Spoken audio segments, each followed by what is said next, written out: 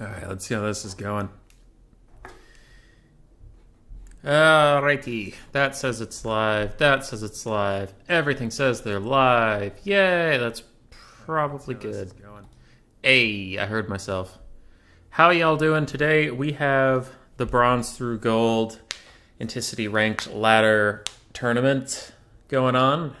I believe Murphalurf was going to do bronze, but something came up and he had to back out. So I am now covering two. Let's do this. It's party time. I need the blocker screen. There we go. But I also need the scorecard.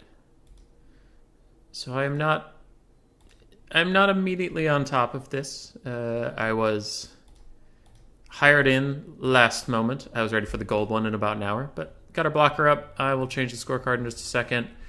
But we are doing the pick two format today. So pick two ban none. Rusty, AIMA Rusty, has started with Chaos and Greenskins.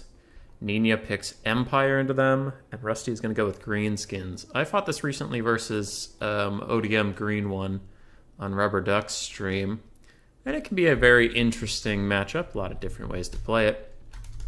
I was not ready at all for what Green One brought into me. He brought artillery, which you don't usually see versus the Greenskins, and I brought all cavalry, so I was actually forced to move into him rather than being able to skirmish him around the map. So that's tricky. Normally the Greenskins just like to rush, which I would say is their normal style of play, but sometimes they can kite pretty effectively with like Spirit Leech and regenerating trolls and stuff. But we're here. We're ready. How's everybody doing out there? I was also supposed to mention some stuff. Oh, we love mentioning stuff. So Enticity's ranked ladder has been reforged. If you don't know about it, it has tiers now. Bronze through, I believe, Master. Yes. Bronze through Master, so you can move up to the ranks. There's stuff like that. There's occasional tournaments that'll match you against people of roughly your skill level. As in this one, we're in the Bronze tournament, and the Gold tournament we'll be doing later has Silver and Gold in it. So that's kind of fun. That's kind of interesting. And there was the Autumn Grand Finals coming up, which there is a lot to look at for that. But it does look like it'll be taking some ranked league champions, which is what we're doing today, from Bronze, Silver and Gold, Platinum, and ELO plus LP ranking, and just slamming them all together in a big, badass, super fun 32-man tournament. And that'll be pretty fun. Yes, yes.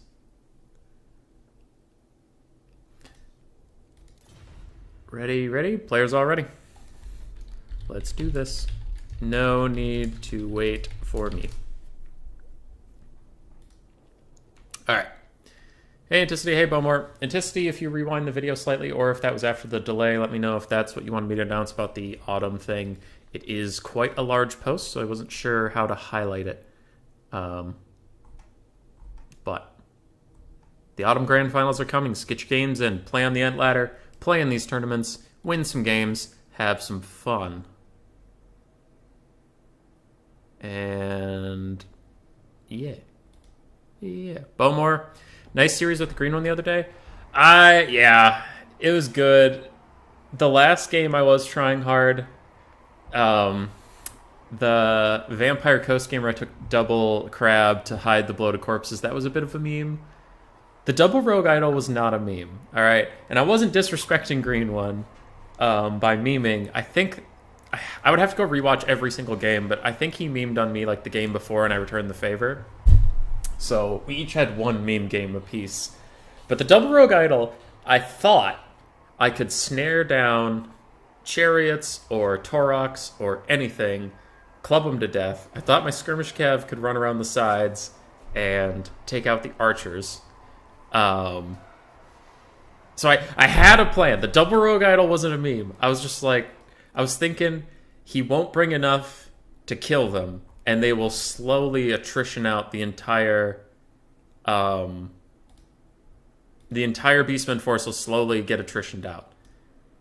But then Torax the Brass Bull actually started kicking the absolute crap out of my rogue idols. And I'm like, well, that's bad. I thought a 2,300 gold duelist monster could beat a 1,800 gold Taurox, but it turns out he could beat 2 of them. So that was bad. Anyway, focusing in on this game, for GGX Nina, we do have 2 Huntsmen, 2 Pistoliers, 3 Pistoliers, so a good amount of ranged. We have Handgunners, not the Silver Bullets, they will not be stocked. We have 4 Flagellants in the Sigmar's Sun, so an entirely unbreakable front line. Someone's been watching Turin's videos. 1 Spearman, 2 Knights of the Blazing Sun, Volkmar the Grim, and a Bright Wizard on his horse, so Burning Head and Fireball. Pretty good army. It's not going anywhere. For the greenskins, we have some Orc Boar Boys. Very cheap cav that largely isn't very good, but in this specific matchup it can be quite good. They're armor piercing and they cost way less than the Empire Knights on the other side, so they can actually trade up. 1 Goblin Rock Lava, couple Orc Auror Boys, 3 of them, some Orc Biggins to slap down infantry, more Orc Biggins, Orc Boys on the front line.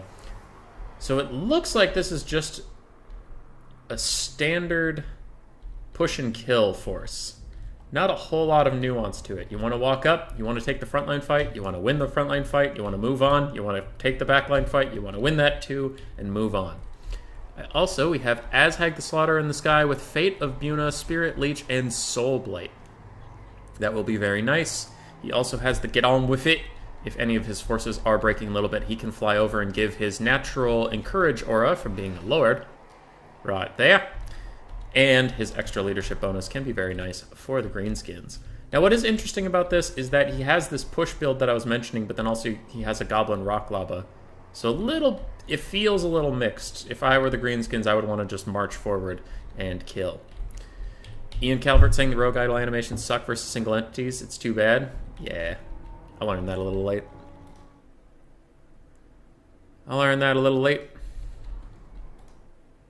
Also, if anybody cares, League of Legends Worlds is going on today, and I was at work for a little bit, and my brother and I were just messaging back and forth about it all the time. And it's got me hyped. I got some energy today. I'm very pumped.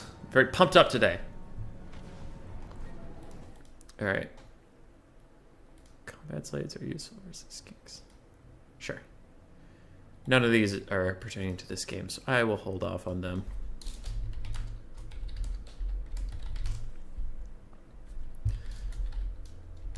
Alright, sorry. Just some coordination stuff in the background. Focusing on the game, the skirmish cav of the Pistoliers are having a little bit of a hard time trading forward. Orc Biggins don't have shields, but they do have 50 armor, and regular Orc Boys only have 30 armor, but they do have shields. They are getting some good damage off, but you can see they're already pushed back, and the greenskins, as I said, they really just want to brawl. They just want to fight. They just want to scrap. Not a whole lot of nuance there. If you take the fight, you will win it, because the Empire has all the assets they want to keep safe. They want to keep these Pistoliers safe. They want to keep these handgunners online.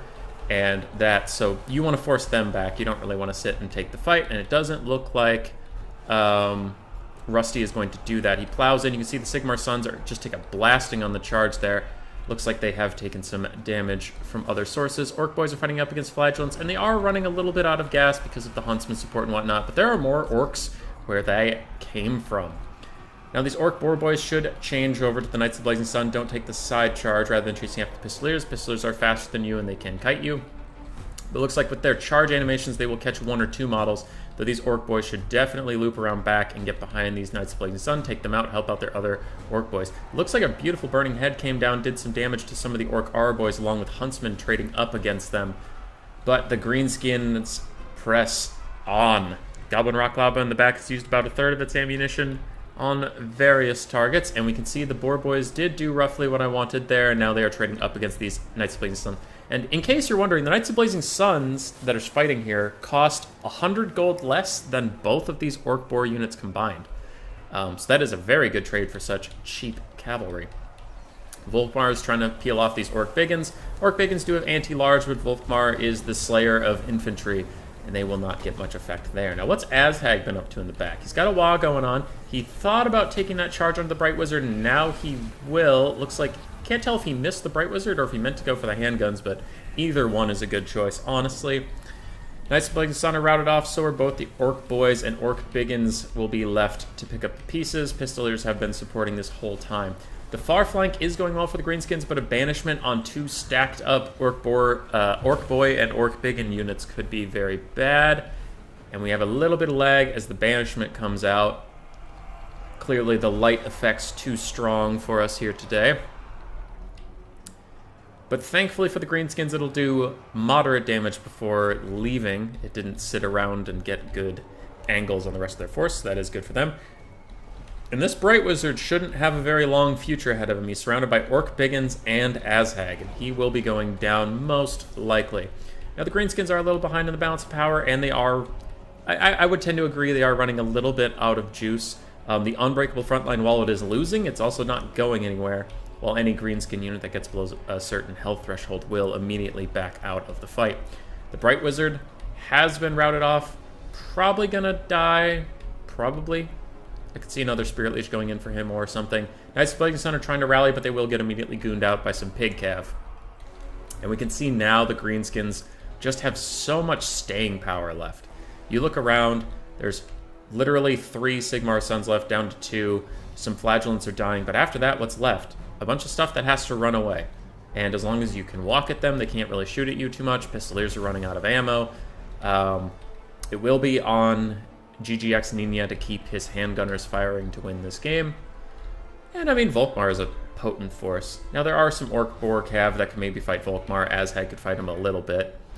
But it will be down to these archers to take him out. So it's Volkmar and some ranged assets versus the Greenskin Horde. Knights of Blazing Sun are taken out.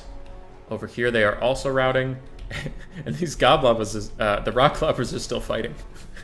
Go Rock Lobbers, go! MVPs. EC Eltharian Shade showing up. What's going on? AC Maiden, my vote goes to Azhag, no doubt. Azhag is powerful, but so is Volkmar. The stash that laughs. The stash that laughs. Rusty has pulled back here. He's just going to hang out with his Goblobbas, let his infantry get from tired back up to fresh. And meanwhile, Azhag's going to try and chase down some handgunners and huntsmen. Now, he has to be a little careful because the huntsman will get good value on him. He only has 70 armor and he's a large target. They love shooting large targets. Pistoliers even are going to come over here and try to poke him down. So this could be risky for Azhag. And something that took me a long time to learn is that, like, dragon-type models, Terrorgeist, Wyverns all included, really don't crowd clear well at all. So when you think about getting them onto archers, on paper that sounds good, but as you saw there, he just didn't do damage quickly enough, and it exposed him to more damage than it was worth. So while that is always tempting, it almost never pans out for me. Unless the unit's already so low on leadership, you could just leadership bomb them, but if you're looking to actually do damage, I would not recommend diving in on them at all. Alright, Azhag tries to rear charge Volkmar, unfortunately does not get a good shot in there. And the Greenskins are definitely on the back foot now. Their infantry has largely been routed off by Volkmar, being Volkmar. Azhag's very injured as well. Banishment coming in on the last of his archers and those handguns having half ammunition left is going to be tough. Enticity singing the praises of Rusty, the Greenskin player in the chat right now, saying he has insane willpower and fights even the hardest of foes without blinking. But it looks like Nina might be one of the hardest of foes. Most of the flying SEM have a splash of what, 4? Yeah, pretty bad. Pretty bad. Yeah, and it's not like the archers will trade up against Azhag, it's that he won't kill enough of them before other stuff comes and deals with him. Like we saw there, the huntsman just turned and shot him while he was kind of faffing about. Can the Greenskins pull this back? Looking around, I'm very inclined to say no. The balance of power is giving them a little more credit than I think even they should have. Because none of these infantry are going to do anything. Even if they come back, they'll run into Volkmar and immediately rout again. These archers are going to be run down by Pistoliers even if they're out of ammo. Azhag is so low. One more handgunner volley is probably going to cause army losses if it hits. Little chunks there, but you can see even with this leadership bar blinking, that means army losses is coming in hot. And that'll be the end of it. Very well played by both players. My one piece of advice for the greenskin player would be on his advance, don't clump up as much. We saw Volkmar got a soul fiber bombardment onto 2 units at the same time. We saw he got a banishment in the same way. But there's a lot to when you're the aggressor. There's a lot to manage, right? Because for Nina, all he wants is for these 5 units to stand still. That's all he needs from them. He only has to micro. What is that? Boop, boop, boop, boop, boop. About 11 units. Well, Rusty has to make sure everyone's pushing forward, because even if they win a battle, you have to make sure to redirect them, keep them going. You want to get flanks, you want to do all that stuff, you want to make sure your archers are safe, so I understand why it was hard. GG, well played. And that'll put Nina up 1-0.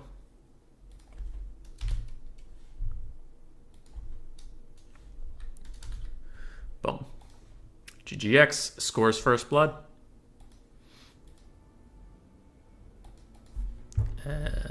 Map.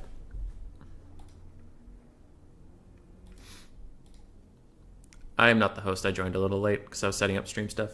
River Amixon. So I'll wait for them to change it. In the meantime, we'll get a blocker up, and I will message my brother.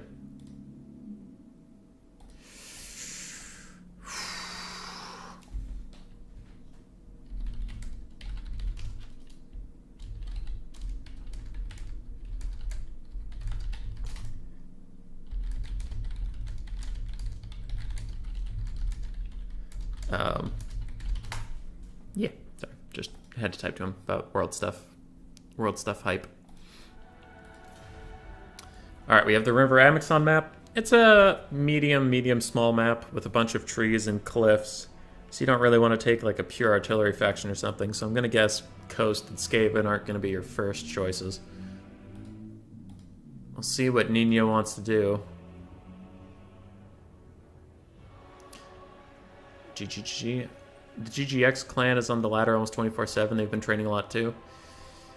Yeah, a lot of the newer clans have doing stuff. I know RTK has been just silent for the longest time. I really haven't seen too many of us playing. Jay Phoenix still plays on ladder a couple times. Usually very late at night. GGX is a German clan, yes, Adries. I know we play RTK, a lot of the other people play internal stuff a lot. Like they'll do internal 1v1s, or I just want to do Lizardmen versus Empire today, and they'll play like 20 games in a row of that. But I haven't seen them in a lot of tournaments. I haven't seen them on ladder a lot, so it's been mostly GGX, VM. AIMA has been in tournaments a lot. I haven't seen them on ladder as much. Hey, Sharks. How's it going? ODM, like, they were quiet for a while in the bad patch. But now ODM's all over the place. They're all playing. A lot of my tournaments are like 12 players and we have 4 ODMs. That's been nice. Zyphos has been playing again, which is pretty hype. Love to see it. Zyphos, he's always been nice to me. Yeah, thinking of other clans. XMT I haven't seen a whole lot of. BBB I haven't seen a ton of. RTK I already mentioned I haven't seen a ton of around. Okay, when I'm talking about seeing them around, I see them in the RTK Discord, but I don't see them in tournaments as much. But it's mostly been VM, ODM, winning stuff.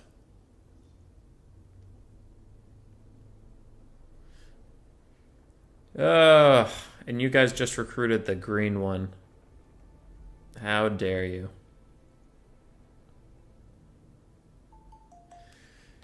Who's texting me? Is it important? Nope.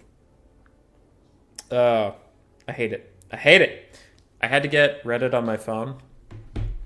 Because when you browse in the browser on your phone, not on the app, almost, I'd say 75% of the content forces you to use the app, or you just have to go back to the main page, and it just sucks. So eventually I caved and got the app, and now Reddit loves to send me notifications just like, did you know somebody posted on Reddit? I'm like, All right, 3 questions. Do I know that person? No. Am I a part of that subreddit? No. Is it, like, immediately important? No. Then why the fuck are you pinging me? Stop it! I don't care! I'll go look when I feel like looking. Alright. So we do have greenskins again, this time versus Chaos. And it looks like Nina is ready. I can't tab over and look at his build. I can only watch Rusty since Rusty is the host. But, I'm liking what I see. I'm liking it. I think the Dark Gods will be pleased. Tzeentch trailer came out today. I have not watched it. I don't know. Like, the YouTuber in me should really be on top of these trailers and do the reactions and like, oh, did you see this? Holy crap. But every time I've asked my community, they're like, dude, everybody does those videos. You don't need to. Like, it's covered. You got it. So, I don't usually do reaction stuff. Just because everybody's going to make a video about it and it's all roughly the same. Kind of a drop in the pond at that point. The Siege reworks looked hype, though. Really excited for that. Really, really excited for the Siege reworks. That is the only part of campaign I can't stand, is just sieges. Burb faction looks good, Hadries. I'll have to go watch it after the stream. I'll grab lunch needed or something. I got home, grabbed a granola bar, sparkling water, sat down, and realized I had to cast a little early. Murphalurf was going to do the Bronze League, but something happened with his schedule, so he did have to back out last minute. So sorry if this has been... the stream got announced like 4 minutes before it was happening. Kind of came in here a little unprepared, so that's my bad, but we're getting through it. And the Gold League I was going to host today for Enticity is in 30 minutes.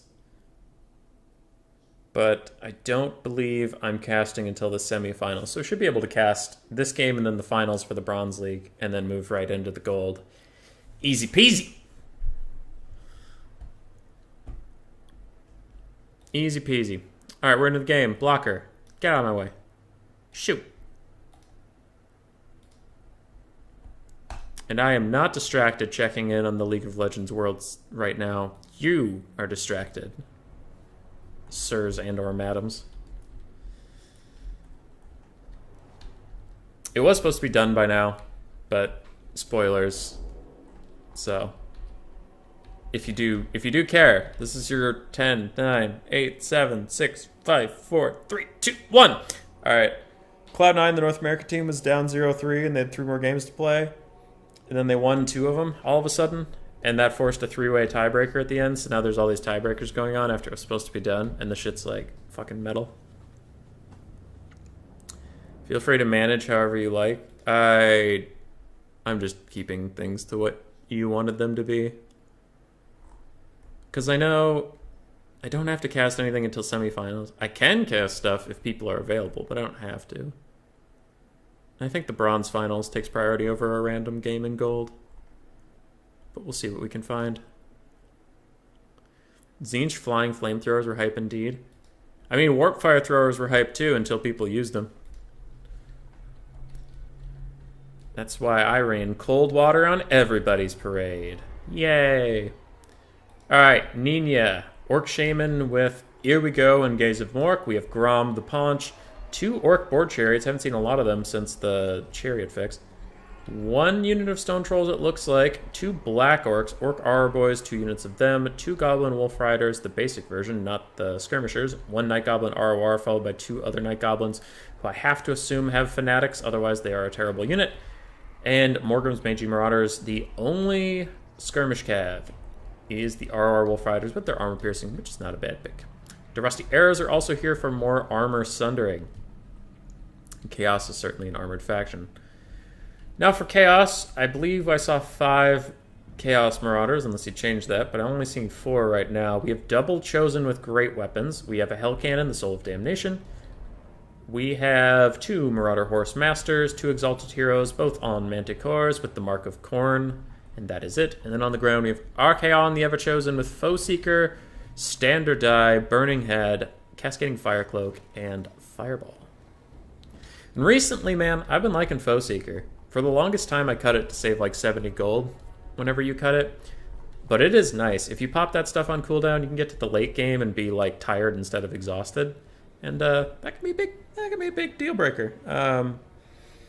I know I've had some exhausted people try to fight perfect vigor characters like Sigvald, and just, even though their stats are higher when they're both fresh, they get their butt kicked because they're all tired and stuff.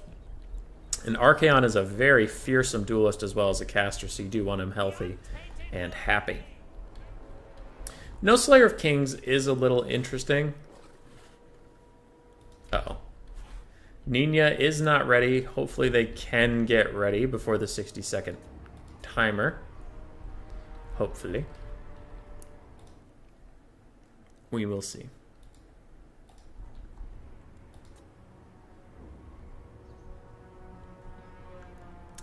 Nina said ready back in the army select screen, but then when you get into game, there's no like timestamp. So, Rusty didn't know that wasn't in the game. That happens. Sounds like we have 10 seconds left on the clock. It looks like the greenskins are in position, but we'll see what the players say. Okay. Looks like Nina's ready. If they want to remake and just do the armies over again, it's fine.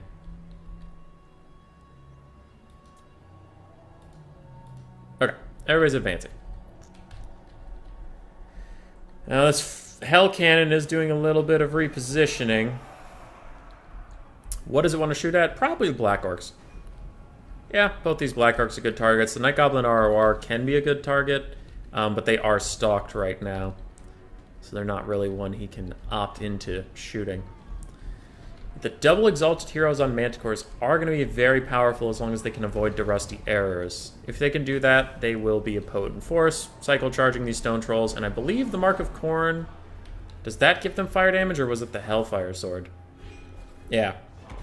They don't have their fire damage the Hellfire Sword would give them, but still pretty good. Combatants still cause terror for the Stone Trolls if they aren't around Grom, getting their little buffs. A Gaze of Mork coming in already onto the Hell Cannon, and a rear charge from the Goblin Wolf Riders who were deployed in the Vanguard is going to get on the top of that Hell Cannon. Now, Goblin Wolf Riders are terrible, terrible combatants, and the Hell Cannon crew is Chaos Dwarves, making them unbreakable. They will not run. So in the end, they actually survived that pretty okay. They will have to watch out for those Gazes of Mork, though. A couple more of those, and that Hell Cannon will go bye-bye, and then you just have 9 unbreakable chaff. Yeah. Uh-oh. The crew's off, and he gave him a new attack order, but they're just running at them because he doesn't know that they're not shooting. Oh, no! Chaos Dwarfs! Chaos Dwarfs, no!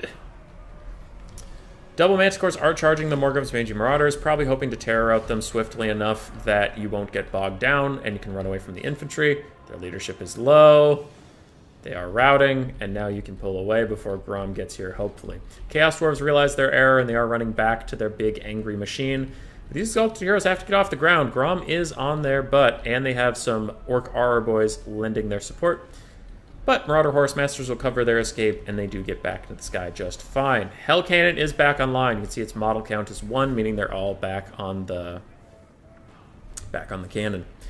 But they're running out of time to shoot. The front lines are about to collapse, and that could make it difficult to get effective shots off. These Chosen with great weapons might have to do some serious work, and they get involved.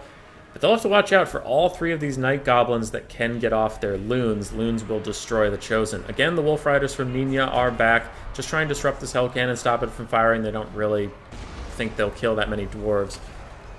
Black Orcs take a huge hit, though, from that Hell Cannon. And the Greenskins have taken a decent amount of punishment. Now, what are these 2 Flying Manticores going to do? They have to pick very effective fights. The Night Goblins that aren't RORs can be easily frightened by a rear charge from a terror-causing unit, so maybe you want to do that. Maybe they want to go after Grom, maybe they want to go after the Archers, but they have to go after something. They have to get involved, because the Chaos is the one on a timer here, not the Greenskins. The Greenskins, they're just going to push up on you. Every second they get are more dead chaos. You can see the Chosen with great weapons have been slaughtered by the Black Orcs, the Stone Trolls, maybe even some Loons, and some friendly fire from a Burning Head. And the Burning Head also comes over here, hits these Night Goblins, shattering them, but the Chaos Marauders have already taken a huge toll. Now Archaon got on top of Grom the Paunch, murdered the crap out of him, but Stone Trolls rallied, Grom regens, Archaon does not. So I think Grom's fine with that trade. Soul of Damnation still firing somehow with all these Goblin Wolf Riders after him, but you can see the Chaos Force is already dwindling. We're down to pretty much just one unit of Healthy Chosen, some Skirmish Cav, and the Hero Corps. Stone Trolls are getting attacked by the Double Exalted Manticore. Now, maybe this can change things. If you can snipe out Grom here, Greenskins are a lot like Skaven in that when they lose their Lord, they lose a lot. A lot. Archaon is just running down Grom. Even though the power of the Wa is active, he won't want to fight Archaon for very long at all. And some Skirmish Cav are trying to help out this Exalted Hero who is surrounded and just getting beat to the dirt by these Stone Trolls, but their leadership is low. Maybe that can bail them out. Orc Shaman did a little bit of friendly fire trying to help out the Stone Trolls, actually just hurt them. And can Grom die? Maybe. The Manticore gets distracted and attacks a bunch of Black Orcs instead, which is not ideal. Definitely need to retarget him onto Grom. Just spam click him, unfortunately. Stone Trolls rout before the Exalted Hero does. Now, the Exalted Hero took way more damage than the Stone Trolls, but they are routing. Maybe he can chase them off. Maybe these Skirmish Cav can. Marauder Horsemasters have to be taken and used as melee Cav now, though. There's way too much still online. They can't just afford to sit and shoot. Grom did escape. The other Manticore is on his heels, chasing him down. Archaon's at about half health, and these archers are having a tough time firing, which could be a big boon to Chaos. Marauder Horsemasters are going to easily fight off these Goblin Wolf Riders. But Rusty is up against the ropes. Chaos is on the run. Looks like another Gaze of More coming in from Orc Shaman at point-blank range onto Archaon. Does a little bit of poke damage, but largely ineffective versus him. Oh no! The Stone Trolls are definitely going to come back. With this Exalted Hero rejoining the fight, going to get shot by Morgan's Mangy Marauders. He's also letting those Stone Trolls come back and regen up a little bit. Exalted Hero misses another weird attack animation onto Grom the Paunch. But there we go. Between the two of them, they do manage to hit him. He is at such low health, I imagine he will even shatter here. But he dies, and a Lord Death is worth more than a Lord Shattering as far as the Leadership Bomb goes. We can see all the Greenskin health bars take a big ol' hit. Where are those Chosen? Chosen with great weapons are still fighting at very low health. They're fighting Night Goblins right now. I think they took some Loons in there, but there have also been a million Black Orcs. And these Stone Trolls still haven't rallied. That Leadership bar is a little visually bugged. We can see it's only at 2, and now it does deplete. They will probably rally soon, regen up. But without a leader, without Grom the Paunch, their leadership's going to be so damaged from that. Honestly, one Exalted Hero charge out in the middle of nowhere will just tear out them off. The Rusty Arrows have to be taken out before they point blank any of these leadership units here. But it's been curious. All game, these guys have been having trouble firing. And I haven't seen them, say, obstructed or anything. They're just not firing. The Hell Cannon's back? Holy crap, the Hell Cannon's back. I'm surprised there's even enough dwarves to pilot that thing. Exalted Heroes pile onto the Orc Shaman, terror routing him. We can see routes going down all over the map. And it looks like we have 3 whole Chaos Dwarves piloting this Hell Cannon. Bounce of Power is in the middle, but I think it's way favored for Chaos at this point. And what a comeback from Rusty. God damn. Hadries, you stop it. You stop it. Don't say poor Grom. He doesn't need buffs. I know you're kidding, but I'm still mad at you. Alright. We have a full health Exalted Hero on a Manticore. Archaon's at half. And a lot of the balance power for the Greenskins is on these archers that are just having a really hard time getting their shit together and firing. Don't know what the deal is with them, but they really... If Grom wasn't dead, he would have words. But he is dead, so he can't have words. Exalted Hero taking a lot of damage here, but at this point, I think it might be the G-est of the Gs. And the W-est of the well-playeds. Side charge from the Cav is going to rout off those Orc R boys. The Rusty Arrows get crumped down. These Night Goblins still have 35 models, but they can't carry a whole game on their back. And we're waiting on army losses. Hell Cannon shot! What? That'll nuke them down. They'll probably rout. And with them routing, everything will go. And it's just the unbreakable Night Goblins. GG, well played. Rusty taking us to Game 3. You'll love to see it. Alright, while I'm over here, I might as well pop the one on there.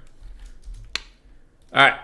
For Rusty, Arcana got 1,800. Both of his Manticore heroes paid for themselves and some with 1,300 apiece. Marauders did okay. Chosen the great weapons. One did great, one struggled, but even doing that well barely pays for the Chosen with great weapons because he's so expensive.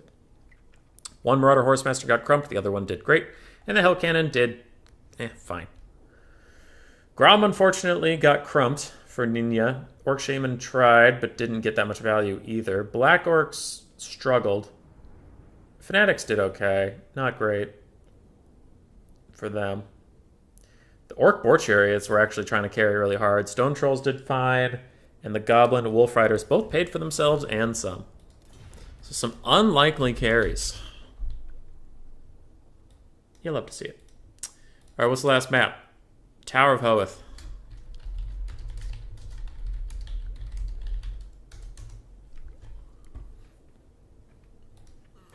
And how are we doing over here? That's a lot of messages. Ward of Monksy, you've been taking Foe Seeker ever since you learned the way fatigue works. Likewise, when you were playing dwarves, it's hard to resist the ROR that provides the AoE vigor. It's true. Surprise took 2 Chosen instead of getting at least 1 Chaos Knight with Lances. Hadries, don't you know, the world rejoices whenever Grom dies. And GG well played indeed to Rusty. That was a banger. That was a banger. Oh boy. Oh boy, chat and friends. Rusty's going Vampire Counts, Norska, Beastmen, banning Dark Elves. Norska is definitely the weakest of those 3 factions, but good players can still win games on them. Certainly can. High Elves. Ban Beastmen, please.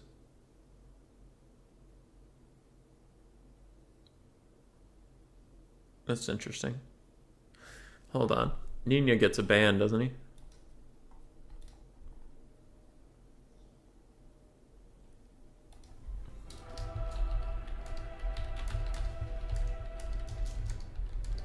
Just double checking to make sure, because we were doing the pick 2 ban none, so I was just making sure I was still right about that.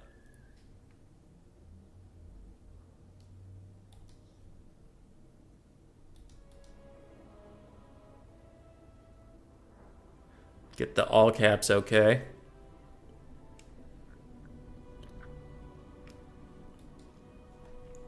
Alright, it doesn't affect anything, but for future, that is good practice.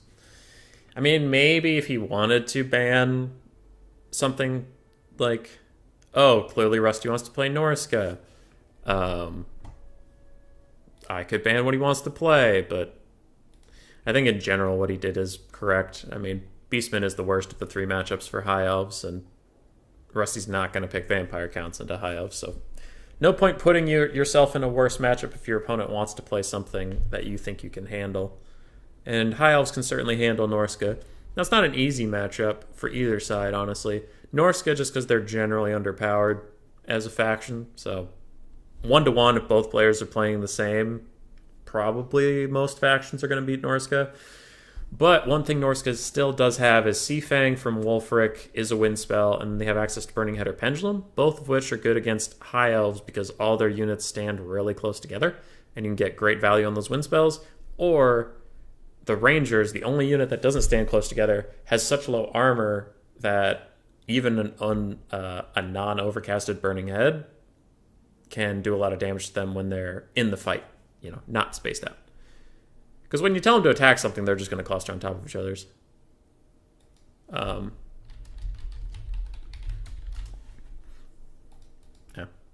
So they'll do well.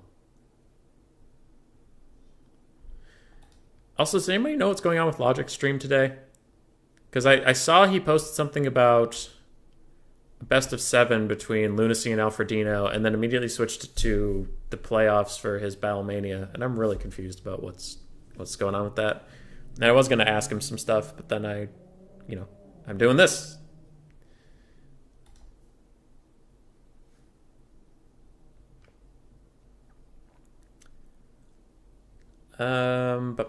Jeff the Jar is here. Hey, Jeff the Jar, you're normally on Murph's stream. What up, dude?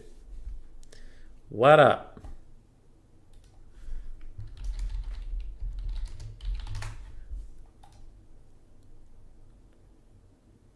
Chasing Rainbows is here. Dark Elves are pretty good. Yeah, I would agree. A lot of people say Dark Elves aren't very good. And while I know they're not a top tier faction, I've been learning them and they feel fine. They feel pretty good. Jeff the Jar, you want to learn a couple more factions and you start playing on Ent Ladder rather than Quick Battle?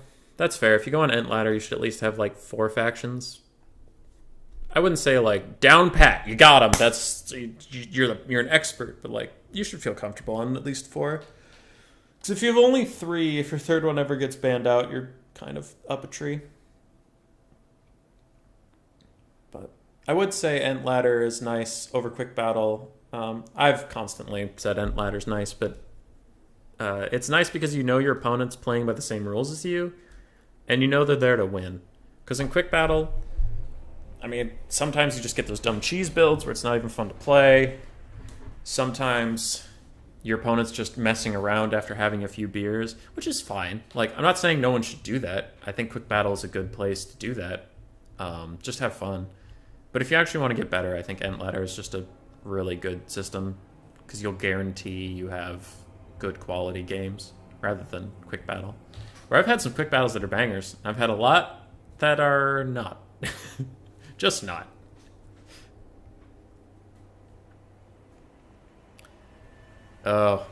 Or the worst thing I hate about Quick Battles is the BM, where like you'll want to play something or whatever. Like, let's say I want to play Skaven on Quick Battle, and the other guy will hover Wood Elves. I'm like, oh, well, this matchup's miserable, so I guess I'll change to something that's neutral. I'll change to, like, oh, what's neutral versus Wood Elves? God, all their matchups are so, like, one-sided one way or the other. I'm trying to think. Lizardmen. Lizardmen's even-ish.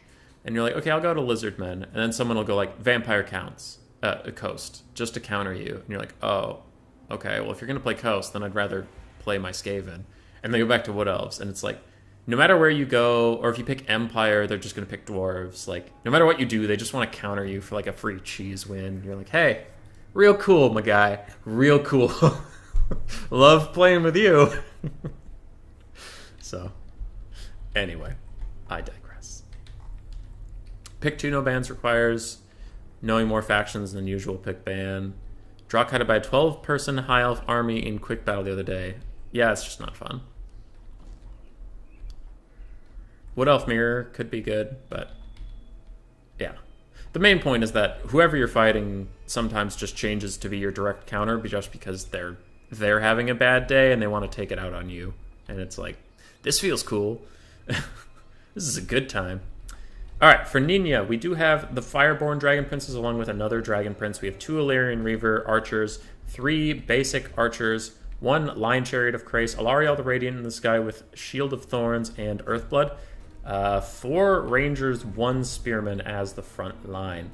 Good high elf build. I like it. It's very flexible. On the side of Rusty and the Norskins, we have 2 Marauders, 2 Berserkers. We have double Mammoth, including the Soul Crusher War Mammoth ROR and Wolfric on his Mammoth. Famir War's Great Weapons, Famir Balefiend of Shadows with Pendulum. That's a good spell choice.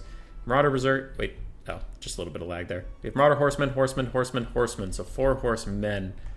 2 pieces of note. 1, the lore passive on Smoke and Mirrors is 10% speed, which is already not a really good lore passive. But also when you're using Pendulum, a spell you're going to cast maybe 4 times in the entire game, and 3 of those 4 times is going to be when you're already in melee combat, you can cut the lore passive to save some money. Other thing I'm not sure about, but I do have to check, 90% base weapon damage. Yeah, don't take the Sword of Torvald when you're on a Mammoth, or even on his Chariot, I think. Because the problem with it is it's 90% base weapon damage. It's not armor-piercing damage. So you're paying like 200 gold for 100-ish base weapon damage. 120, if we're looking at that value, because he only has 155. So of his 525 damage, he's only buffing like a fifth of it. And you're only buffing the base weapon part, so if you're attacking anything with armor, you get mixed results on that. So 2 personal opinions about the Norscan army. that I could see. While we wait for the players, looking at Larry. Her kit looks pretty standard. That's pretty fine. And then nothing else really to comment on over there. Just my thoughts. I think Norska got a boost in the Cav beta since it seems to help Monstrous Infantry in some degree, and the Norska and Beastmen have some of the best Monstrous Infantry in the game. I would agree that they probably got a little buff. I would have to play more games to really know if it matters. My initial thought is that it doesn't really matter. Norska's been struggling for more reasons than their monsters can't win in melee. Like, their monsters can win in melee. The problem is that all their monsters are weak to missiles, and their infantry aren't even the most cost-effective in the game anymore, which they used to be, but got nerfed several times in a row. The skirmish game is on. The raw skirmish, definitely the horsemen are going to win versus two Illyrian Reavers. They're outnumbered 2-1, but if the Illyrian Reavers pull back to their archers, archers almost always outtrade skirmish cav because they usually have more range, more models, doing more damage. Now you can dodge archers, sure. There's the counterplay there, but at some point you have to micro the rest of your army. So if you're microing all these guys to dodge archers or something, you're not microing the rest of your army, and you could take a lot of free damage. Archers are going to be teeing off. They have really good targets in either the Marauder Berserkers. The Famir less so. With 110 armor, they really don't give a crap about those missiles. And with the missile resistance of 20%, they are going to just tank those shots like a boss. And the Mammoths actually are worth shooting too. While they have 70 armor, they're big enough that you can get multiple hits. And that's what we were talking about earlier, that the High Elves can struggle in this matchup occasionally because wind spells are good against clustered factions. Seafang almost deletes an entire Sphere unit. A Pendulum's going to almost delete an entire Archer unit, and a little bit of splash damage on the other one. You can see already two units for the High Elves are routing off. Berserkers are going to go wild on these Rangers, I think, though the Rangers might actually trade back decently effectively. We will see, but the Mammoths are running straight in. It looks like these Rangers have abandoned their post, and they fled for their lives, while these Archers are going to be attacked by the Soul Crusher, and this is looking pretty bad for the High Elves right off the gates. Fight or Die and Sword of Torgald popped for Wulfric. You can see his weapon strength is only 665 with that buff. It's a little tricky there. And now he is surrounded. He's taking a lot of damage from the Fireborn and these Dragon Princes and even the Lion Chariots maybe, though they did seem to run away. These horsemen might want to consider cycle charging just to like try and give him some space because Wulfric needs to get out of there. And you can see right now the Dragon Princes are blocking him up. He might get straight gooned, which is... This is part of the reason you've seen a lot of players switch to have Wulfric on his chariot or on his horse. Just because the Mammoth, while it's good stat-wise, it is so easy to trap up these days. Rangers are actually trading okay into these Berserkers, especially with some Archer support. And we can see the Rangers across the board are actually holding okay. A Pendulum coming in from the Shadows Caster will do some good damage to these Cav, but Wulfric has taken a lot of damage. And there's no healing on this roster for him. Now, while what's happened with Wulfric is very bad for the Norskins and great for the High Elves, the rest of the battlefield is a tragedy for the High Elves. They have had a terrible go of it. Their archers are in complete disarray in most places. Their Illyrian Reavers are doing what they can. The Rangers are largely dead, and it's going to be down to the Dragon Princes to carry this, along with Larry. But this unit, the non-Fireborn Dragon Princes, are also very low. And Norska, even with their Lord routing and almost dead, Norska is slightly ahead on the bounce power, and I tend to agree. They just have a lot going well for them. Now these Marauder Horsemen at this point should pull away. They tried to charge in to help Wulfric, but at this point they can't do anything about that. They should get away. They're just taking too much damage for this for free. And the Soul Crusher is still here. The Famir Balefiend of Shadows is still here for a little bit of a leadership core with these Famir great weapons. Now this is most certainly not over. While most of the battlefield's going well for Norska, the battle that counts is going very well for the High Elves. So it's going to be whether these elite cavalry units can take out all of this chaff. And as we've seen many games over, it is quite possible. Another Pendulum coming in on the last Archer unit that is very healthy. That will do great damage, shutting down a ton of the pressure on the Soul Crusher. The Soul Crusher really has fear of all these cheap and chipper arrows just poking him down. Wulfric's dead and gone. Yeah, he's not coming back. He even shattered, but he will die shortly after that. Marauder Horsemen don't do a lot of damage to Dragon Princes. They're just trying to get a little bit of poke in. And there is a leadership bomb coming in from their lord dying. These Famir are getting pretty low. I wonder... Oh, he doesn't have the Giver of Glory. He doesn't give leadership. He has the damage resistance one. Alright, but these white lions of Krace getting torn down is big. Lion chariots trade up against most large entities, so it will be good to get them off the field. It'll just be whether or not you can kill 34 Dragon Princes with healing support, and that's where it's starting to look a little suspect, especially if your Famir Warriors with great weapons peel off, and you don't really have any infantry left to help you out either. Larry is trying to get a little bit of a gooning attempt onto the Famir Balefiend of Shadows, but he largely took that okay, but now the Fireborn are here, and they're big, spooky combatants indeed. A lot of buffs coming in over there, and, oof, the Star of Avalon are going to heal up all these clustered Dragon Princes. This will be pretty bad for Norska unless somehow this big old mammoth can fight his way out of a bad spot. Some of the skirmish cav is trying to come back in for Norska, but they are going to get, it looks like, countercharged by the Dragon Princes. No, they get a little rear charge on them. That's okay. Arrows are pouring in here, and the leadership of the Soul Crusher is waning. Can it hold on? Maybe not. Shield of Thorns coming in and an Earthblood onto these Dragon Princes. Just every buff in the world thrown at them to get through this one critical engagement. Arrows are poking in on the Soul Crusher. His leadership is tanking down. It's negative for a moment. It's negative for long enough that he's going to rout, and if he routs, this is over. That is GG. Well played to Rusty and Nina.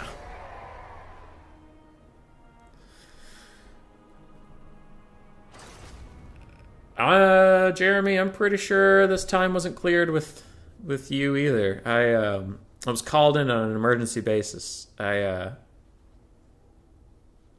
Things went down. Things went down, my friend.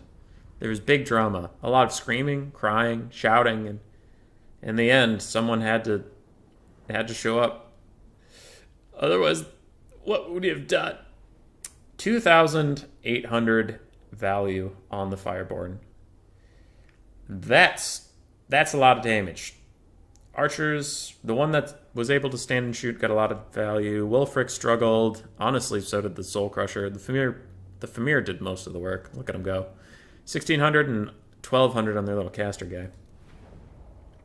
GG, well played to Rusty. Oh, he go. Yeah, GG, well played indeed.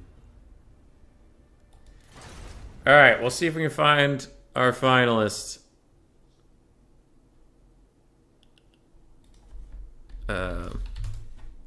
Okay. So I need to find Tree Tone. I don't know Tree Tone.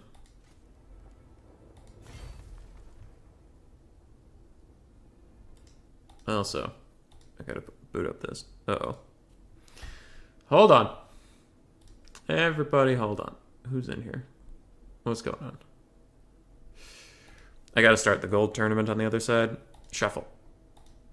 Shuffle. Shuffle. Good enough.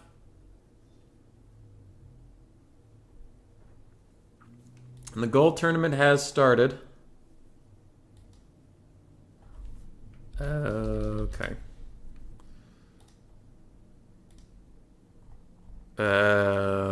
So it looks like Nina has to go.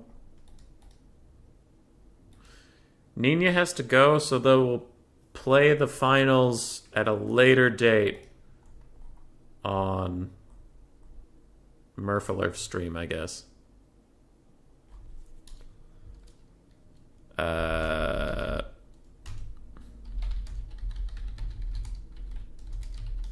Interesting.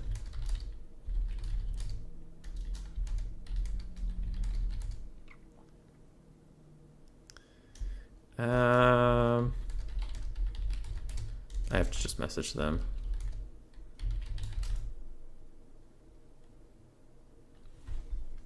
Uh-oh.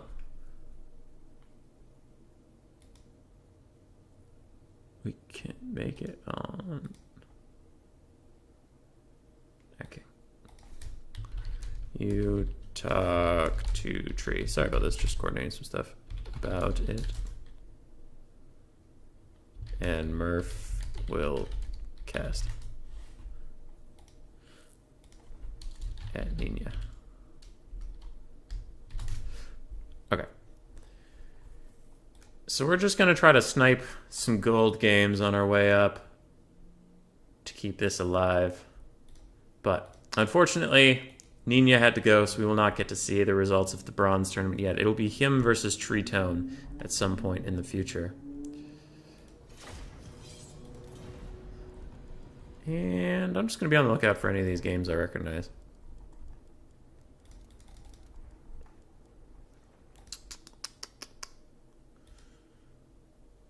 Okay. Neckbet looking for Acid Rum. The Phoenix King looking for Dr. Jellyfish.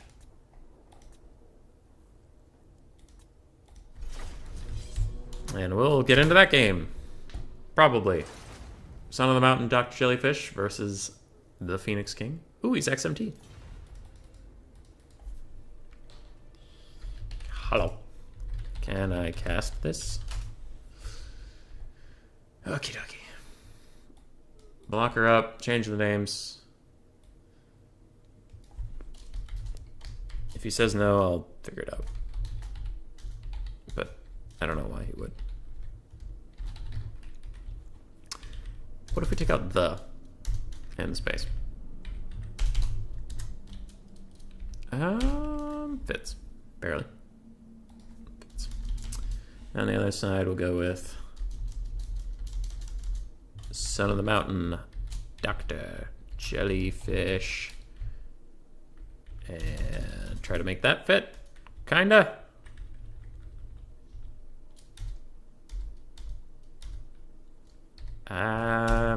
Good enough, my lord. Yeah, we need a space between the one and the name. Alright. Howdy, folks. So we're into the gold tournament now. That is just starting at this moment, so we do have good timing. And we will be between XMT, the Phoenix King, and Son of the Mountain, Dr. Jellyfish.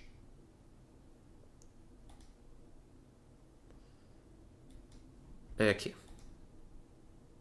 Okie dokie. Alright. Well, there's a lot of people in the RTK Discord today. Good for them. Good for them.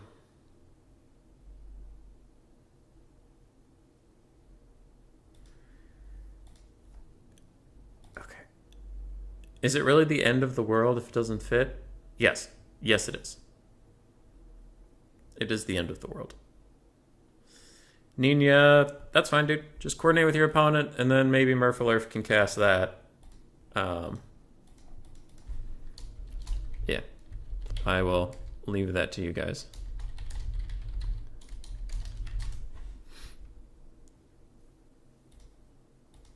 Anyway. On to the golds. And I suppose I could take you to the left-hand screen so that you have context. Context is everything. So we're starting out here. Dr. Jellyfish versus the Phoenix King. The winner of them will go fight AC Maiden. That'll take us into the semifinals.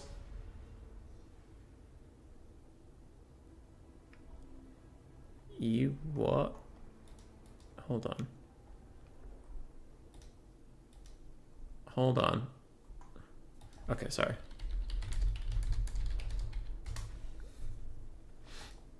The Phoenix King is doing the pick 1, ban 2 system, and I'm just informing him we're doing the pick 2, ban 0.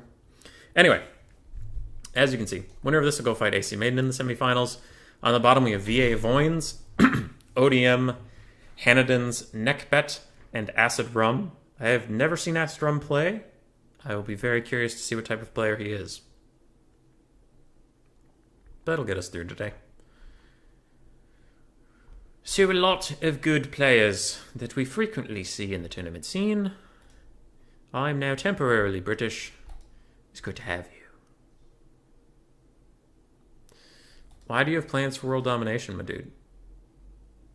That's not nice.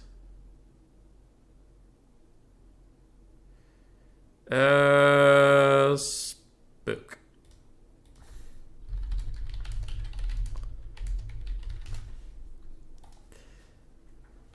All right. What happened? What's going on? Then it is wrong in the tournament description.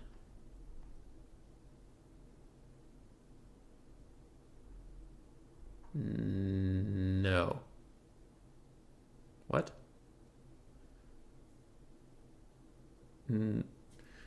Round 1, player picks 2 factions.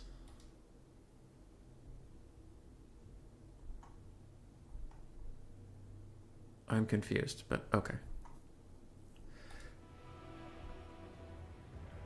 High Elves VC. It's not worth pointing out that it's in the challenge. They'll figure it out. Alright, Phoenix King, renowned High Elf player, is going to start off with them and then the other pick of Vampire counts. What does that help with? I'm trying to think of what the counters to High Elves are. I'm not super sure, actually.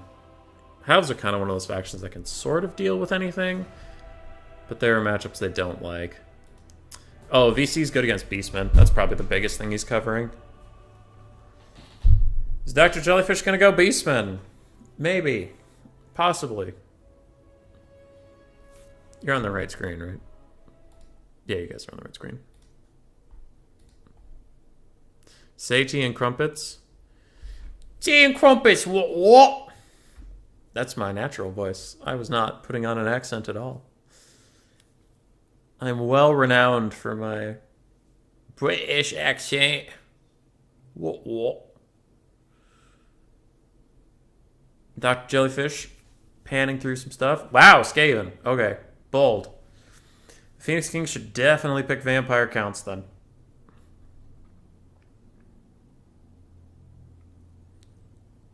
Should definitely pick vampire counts. Don't do High Elves. That is terrible for you. Alright, Phoenix King is a ballsy person. Very confident in his High Elf play, apparently.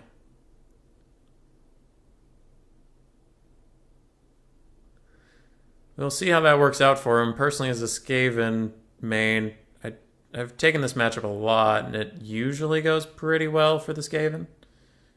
Usually. But we will see. Phoenix King's already ready, too. All right. This man knows what he wants.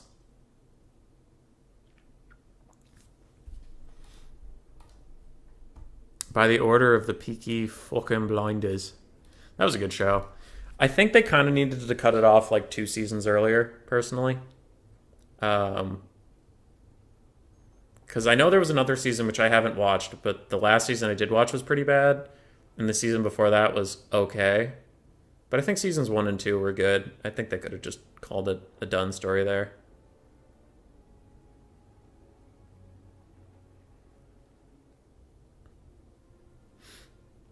Uh-oh.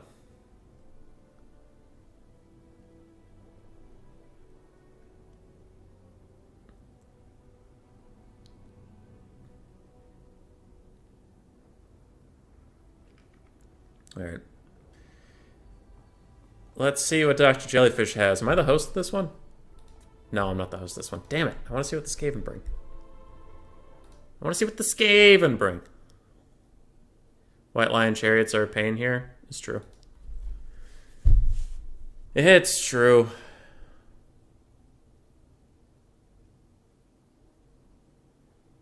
Alright. Alright. We're getting in the game. We're getting ready. Let's go.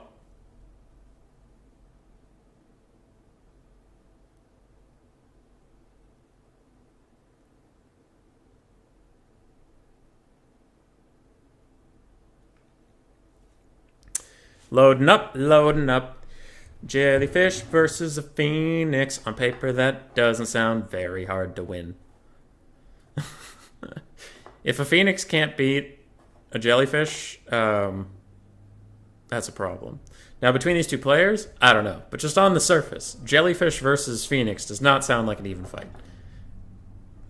Skaven is going all wolf rats and rat ogres? No. No, they're not.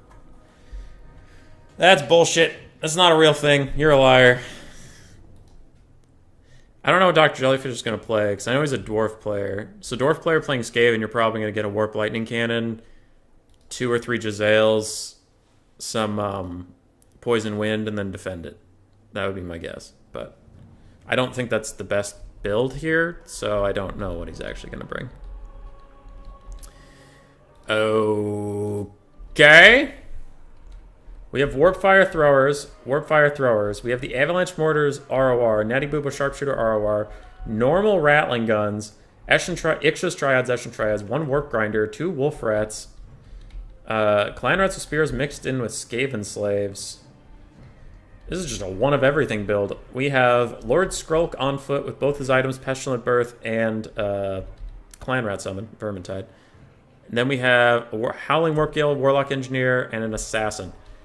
I am nervous for this Skaven build. I don't see enough single entity stopping power to really deal with double Phoenix or something like that. It looks like we only have 1 Phoenix. We have a Great Eagle with Larry, and then we have an Arcane Phoenix for the Phoenix King. We have Illyrian Reavers, Silver Helms, Illyrian Reavers. Ooh, actually, was that a second Silver Helm? Yep, 2 Silver Helms, 3 Illyrian Reavers, double Bolt Thrower, and 3 Tyrannok Chariots. Tyrannok Chariots? Wow. All right, Phoenix King. Bringing out the memes. And, ooh, the Gray. The Shadow Warrior ROR. You don't see them very often either. What is going on here? Okay. Well, regardless, it's 300 model count versus 1,300, which is immediately a problem for the Skaven because they brought crowd clearing, and there's not a lot of crowds. So it's going to be a lot on the Natty Boobos and the Rattling Guns to carry this. And I am concerned about their ability to do so, but we will see. You underestimate those jellyfishes. Those things are nasty. I mean, yeah, but still. It's a Phoenix! It's a Phoenix! Alright. Both players are ready. Both players are saying have fun, and we're off to the races. This is a tight Skaven formation, too. It's a little alarming. But they are going to advance a little bit. I mean, the High Elves have double Bolt Thrower to force them forward.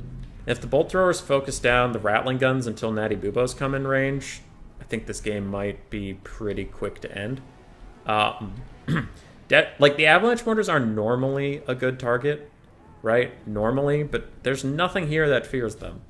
The Cavalry can dodge them easily enough. I don't think this is the best target prioritization. Now, maybe that they're thinking it's the only thing that can threaten the Bolt Throwers, so after they're gone, the Bolt Throwers can reign free. But you have no infantry. You have nothing to stop the Skaven from walking up on your Bolt Throwers anyway, so anything here is a threat to your Bolt Throwers. I would rather prioritize the things that can kill what's going to carry the game for you, which is going to be your single entities. In which case, the Rattling Guns are a threat, Natty Boobos are a threat. The Grey have gotten here. They've started firing in as well on the Avalanche Mortars. Now, they don't do very much damage against such low model count things. And Wolf Rat's charging out here against the Grey. The Grey should just take the fight.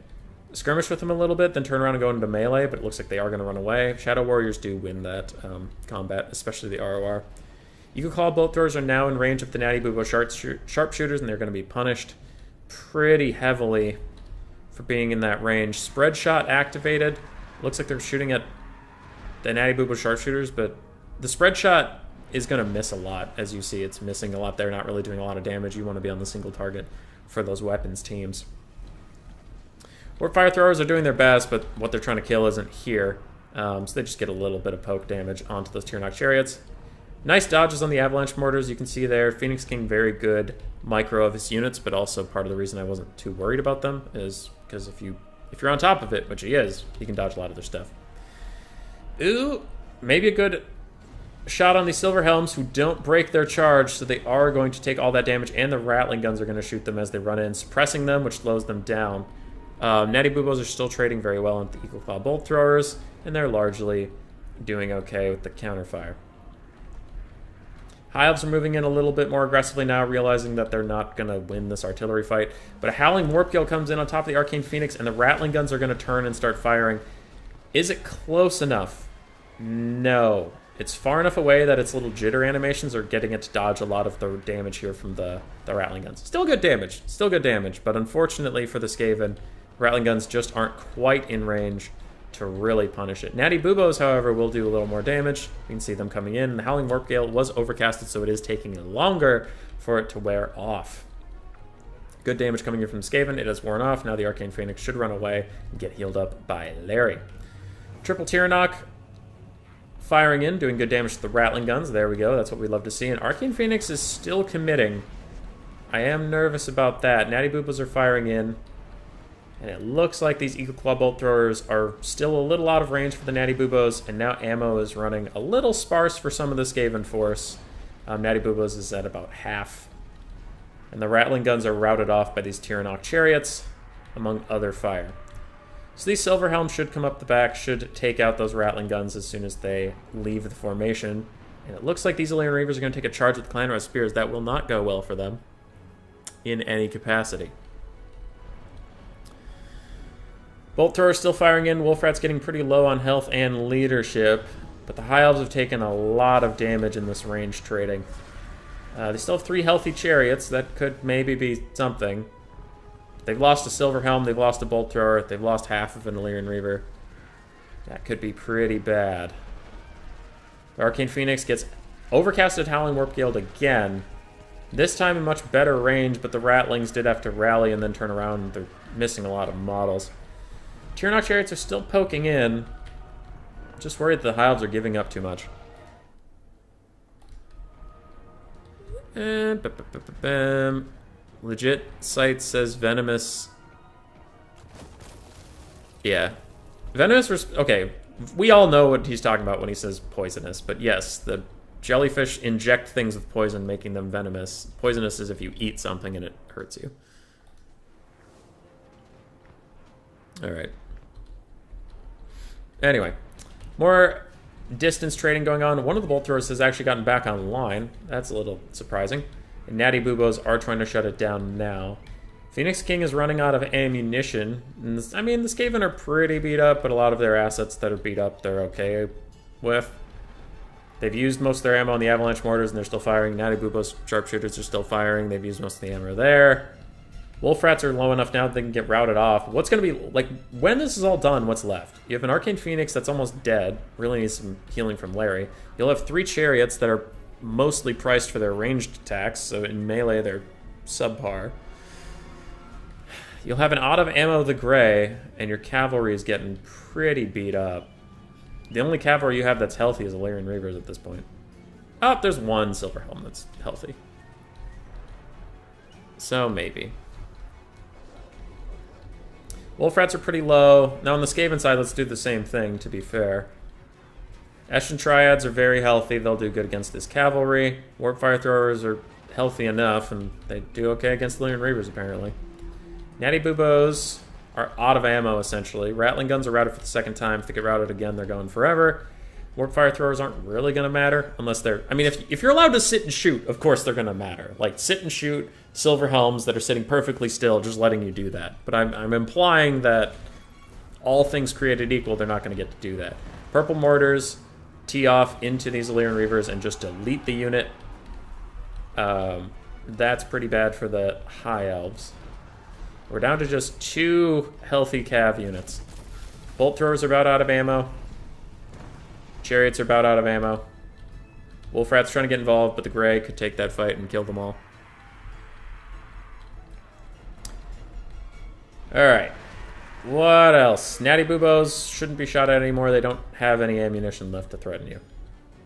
Looks like Bolt Throwers are still shooting at these Warp Grinders and or the Ixus Triads, which it's a good target. Shadow Warriors fight off 1 Wolfrat. The other Wolfrat is hanging in there. Its leadership surprisingly high for a Wolfrat, but there we go. Now it's coming down. Can the High Elves win it?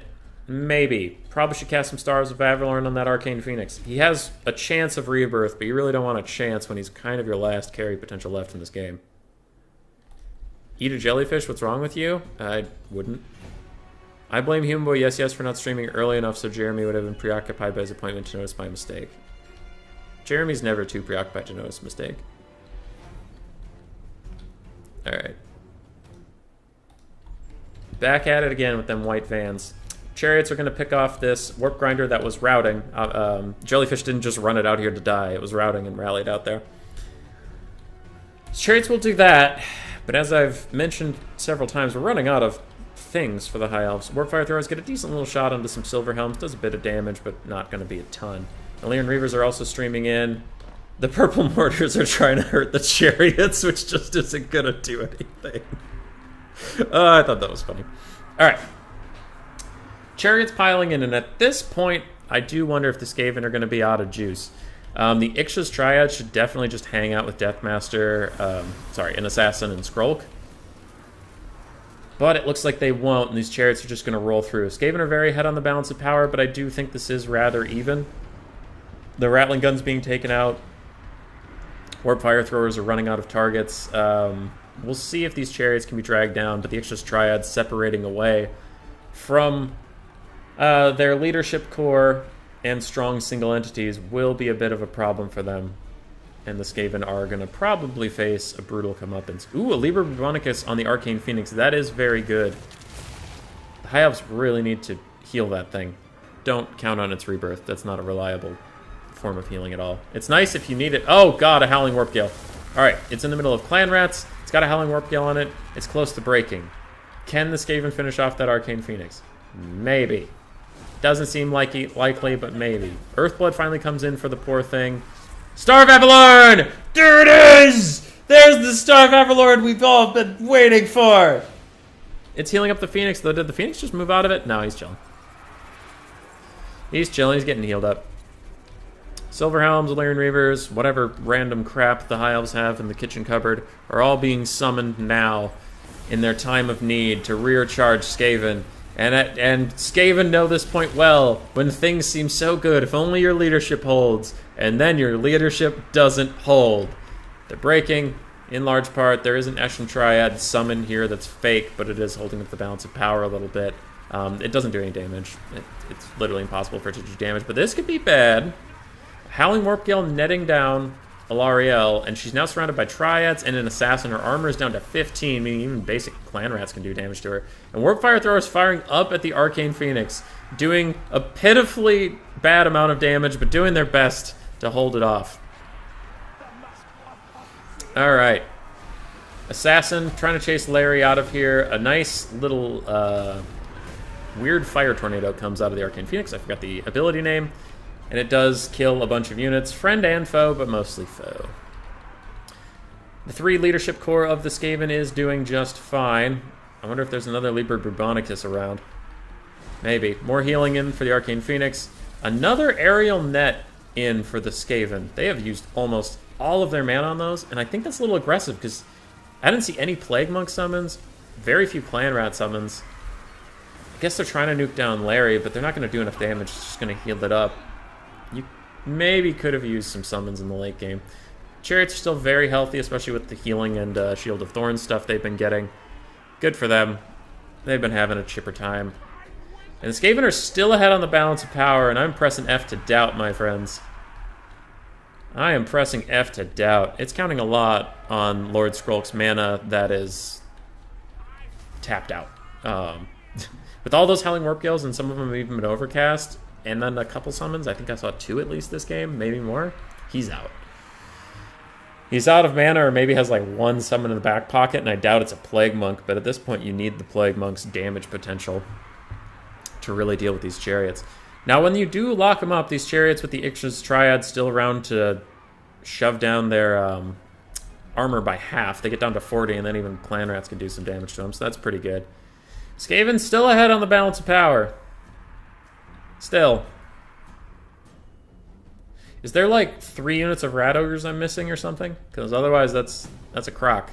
That's a crock of expletive. Alright.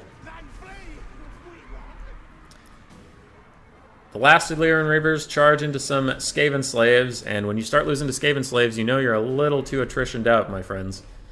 And they do die. Balance power is swinging slightly back to even as the Grey, the last remnants of the Grey, chase off Clan with Spears. But those guys are actually going to rally because the Grey are hidden. One of the problems with chasing a unit with stalking units, and they immediately shatter. Oh shit, those rats aren't running anymore. Quick, boys, ditch it. Alright. Skaven form a Death Blob.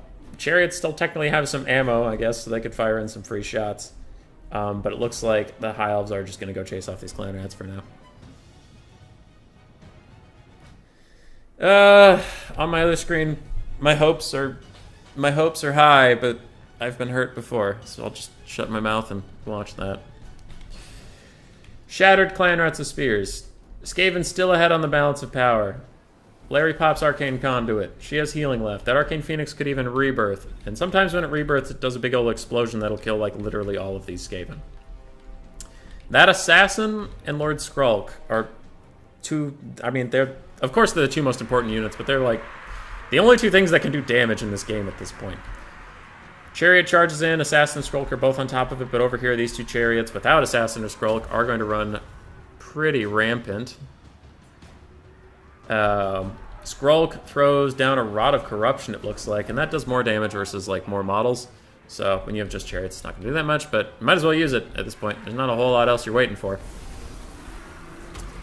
Rival High Talisman has been held for this long. Okay, that actually is pretty bad for the High Elves. Their melee stats are down to 2 and 0 for their big carries, and now their carries are surrounded.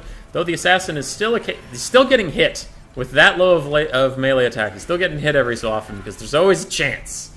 So you're saying there's a chance. His leadership's getting pretty low. All of the Skaven support has run, and for the first time in the entire game, the High Elves are ahead on the balance of power. The Assassin's getting pretty messed up over here, and if that pattern continues, that's GG, because there's no way Skrulk and the Warlock Engineer have enough in the tank. Rival High Talisman has worn off. The Arcane Phoenix is just maxed out on health, so even if it gets a rebirth, it won't matter at this point. Ixtra's Triad's getting peeled off by more Chariots, though these Chariots are breaking. Assassin's breaking. And this has been a back and forth one for a game one.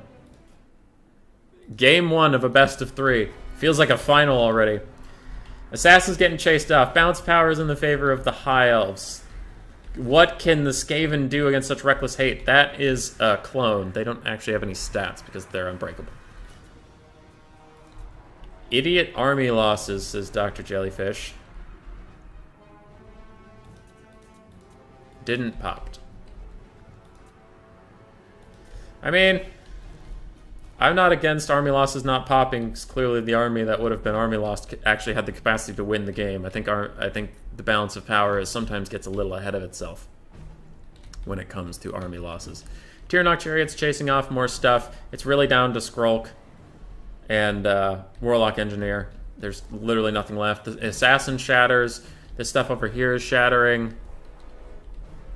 And the Warlock Engineer and Skrulk are going to stand to the last man versus these Tyrannok Chariots, who still have all 6 of their models between the 2 units, and that's pretty tough. Shield of Thorns coming in, more damage, more physical resist, another Rod of Corruption for Skrulk. Just does some whittling damage, but it won't be enough. It won't save the day.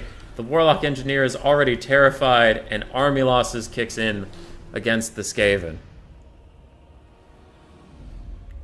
Alright. That was a lot. Larry, for all that time, got 400 value. The Grey got about 1,100. Illyrian Reavers, one paid for itself, the others didn't. Both Silver Helms got Shrek'd. Tyrannok Chariots all paid for themselves, but not much more. Arcane Phoenix did about 1,500 in work. And Eagle Claw Bolt Throwers also both did pretty well. For Dr. Jellyfish, 1,200 on Skrulk is pretty good. Warlock Engineer had 1,000,000 nets and still got 416 value, so honestly, he did great. Assassin paid for himself. He did fine. Skaven Slaves did okay. Clan Rats, ooh, one of them did great. Most of them didn't. Ixtra's Triads did amazingly. Warp Fire Throwers really didn't do too much. Rattling Gunners struggled because they were focused. And Natty Boobos did great. Purple Mortars did great. Wolf Rat struggled. Yeah. Yeah, that's that. And the High Elves win it. GG, well played. Alright, on the other screen! Let's fucking go! If you care about League of Legends Worlds, no spoilers. 3, 2, 1. Cloud9 did it, boys! Cloud9 did it, let's fucking go! We made a team out of groups. Yes! Yes! Oh, so excited. So excited. Anyway. I needed that today. The Deserts Bounty next map.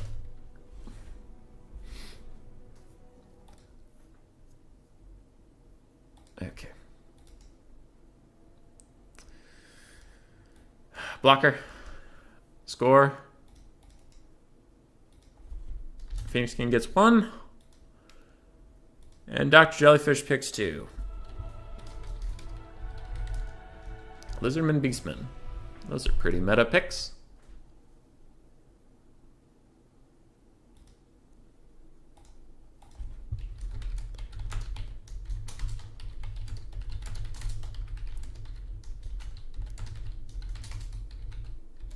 Sorry, I have to type to my brother. We were watching that together, but I've had it on mute.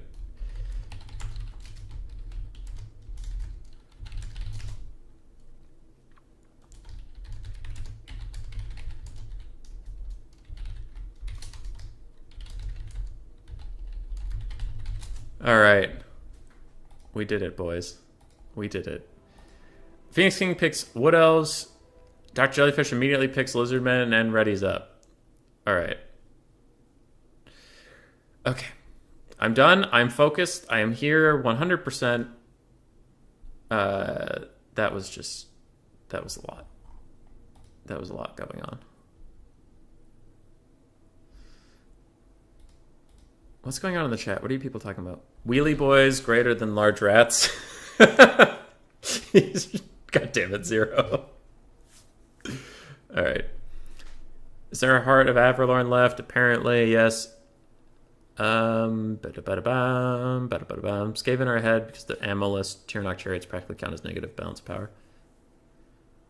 They should have brought bigger rats. Yeah, rat ogres would have been good there.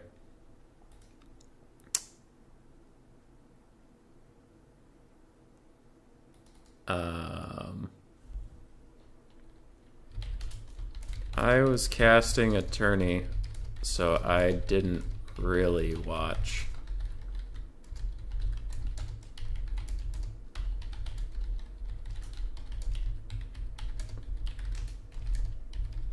Okay, cool. I took the blocker down, right? Nope. Good catch. Good catch. We're all here. We're all focused, bringing our A game. The clone saying lizards for the win. In Total War Warhammer in general, yeah. In this matchup, it's pretty 50-50. But in general, betting on the lizards is a safe bet. All right, for the Phoenix King, we have 3 Wild Riders, all of them with shields. We have 2 Glade Guard with Starfire Shafts, along with 2 more with Starfire Shafts, so all 4 do. We have War Dancers, which in our Wood Elf interview were indicated as a very terrible unit, so I'm curious to see how they'll do here. We do have Wildwood Rangers with Spears, the Wardens of Sithril more specifically, 4 Eternal Guard with Shields, 5 Eternal Guard with Shields, so a pike and shot build, but the shot is arrows. On the other side, we have Coldwind Riders for Dr. Jellyfish. It looks like 3 of them, none of which are the Spear variant. We have Skink Cohorts with Javelins. This is just really mixed. 2 Skink Cohorts with Javelins, 4 Saurus Warriors with Mace and Shield, 2 Skink Cohorts without Javelins, the Cohort of Sotek, Unbreakable, ROR, Red Crested Skinks, 1 Skink Chief for some poking, Slann Mage Priest of Fire with Burning Head and Fireball on a toilet seat. And then we have 2 more Coldwind Riders and 1 Coldwind Spear Rider, another Coldwind Rider. So what is that? Stop moving. Stop it. Okay, 3 Coldwind Riders, 2 Coldwind Spear Riders in total, and the Lizardman formation is just a wall-to-wall straight line, and he's going to sprint at the Wood Elves. Gotcha. Hope my homeboy Dr. Jellyfish will win. Well, for your sake, I hope he does. But as an impartial caster, I hope both players have a good time. Drytra takes an overcasted fireball to the face, even though she tried to dodge it. Oh, there's a second Skink Chief. Look at you go. Wee-ha! That's a lot of arrows to the face, but they dodged it. They're tiny little lizards. They're tiny little lizards. Coldwind Spear Riders are about to get charged by Wild Riders, and with some... with some Eternal Guard support and arrows raining in, they gotta get the fuck out of here.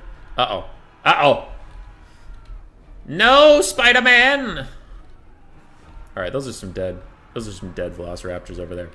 Jav Skinks are turning to try and support, but they're taking a rear charge now from Wild Riders, and that is a bit of a travesty, because that's like 1,600... That's like more than that. 1,800 gold is dead in that little exchange. Eternal Guards of Shields are trading okay. Wardens of Sithril are doing well. Dr. Jellyfish just slithers a skink cohort through there. That was pretty funny. So they're going to be on top of the archers in short order. Cold and Spear Riders have taken a lot of damage from the archers on the advance, but we can see already the Wood Elves are forced to run. So maybe all is not lost yet for the Lizards. Burning Head comes in, is just going to nuke down all that infantry. Ooey owie. Should have picked Dowie. Wild Riders did great on this side. Wood Elves are pivoting a little bit to try and get their Glade Guard back firing in the backfield. Drycha is helping out a little bit. Maybe she should just run up and Monkey Punch this Slann Mage Breath to death, but doesn't look like she's going to do that. I wonder where her Dryad Summon is. Regardless, Pendulum comes down on top of these Saurus and a little bit of the War Dancers, and everything here is just dead. All these infantry are not having a good time. Wild Riders are a little overextended looking for Cold One Riders. It's much more important to secure your archers than to chase down an almost dead cav unit at this point. But I'm sure the Phoenix King has a million things going on. It's not like he, willingly chose that exchange. It probably just crept up on him. Wardens of Sithril are still doing okay. The rest of the Wood Elf infantry is really suffering under the hands of the Saurus and the Burning Heads. Glade Guard Starfire Shafts are turning. I wonder what they'll fire at. Maybe the Slann? Probably the Slann. Please shoot the Slann. Shoot the Slann. Stop running forward. Shoot the Slann. Stop running forward. Shoot the Slann. Shoot him. Shoot him. Shoot him in the face. He's right there. Alright, they turn and fire at the cohort of Sotek a little bit. They are going to get attacked in the back by some Source Warriors and on the side by a Slann. Full health Wild Rider unit still running around is going to be very dangerous. Ooh, and a bad Burning Head. Run, Wood Elves, run! Oh, you're getting roasty toasted. Oh, no. Oh, no. That was a good Burning Head from the Lizardmen. It will strike down the leadership of the Wild Riders enough that they maybe run, but it looks like they'll hang on for just a moment. Glade Guard are trying to fight really close to the court of Sotek. They're going to want to be careful, otherwise they will find themselves in a melee fight they can't win. Wood Elves, bounce power is about dead even, but it's probably favoring the Lizardmen at this current state of the game, because all the Wood Elves really have left is a full health Wild Rider and Drycha. These Glade Guard are all going to get compromised very quickly here, and that could be big trouble. For Lizardmen, what do you have left? Saurus. Some wounded Cold One Riders, but mostly just Saurus. Double Skink Chief does fine. The Saurus are going to kill more stuff for you, though. This could be big. If Drycha gets into a fight with the Slann and puts the hurt on him, maybe she'd get him, but he just drifts right through there. He doesn't give a single crap. But she does manage to push through and get on top of him. I wouldn't hate if these Wild Riders came in and just surrounded him, focused on the Slann, kicked him to the curb, and lowered the leadership of some of these Lizardmen units, but Wood Elves are falling quite far behind now. Bound Banishment from the Slann is going to come in, but the Wood Elves will dodge it. And it's going to chase him. Spooky, spooky, tiny sun. Ooh, spooky, spooky, tiny sun. But it maybe is going to eat all the lizards for breakfast. Oh, no. Never mind, it's not going to. Oh, maybe it is. Maybe it is. But the elves are going to charge into it. They want to die. Ah! Oh, no. The humanity. Oh, God. All right, they all died. Drycha is doing her best to fight her way out of this. The Wood Elves are pretty much down to just that Wild Rider over there. Hey, Malevolent Dryad Summon, let's go! That's probably a pretty good time for it. Drycha does have one of her buffs. In case you don't know, for some reason, Drycha does have AoE buffs, that the less health she has, the more buffs she gives to her friends, giving her Malevolent Dryad Summon 48 melee attack. Wild Riders are sprinting in here, and can the Wild Riders carry the day? Ow! Burning Head goes ow. Now that is a Malevolent Dryad Summon, and maybe it got some friendly fire onto the Saurus. Still bad for the Wood Elves that happened, but maybe you take the positive out of it, that it killed some Saurus? I don't know. We're doing my best here. Wild Riders are trying to get on top of the Skink Chiefs. I don't know about this, because now Cold Ones are going to get a side charging. And those are slow. Are they walking? Good lord. Alright. They end up charging. The Wild Riders are going to get ground down here pretty easily, I think. And then another Burning Head is? How is that possible? No, it's a Pendulum. Alright. A lot of friendly fire these days. A lot of friendly fire these days. Golden Riders are doing the best to fight. They have the Aura of Quetzal, which makes them very tanky. Army losses is probably going to come in here pretty soon for Drycha, especially because these two Skink Chiefs can just run around and shoot her all day. And the Slann is even getting away, so even if Drycha kills everything on this whole map, she's just going to get kited out by Skink Chiefs, and that'll be GG.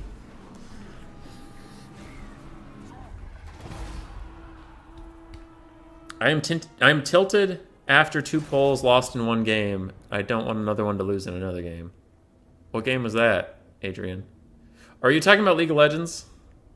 Adrian, are you talking about League of Legends right now? Were you watching Worlds, bro? Why are there no monsters? That's the point of lizards. Because, unfortunately, the fun way to play lizards and the good way to play lizards are very different.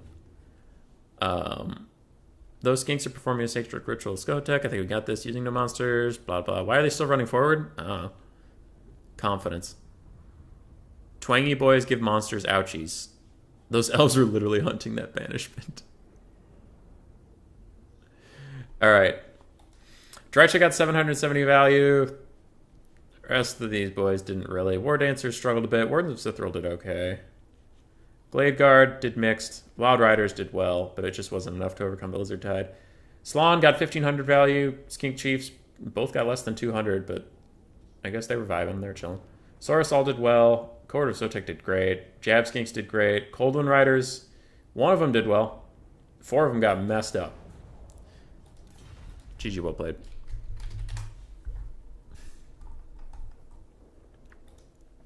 Yeah, I came here after Worlds. It sucks. Dude, I was on an emotional roller coaster today because obviously I'm a C9. I'm a C9 fan because of course I am. Last game, Jelly picks 3 bands 1. Okay. Of course I'm a C9 fan, but that was a roller coaster of a day. Because in like one game, Rogue would look terrible. Rogue is for anybody who doesn't know what I'm talking about, Rogue is the European team in this particular section of the Worlds tournament. Rogue would look terrible. FPX, the Chinese team that was supposed to beat all of us, looked terrible today. And then C9, the North American team, looked good. And they look good. They're doing great. Then we fight Damwon, the Korean team in the group, who's already out of the group. They don't need this win. And they slam us into the dirt. I mean, it was close-ish, but whatever. They won. And then all of a sudden, in Rogue versus FPX tiebreaker number 1, there's 2 tiebreakers. Tiebreaker number 1, all of a sudden, that European team looked really good. And they beat China again, second time in the same day. And I'm getting nervous as a C9 fan. And then the North American game, I wasn't really watching it. I was just checking on it occasionally while I was casting this with you guys. And it's just like, the score was dead even into like a 40, 50-ish minute game, going up and up and up. And it was just like, I just really wanted to look at it and just watch it. But I had to keep casting stuff on the other screen. And I'm like, please just win. I'll watch it later. We did it! We did it! Yeah, Adrian. Like, I'm not trying to be, I know it sucks because your team, Rogue also made a hell of a run. Like, at the start of the day, it was pretty clear FPX, the Chinese team, and Damwon, the Korean team, were just going to make it out. Like, that was kind of what everybody thought was going to happen. And Rogue turned it around. Cloud9 turned it around. It does suck that you guys lost. So I'm not trying to rub it in. I'm just excited on my, I'm excited on my end, but I can also understand that you'd be pretty pissed off. I'm really sorry, dude. But at least North America fucking got a team out of groups for the first time since 2018. Good God. I've had 2 years in a row where no one got out of groups. And TL and 100 Thieves don't look like they're going to make it out, so... I mean, C9 didn't look like they're going to make it out either, and now they did, but I still don't believe in 100T or TL, so whatever. Anyway, Warhammer. Got that out of my system. Dwarves, Beastmen, Vampirates. Ban Vampire counts. On a Stallion Tomb? You want Vampire Coast on a Stallion Tomb? Bretonia banned Beastmen is smart. Now, Dwarves would be the traditional counter pick, but you can't use your cannons because the map's so small, so the Bretonian archers would have an advantage. But it looks like he's going to go Vampire Coast. And this matchup is actually a little favored for Vampire Coast. Now, FPX on last place, you had him to win the whole thing. Yeah. Yeah, that was hype. Rogue really did do a run. TL might, I don't know. Their first game against Mad looked really good, and then ever since then they've looked like a dead fish. So I've been pretty down on TL. If they win, they win. Like, I'd be happy to see it, but I doubt it. Anyway, what I was gonna say about this matchup, Vampire Coast. Everyone in RTK hates me. All right, I could make a clickbait channel for not channel, but like a clickbait headline for this, like one trick that RTK hates, or whatever. But I love taking Araness Assault's Pite here. And shush, you. Hear me out. I hear you getting angry on the other side of the computer screen. I hear you. I understand, but hear me out. Aranessa has anti-large. She has AoE anti-large she can give to your basic deckhand mobs with halberds. So then they can actually, with her melee attack buffs, they can actually get up into the area where they can start landing some hits and really wrecking cav. She has a net that lowers melee defense. So AoE anti-large buffs and a net that lowers your opponent's melee defense. And the net can be cast on anything. You can cast it on cav when they charge in, or on the Fey Enchantress and like goon her out or something. I find it very helpful, and she can be good. And she's cheapish. Anyway.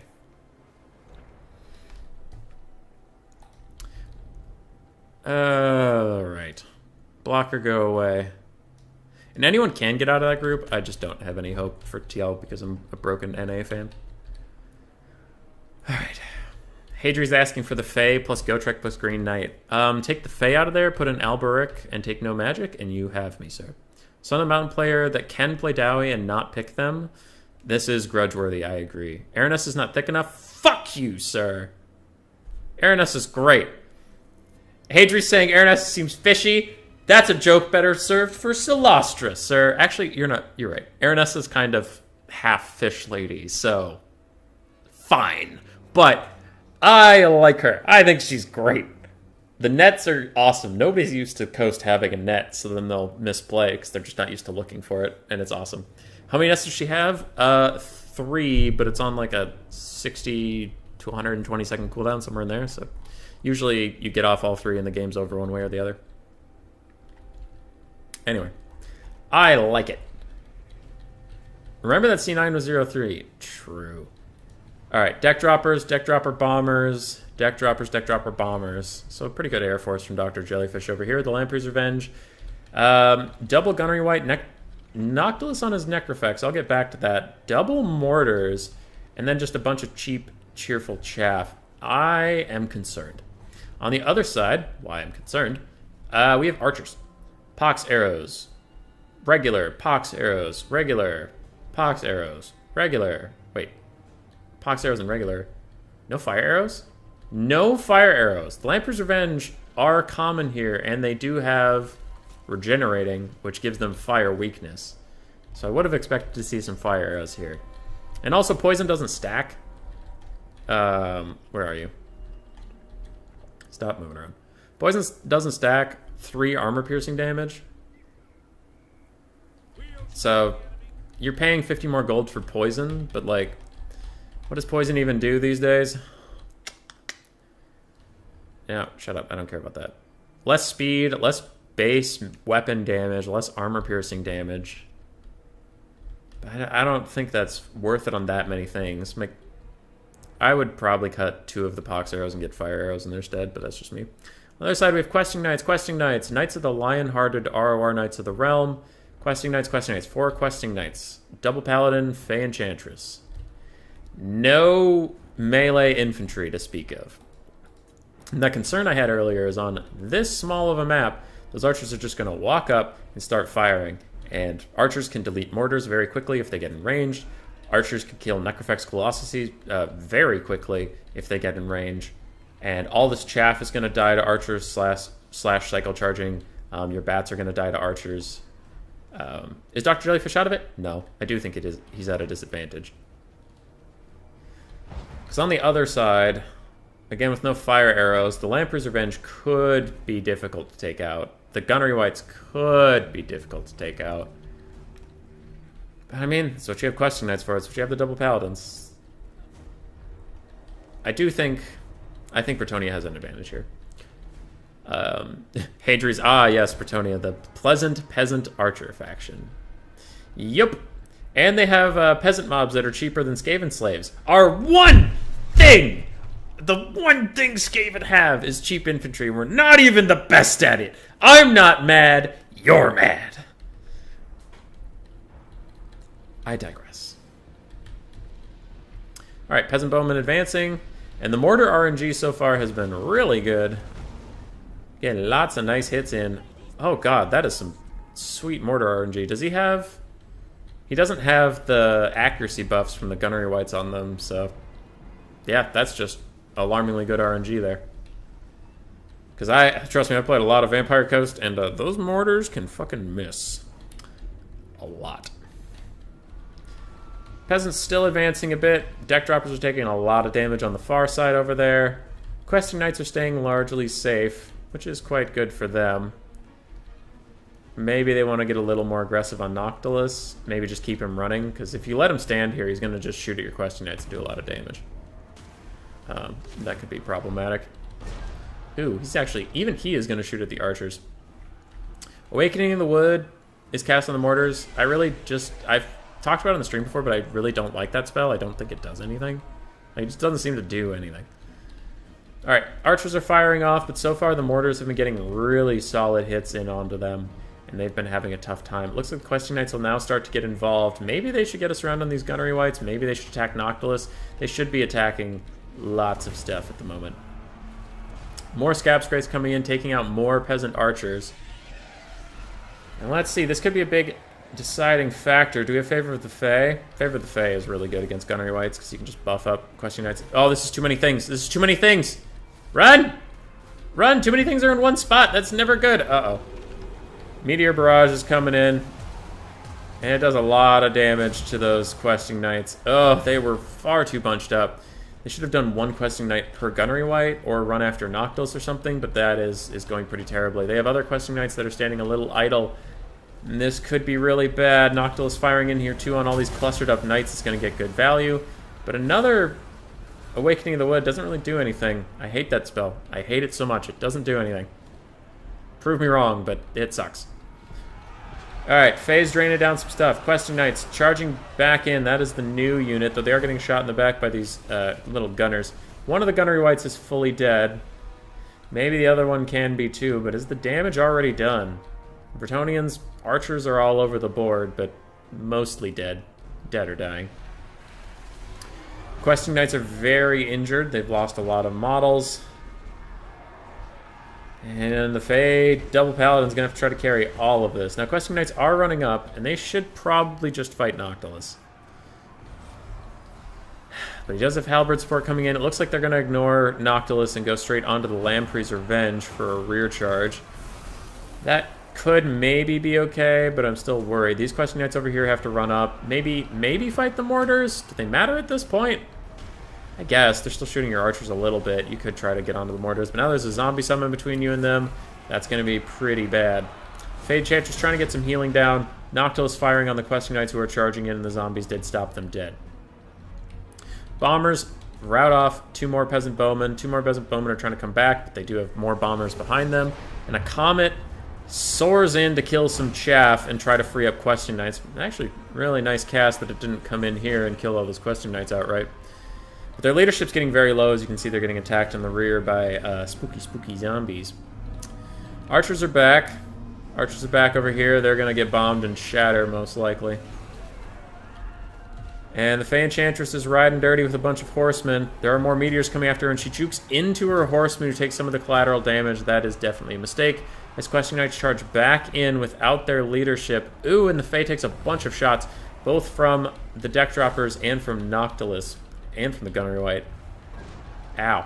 She's going to run, and she is actually going to rout straight out. Bretonnia is very far down on the balanced power at this point. I don't see a lot of ways for them to come back in it. I think that's it. Bretts have the real slaves. Just like Space Marines are the real bad guys in 40k, Bretonnia are the real bad guys in Fantasy. Skaven is the best ranged unit in the game, in my opinion, so... I'd have to think about that, but maybe. I'd say Way Watchers are the best. Way Watchers are the best ranged unit in the game. Never mind, you're wrong. You're wrong. I'm right, you're wrong. This is my serious voice for when I'm serious about stuff. I actually think Weight Watchers are better, but there's arguments for other things. Why bad guys? They are the best. They take peasants from their hard knock lives in the field from 5 to 7 and let them become heroes songs are written about. Soviets did the same thing. This is what I call heroes of the simple people. Agree to disagree.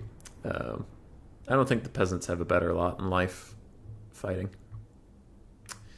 So peasant bowmen were shut down. Those mortars did the work of the gods. The knights were largely shut down. It was mostly on the Fae.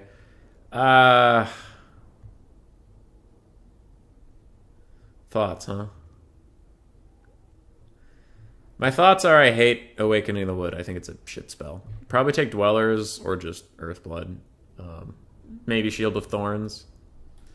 Awakening the Wood just pisses me off. GG, well played.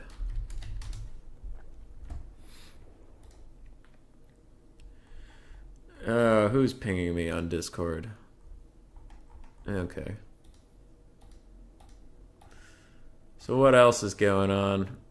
Oh, both semifinals are ready. Okay. Let's follow Dr. Jellyfish to go fight AC Maiden. Huh. There are no games. There we go.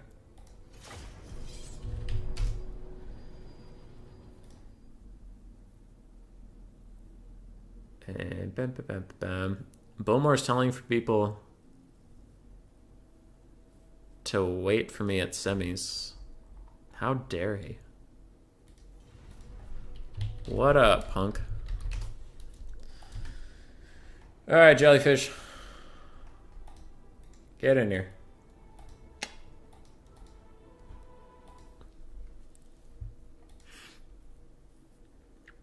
Looks like Hanniden's beat VA Voins and Neckbet beat Acid Rum.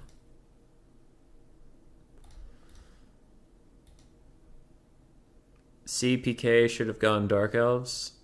He would have won if he'd gone Dark Elves. Dark Elves... memes aside, probably would have been a good choice. But still... Hey, you can host if you want. We already here.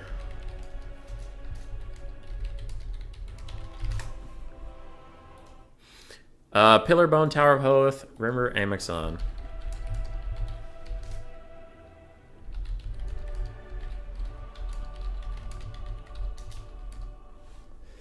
Amexon after. Let's go. I need to change the stuff. I need to do the things. Maiden's up first. Maiden, pick 2, ban none. This is the final? No, it's never the final. We're always here. Forever. We just hit the semis. I was just casting Phoenix King versus Dr. Jellyfish while the tournament started. Kill some time. We murdered that time. Together. As a team. Anyway. Back into the infinite void.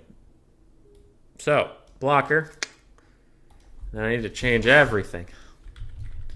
ODM. AC Maiden. Hey, that name fits. And then we have Sun of the Mountain, Dr. Jellyfish. Same spot. Though I am removing his point. As a penalty.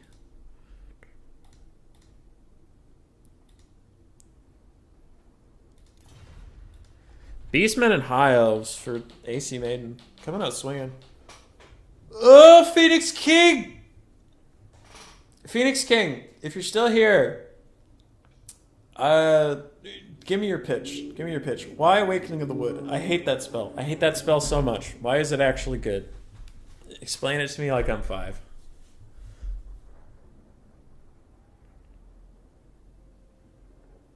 You could have done the trifecta.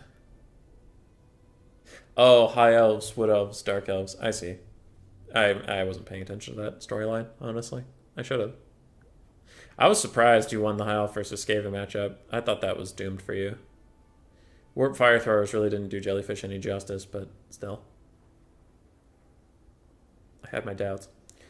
Dark Jellyfish is picking Lizardmen into Beastmen and High Elves, and it looks like AC Maiden's just going to counter with some good old-fashioned Beastmen. It's good to see the Beastmen. We never get to see them. They're rare. They're rare these days, he said, ironically. Jeremy, you're not 5? Shut up. You got 1k value on an awakening cast? How did that happen? Was it like 6 sirens piled on top of each other and you overcasted it and they were all drunk? I hate it. I hate that spell.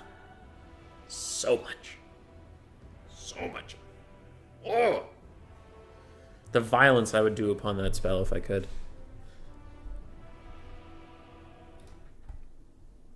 Okay.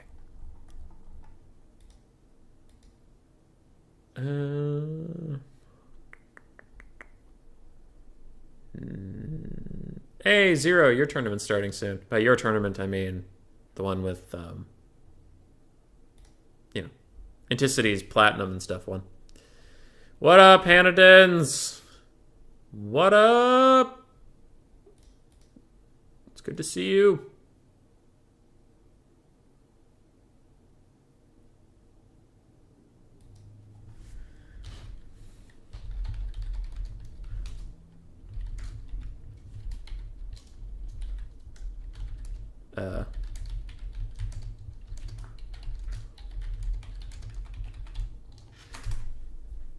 Yeah.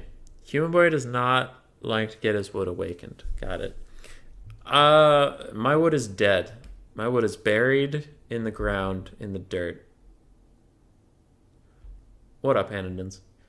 Hanandins, I haven't seen you around as much recently. I used to run into you all the time. On Quick Battle and Ladder, shit like that. I love that your picture's an aspiring champion. Always good. Always good. You're versing Neckpet, the undead master of PE. Beastman vs. Lizardman, the winner gets shoes, either good cow boots or crocodile ones. Hey! Hey! Probably. I was thinking it was like belts, like leather belts or a crocodile belt. But I guess boots are fine. Boots are fine. If the crocodile one happens, would they be Crocs? Ha ha! Ha ha ha! Because Crocs! Ha ha ha! I'm gonna go kill myself. Alright. No, why did he go with Beastman? I don't know. Beastmen are good against Lizardmen. Even though I can't win it. Throwing axes are good. Gorbul's good. Torox is good.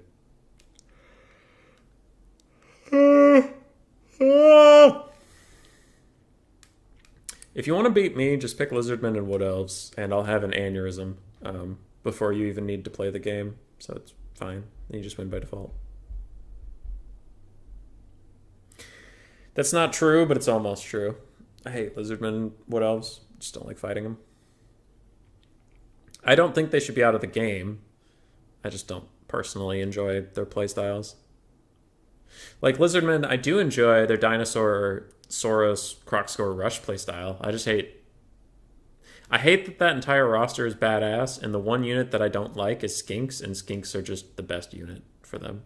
Like, Chameleon Skinks last patch, Chameleon Stalkers this patch, Red Crested Skink, Skink Cohorts with Javelin, Skink Chiefs, Skink Priests. And it's just like, man, give me the cool units. I'm sorry, Jeremy.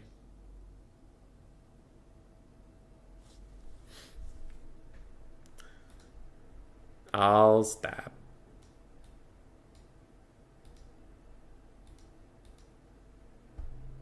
Alright, we're into it.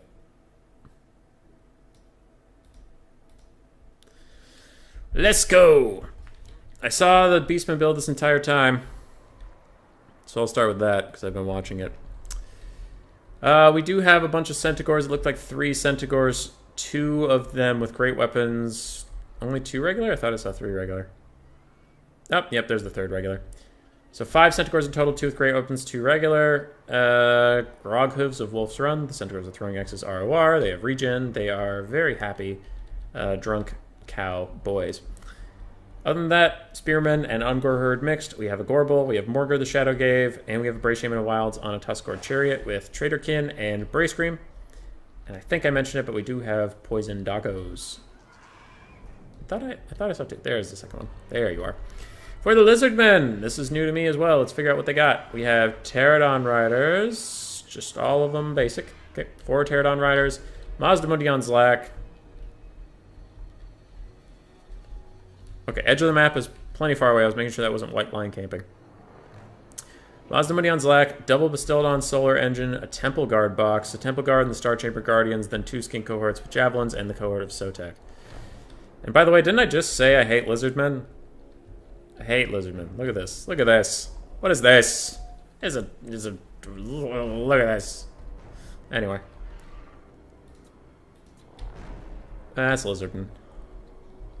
To be honest, I missed the time you won game as Beastman only when you played well.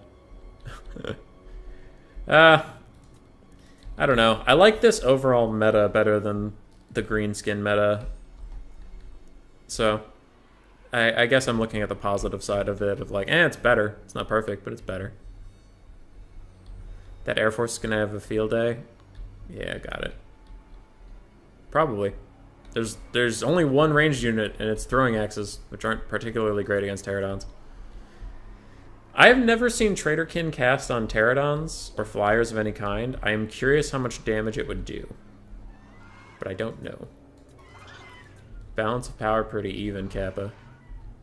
Yeah, it always starts slightly in the favor of the Beastmen these days. Alright, Pterodon's advancing extremely aggressively. And all going to start shooting at the mage, but they are going to take some counterfires from throwing axes that largely, like, miss. And that's pretty funny.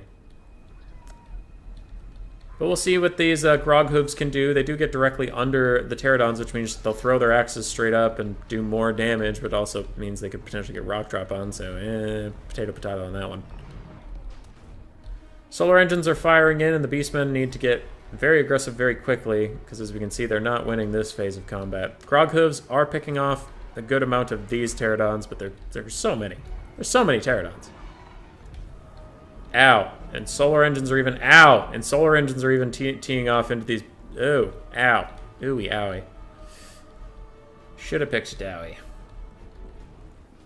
Alright. Grog Hooves are going to run off the map. Solar engines are going to keep firing at the Bray Shaman of Wilds, and he's not having a good day of it. You spent 5 minutes complaining about skinks. He brought no skinks. He did bring skinks. He brought jab skinks, red crested skinks, 4 skinks on top of Pterodons. He brought a bunch of skinks. Bray Shaman of Wilds gets netted, double shot, and now he's going to be running. And the Beastmen are in deep doo-doo already. Jeremy sounds like the typical...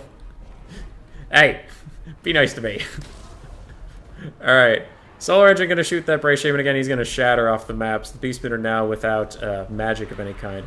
Centaurs and dogs are trying to get involved. They're doing good damage to Skink Horse with Javelins, but Temple Guards will just walk over and start putting down the hurt. Centaurs trying to get involved all over the place. Maybe they can do it. Or the Great Weapon variants. Ew, these great weapons over here are getting a little karate chopped right now. It looks like a banishment's going to come in on top of these Centaurs, but it is going to probably path this way. Oh, wow, no, it paths into them. Oh, Enticity made a video about that recently. You can kind of direct it. Okay.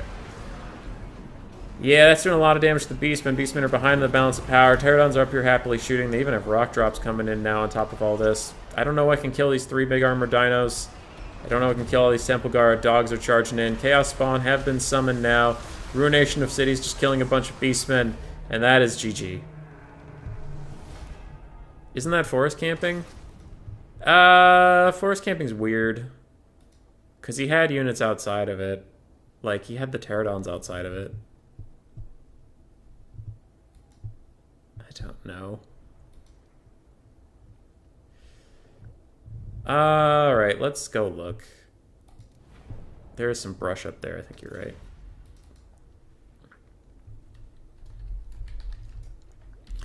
Do picks... Well, one sec. Alright. I'll go back in time. I have the technology.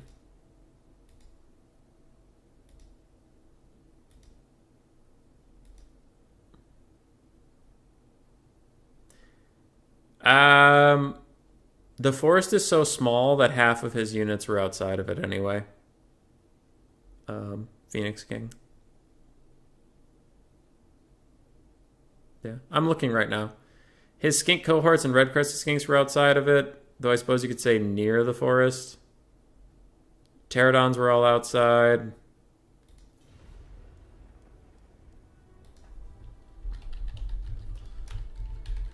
Alright. The main thing is if pterodons count, so I gotta pull up the fruit rules. Okay.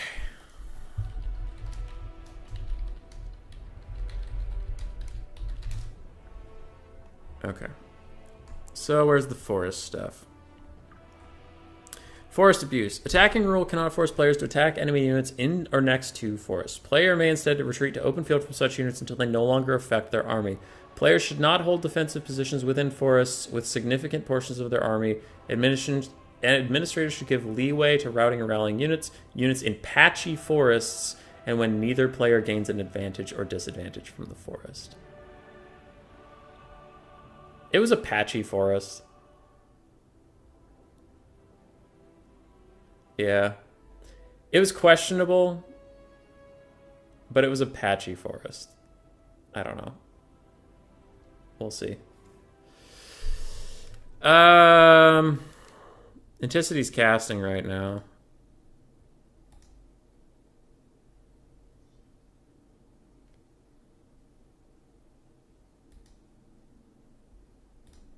Are there any mods in chat?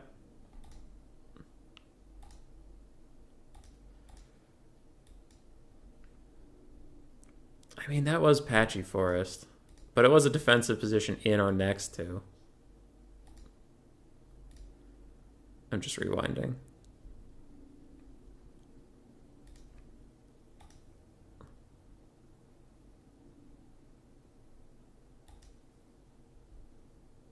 Okay. Maiden's looking to proceed, and I did get a ruling from a different mod that it was borderline, but if AC Maiden doesn't care, just go ahead with it. Okay. Yeah. Yeah. We're just gonna move ahead. Like I said, another mod was watching. Doesn't look like AC Maiden really wants to replay it. And what they said is, yeah, neither player got any advantage from the forest. It was patchy, yada yada.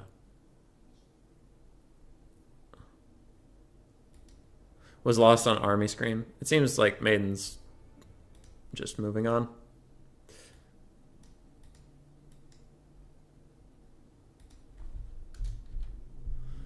All right.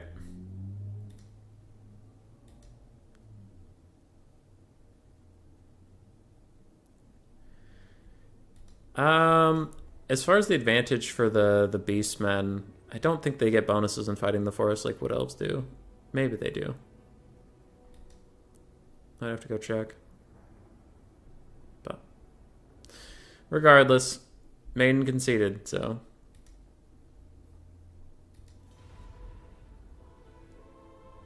Beastmen Dowie.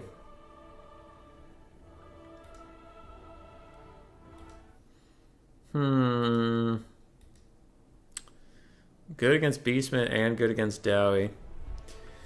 Vampire counts, probably, if Maiden plays them. Though Maiden is an elf player. So I guess Dark Elves. Dark Elves is decent here. Dark Elves, VC, Warriors of Chaos would be my three choices for what I want to see into that combo.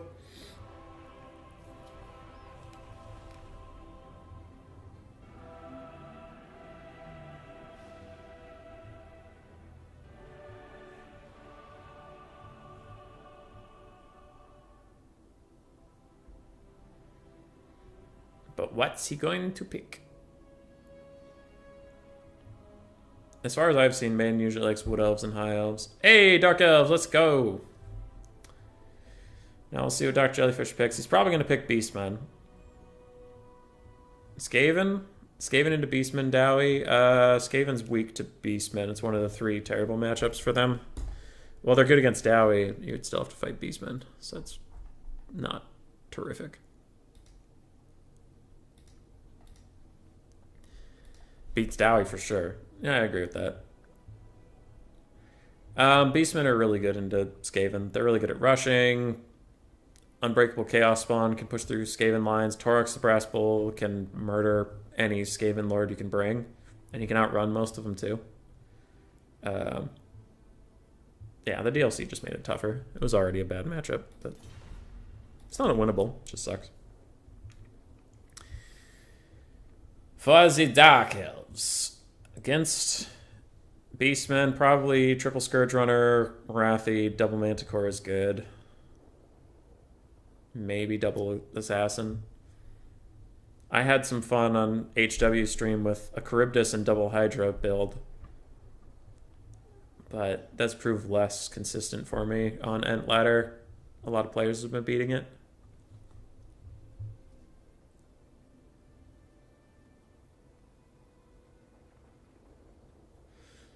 So we will see. As for the Beast Menace matchup, I mean, they usually take the pretty typical rush. Some throwing axes, deal Scourge Runner Chariots. Other than that, Centaurs, a couple Ungor Raiders, Ungor Spearman Herds, Torux, yada yada yada. Sometimes they take Harpies to fight the Manticores in the sky. Sometimes they take their own Double Manticore, but Wrathy Double Manticore will beat the Beastman Manticores, so I personally don't think that's the best style of play. I'm wondering if a Gorgon wouldn't be very good, so don't take that. Jabberslythe, probably not that good. Charybdis is terrible. The Charybdis is a terrible monster. I took it for the minus, I believe it has a -8 leadership aura that's unique to it. And I was just trying to leadership bomb all the Beastmen down.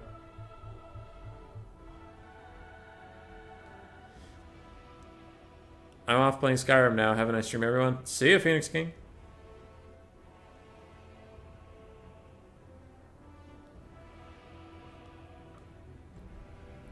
Hydras can be good, though. Because they actually heal. Unlike every other Dark Elf monster. Oh, having monsters but no healing options feels bad, Dark Elves. Feels bad. That is one of the hardest things for them. Because some of their monsters are pretty cool. They just are fragile, I guess.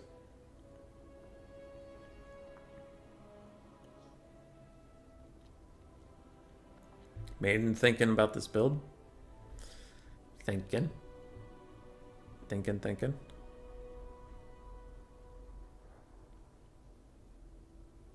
Neither players indicated they're ready.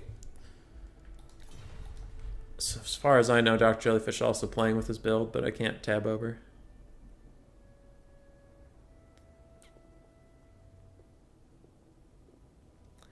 Hey. Alright, now Maiden's picking the good units. Hell yeah.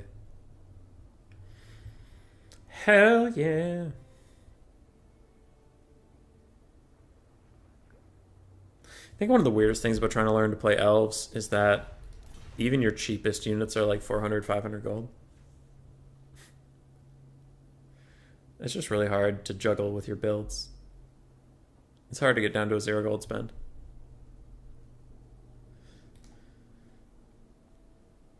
Alright. Get rid of that. Here we go into game 2. Tower of Hoth. Dark Elves for AC Maiden versus the Beastman. Dr. Jellyfish. Hoi!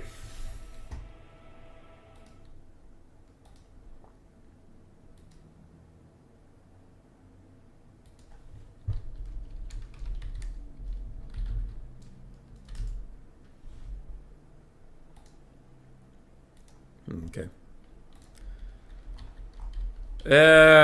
Okay. So we got the Raven Heralds. That's what I was excited about. I like the Raven Heralds a lot. I think they're very good. Armor piercing, repeater crossbow cav that are in the sky. We have double War Hydra, Blackguard of Naggarond, along with a bunch of Dread Spears and Bleak Swords, including the Helibroni ROR. double Canadian Assassin, both of which with Web of Shadows, and both of which with Assassin's Trophy. Then we have Marathi with Soul Stealer, and that's it.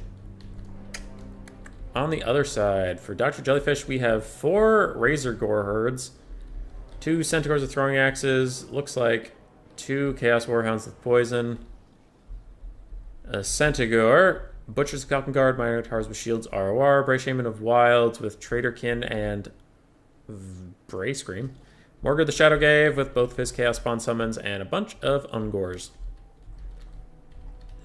Pretty good Beastman build. I think they're quite prepared for Scourge Runners, and then there aren't any Scourge Runners. Hey, for Poland. Cheering for Dr. Jellyfish. What up? 0-1 first game against Enticity. Ooh, that's something. GG0.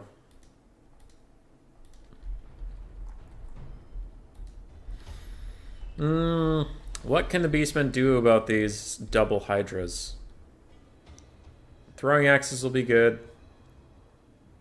The Butchers of Falcon Guard might do well if they get surrounded, but other than that, it could be hard without any Ungor Raiders.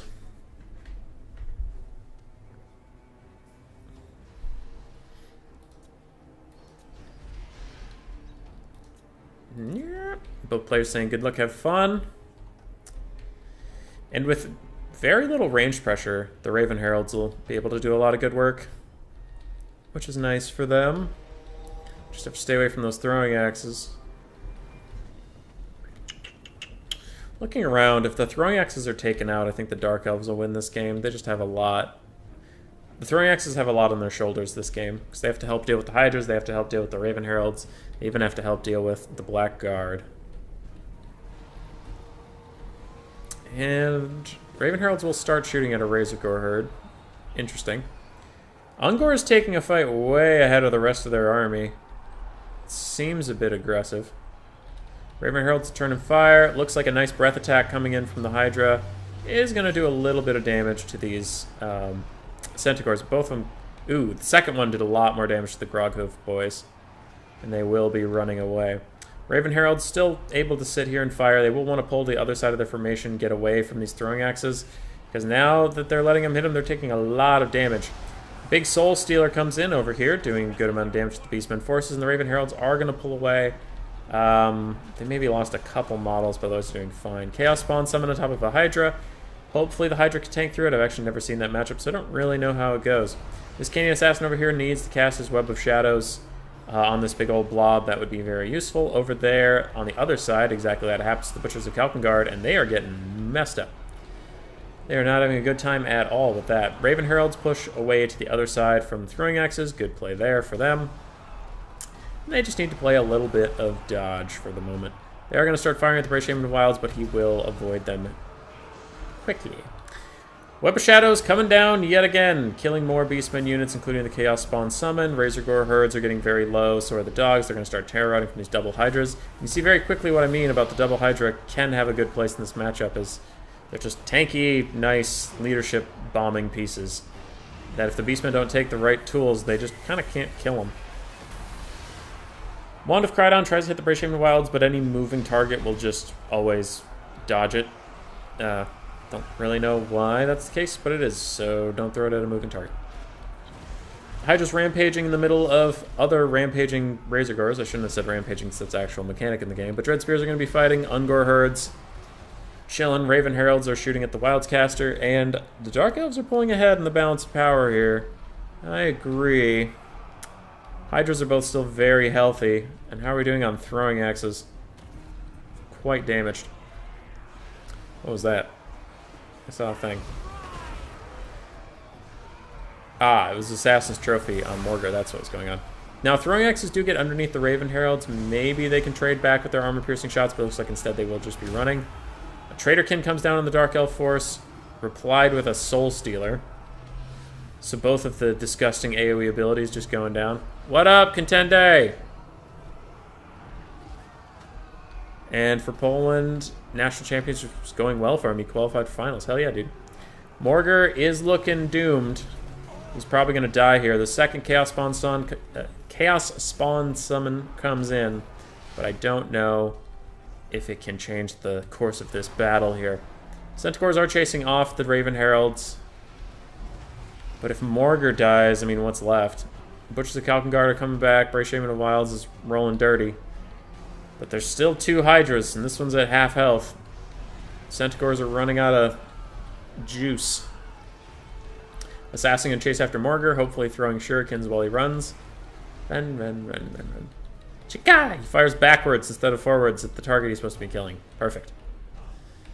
And maybe Morgar can rally. Especially if now this assassin is running into all this stuff. That could be actually pretty bad for him. And Morgar will regen up. Another Wand of Crydon coming in on a moving target. Will it hit anything this time? It hits a few. Morgar escapes, so he's definitely going to rally. Now this Canaan assassin might be in big trouble. You can see him just getting slammed into the dirt by that surround. He got chunked out.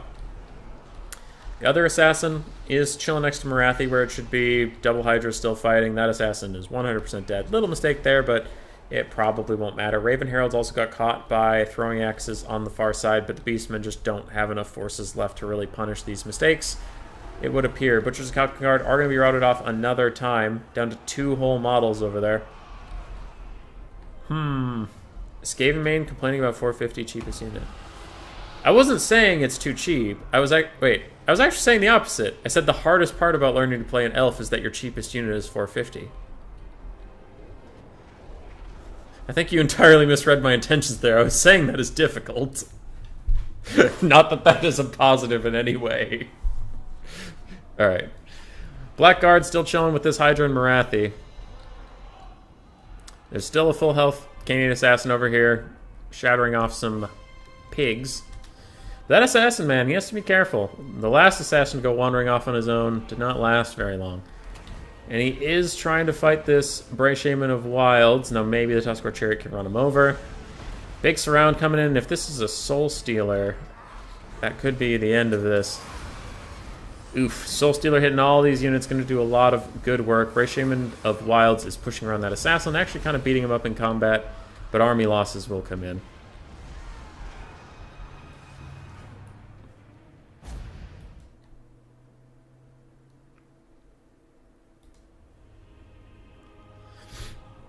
What up, Contende?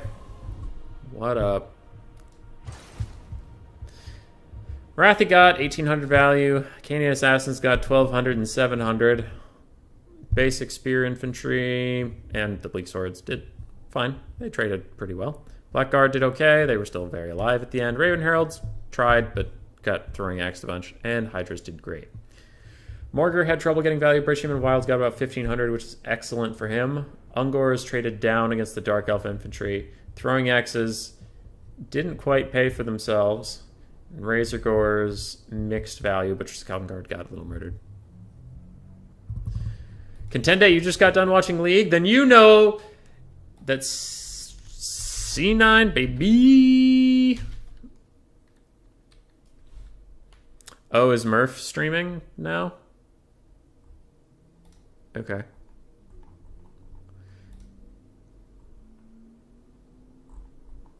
Alright. Anyway, sorry. I didn't know Murph was streaming. I know he was gonna stream the bronze tournament, but then life hit him. GG, well played. And yes! Apparently AC Maiden got the build kind of, sort of from me. It's kind of, sort of. I do use... Okay, that is true. I do use the Raven Heralds a lot. And I also did use Double Hydra Charybdis against Beastman on HW stream. He just cut the Charybdis. Oh, not yet. He's not. He's gonna. Okay. Alright. Last game. Maiden picks 3, bans 1. And the map is River Amexon.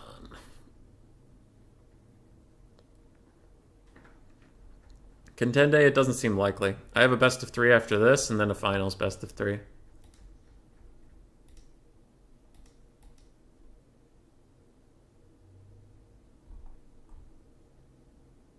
Alright.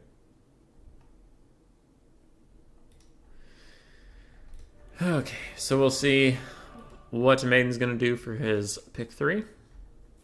He still has High Elves and Wood Elves, both of which he plays quite well, so I wouldn't be surprised to see those pop up, but I'm wondering what his third will be.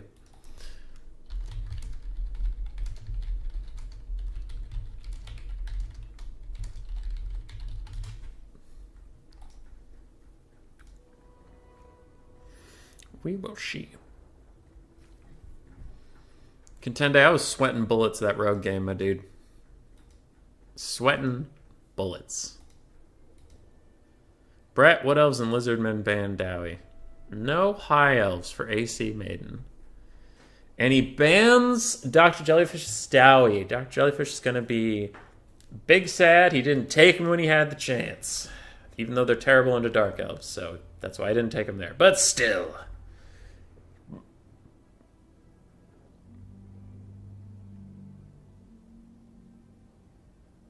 We'll see.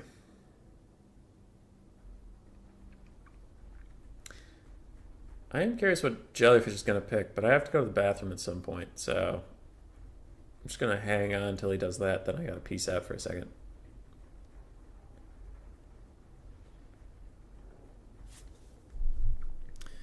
Who is messaging me?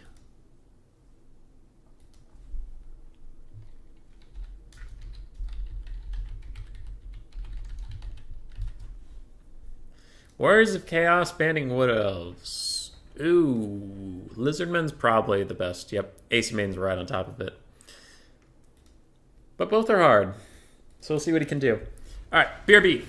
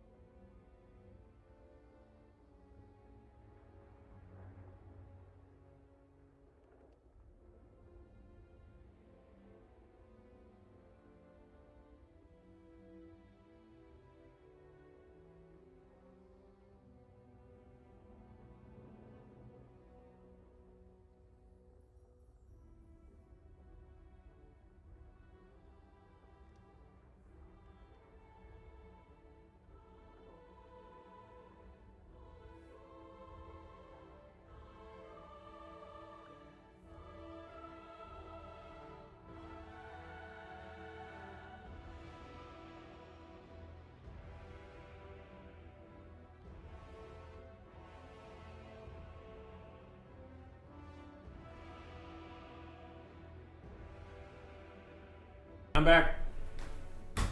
I'm back. Calm down.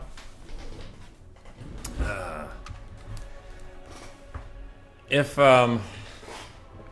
dwarves, if not seeing dwarves in a stream is what's going to ruin your day, Adrian, I hope you don't watch too many Total War streams, because they're kind of probably the second least common faction these days. Probably them and Skaven. Lizardmen are pretty good into Chaos, in your opinion? I've been struggling with it recently, Charks, but maybe you're doing a different build than me. You and I do play very different. You love your Shadow Warrior / skink kiting stuff. My kite builds for this were outdated. And my preferred play style for this is to fight them, and fighting Chaos is not a good idea. But that's mostly just because I'm not big on kiting. Just don't get a lot of joy out of it.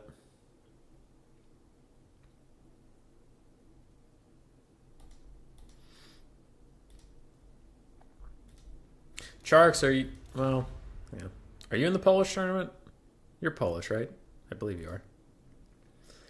Human Boy, yes, I'll teach you how to play Dowie. I know how to play Dowie. I'm the best Dowie player on the planet. No, I'm not. I'm not. I'm an okay Dowie player. With Gromby? Grombrindle? Isn't he the worst lord right now? Like, okay, Thorgrim, but isn't Grombrindle the second worst lord right now? Because they took away his flash bomb and gave it to the engineers instead. So he's just way too expensive for not a lot. If you want an unbreakable duelist lord, just go Ungrim. He's cheaper and debatably better at it. If you want a cheap lord, just go Belagar. And if you want a carry lord, go Thorgrim. Not Thorgrim, Thork.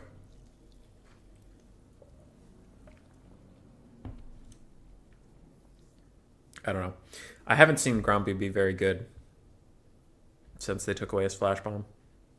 Because I don't think they really decreased his price. I think they just took away his flash bomb and left him for dead.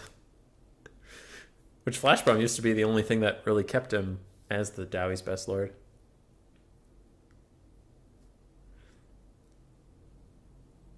They're not on any stream, and this is why the meta sucks. Miss Dowie Slayer cycle charging.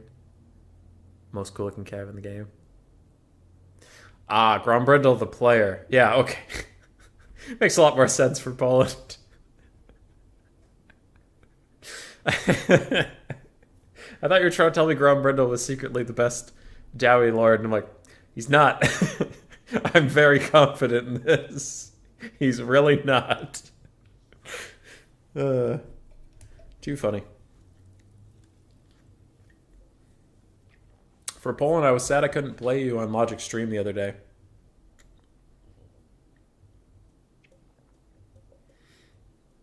I was sad. I just got the warning a little too late. It was like an hour before it was supposed to start. He's like, "Can you do a best of 7 for Poland on my stream?" And I'm like, I'm at work. I'm sorry. But and Grombrindle's here. Speak his name and he shall be summoned. Welcome, dude. Yeah. Yes. Grombrindle as in you, the player, yes. But when For Poland was talking about it, I thought he meant the lord in the game.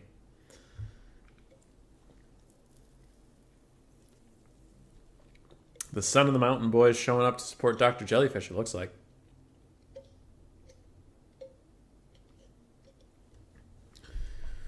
Oh, boy. A lot going on today. Logic streaming something. Enticity streaming.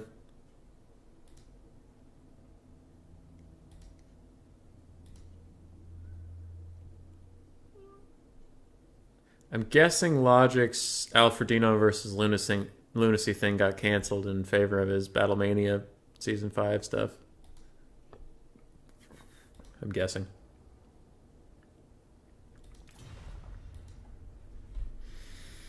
Doc Jellyfish is ready. I played an other tournament in Total War Attila when the Polish Championship in Total War Warhammer 2 started, yes. Ah. I see. Total War Attila still has stuff? Huh.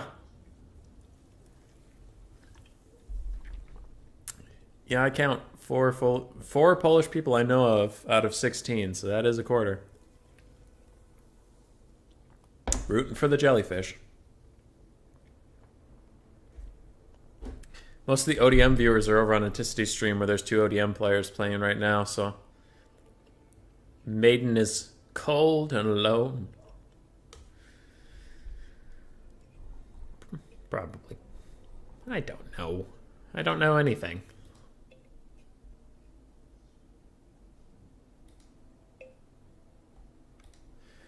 Alright, we're in the game. Let's do this. Blocker, get out of here. Nobody likes you. Pew pew.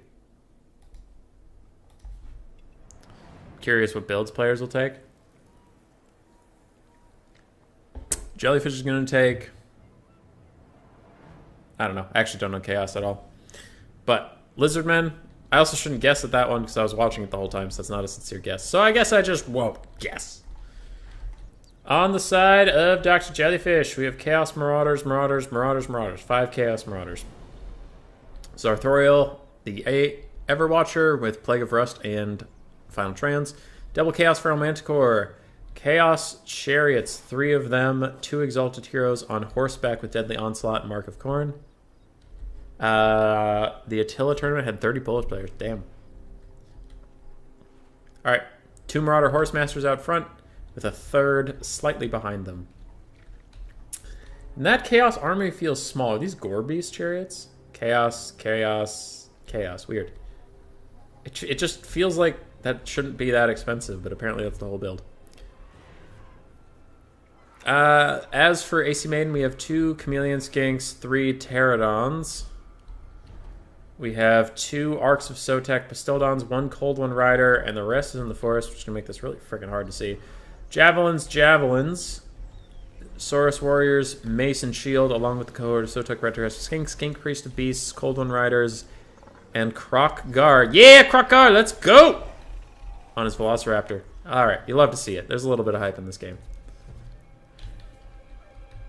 I'm still curious why this Chaos Army costs so much. I guess the double Exalted Hero could cost a lot, and double Manticore.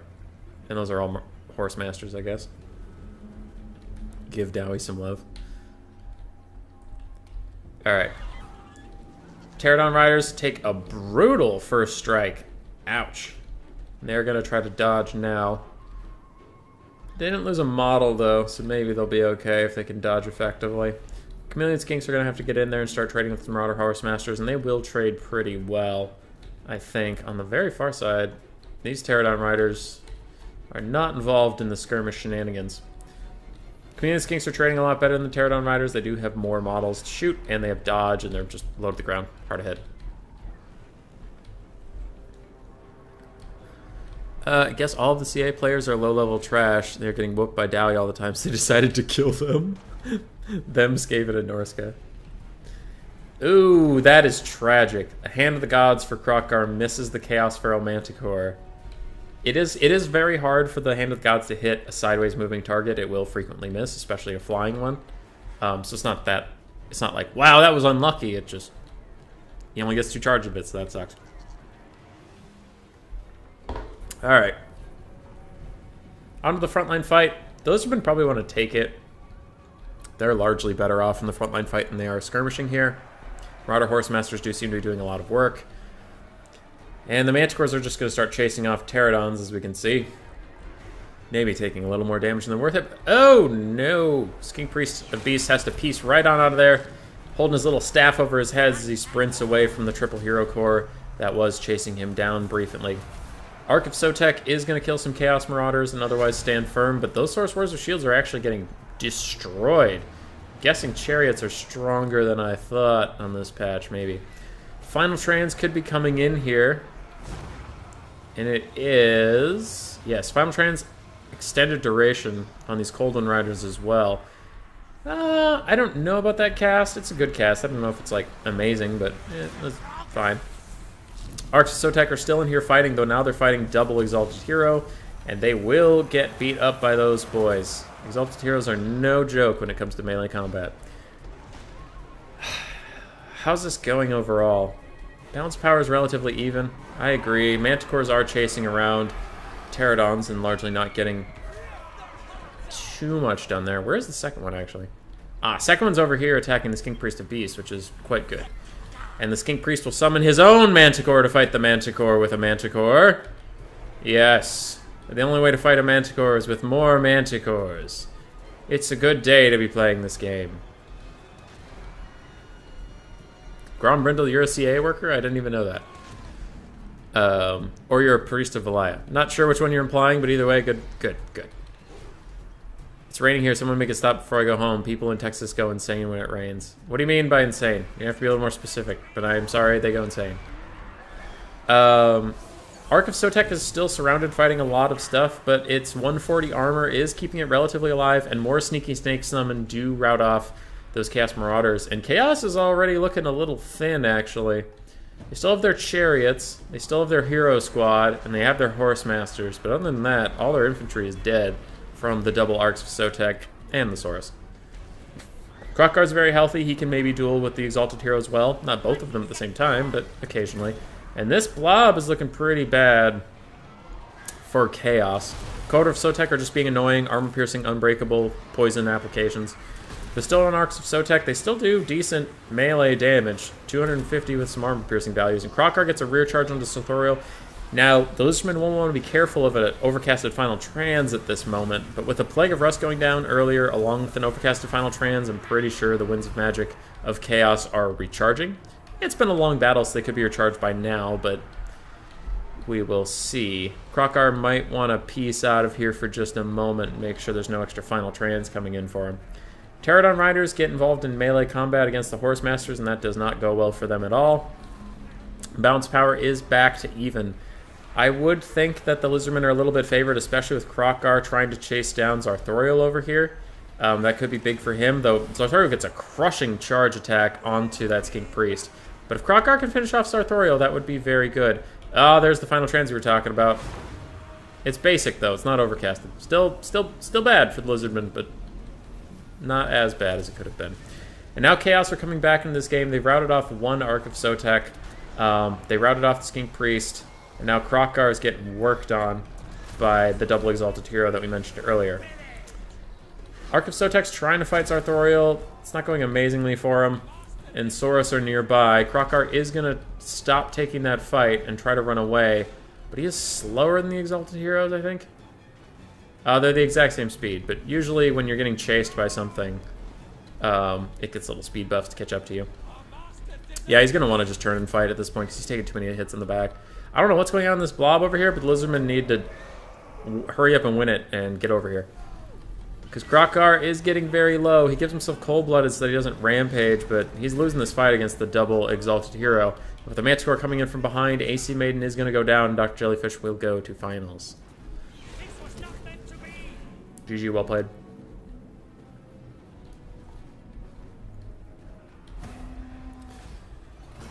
Alright.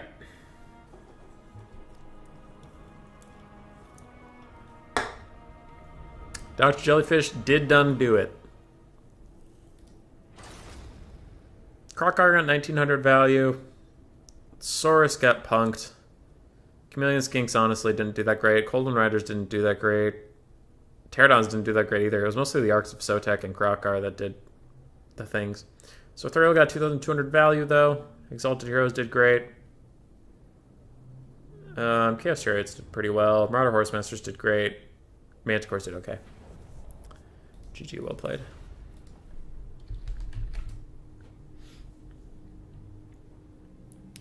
Alright, we gotta go find Neckbet and Hanadins.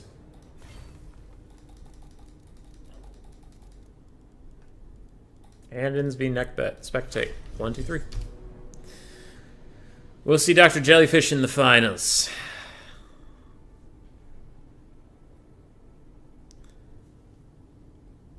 We know because it floods literally every time because all the cities in Texas were built without any drainage. Ew. That's gross.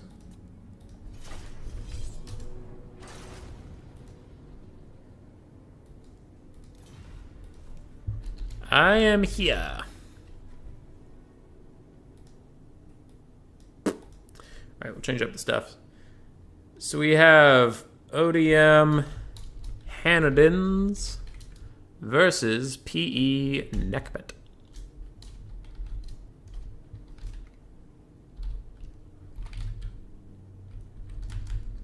Yes.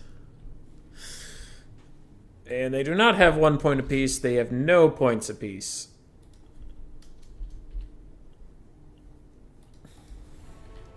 Picks bands done already?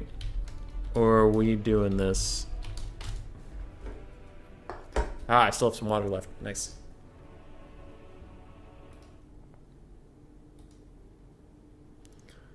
See ya, Hanadins. GG, Big Bird. Big Bird the strongest.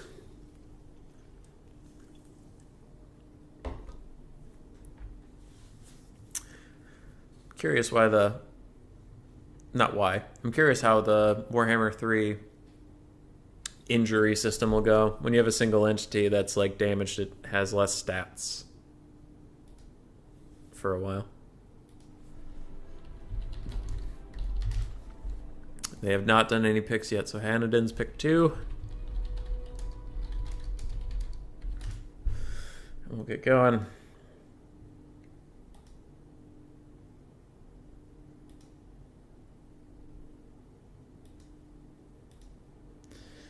So map set, yep, Pillar Bone, Tower Hoeth, then River Amexon. A lot of River Amexon today.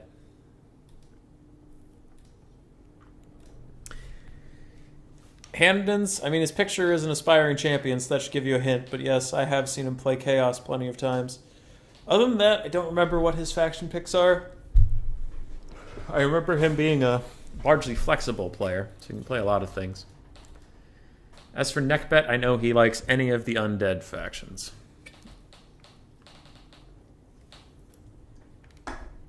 Wood Elves and Lizardmen start off. Don't really want to take... I mean, Tomb Kings is the best of the undead versus those two, but it's still not a good matchup for you. If Neckbet plays Beastmen, that could be good here.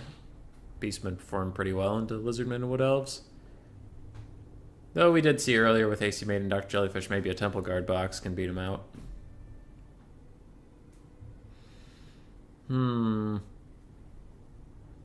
It's tricky.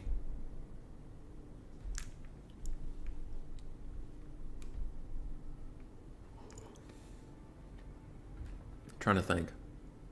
Dwarves. Neckbet plays Dwarves. Dwarves do okay in both these matchups. Like, both are considered a Dowie counter, but then some Dowie players are also say they're good for them. I hate Dwarves into Wood Elves, but that's just because it's boring. I like Dwarves into Lizardmen. Neckbet's going to go Wood Elves himself. Force either the mirror or the Wood Elf Lizardman mirror. Wood Elf Lizardman match, which is even. Pretty smart. Maiden, that temple box was brutal? Yeah. Yeah, that was pretty tough. Lizardmen, who would have thought, never thought. Someone first pick them? Oh, they're very first pickable. They're flexible and hard to deal with.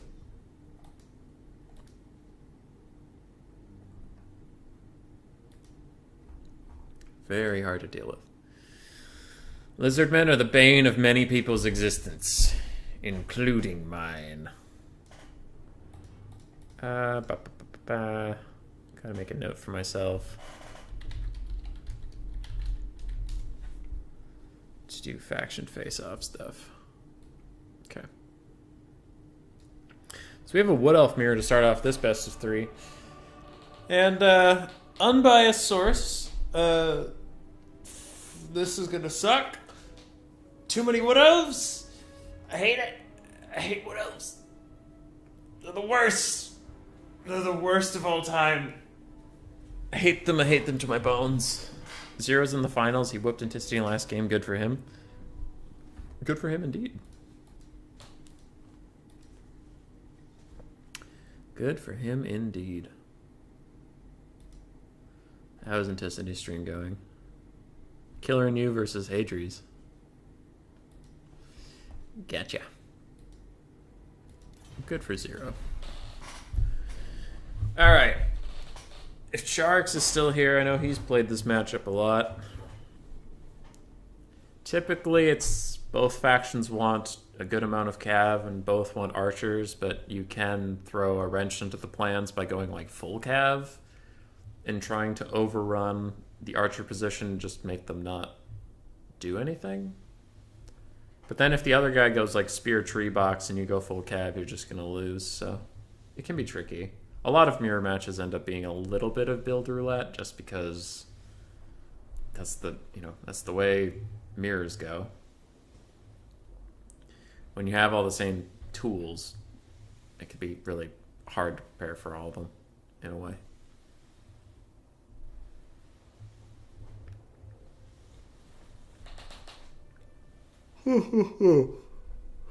Neckbet's ready. Hannon's thinking. Maybe we'll get the wild double tree man. We won't, but here's hoping. Second Wood Elf mirror on Enticity ladder. Damn, what are the odds? What do you mean? Where's the other one? Was it on Enticity stream? If so, then this is truly a cursed place we live in.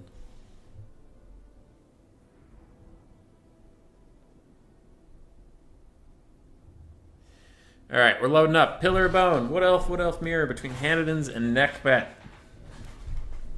Winner of them will go fight Son of the Mountain, Dr. Jellyfish. The Doctor.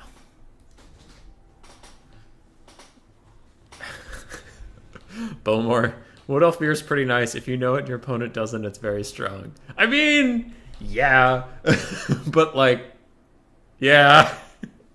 Come on, dude. If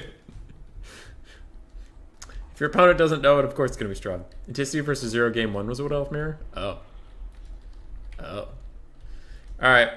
Well, for Hanadins, we have a Cav Rush. Glade Riders with Hagbane tips. Other than that, we have the Wild Hunters of Kurnos, Wild Riders with shields, 3 more of them. Glade Riders with spears, 5 Dryads, and Drycha. I imagine the Dryads are going to be vanguarded, and the Cav are going to be spread out. But there's no reason for him to take the long approach. The other side is going to have the more balanced archer build. So for next bet, we have Eternal Guard, 2 of them. Shields, shields, shields. So 5 Eternal Guard, 4 Dryads, Glade Guard, 5 of them with no modifications, Wild Hunters, Kurnos, Wild Riders, and 2 Glade Riders with spears. The red team just has... Oh, and Drycha. Yep, Drycha. The red team just has, like, so many more things. Like, that's the thing with Cav builds, is they're so expensive that it just... You just feel like you're gonna get out-grinded. We'll see if Hanadins can deal with that. But initially, I'm going to favor the red team here.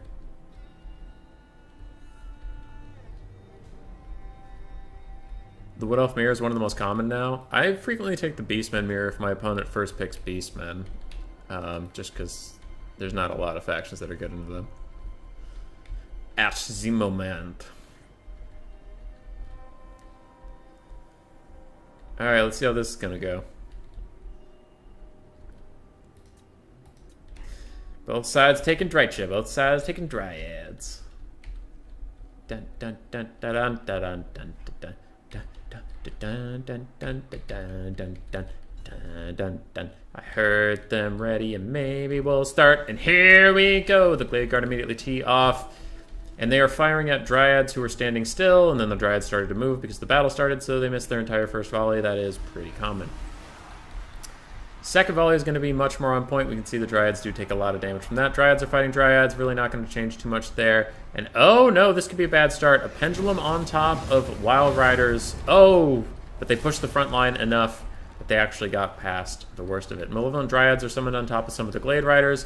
There is a Cav fight up on the hill. Glade Riders with spears are taking a fight against Wild Riders. That's not great for them, but it looks like the other Cav support isn't quite in position to help them just yet. Glade Riders with spears on the front line, stall out a little bit, can't quite get in there. A Pendulum cast does hit 2 different units of Glade Guard, and it's going to rout one of them off, just kill a bunch of the other one.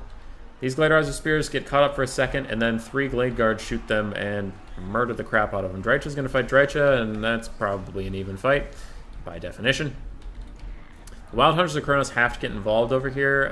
Neckbet's just running over this entire area. Even though he's outnumbered Cav to Cav, his Cav are just moving more effectively and more quickly. And he is taking advantage of that area. Wild Riders over here have stalled out a little bit. The Drycha duel is going, and it's pretty close, but actually Blue Drycha is a little bit ahead. Other than that, these Wild Hunters Kurnos got to get back over there and get involved. Go, go, go. Go, go. Help your friends. Other than that, the Glade Guard have been routed a little bit by summons and occasional pendulums and such.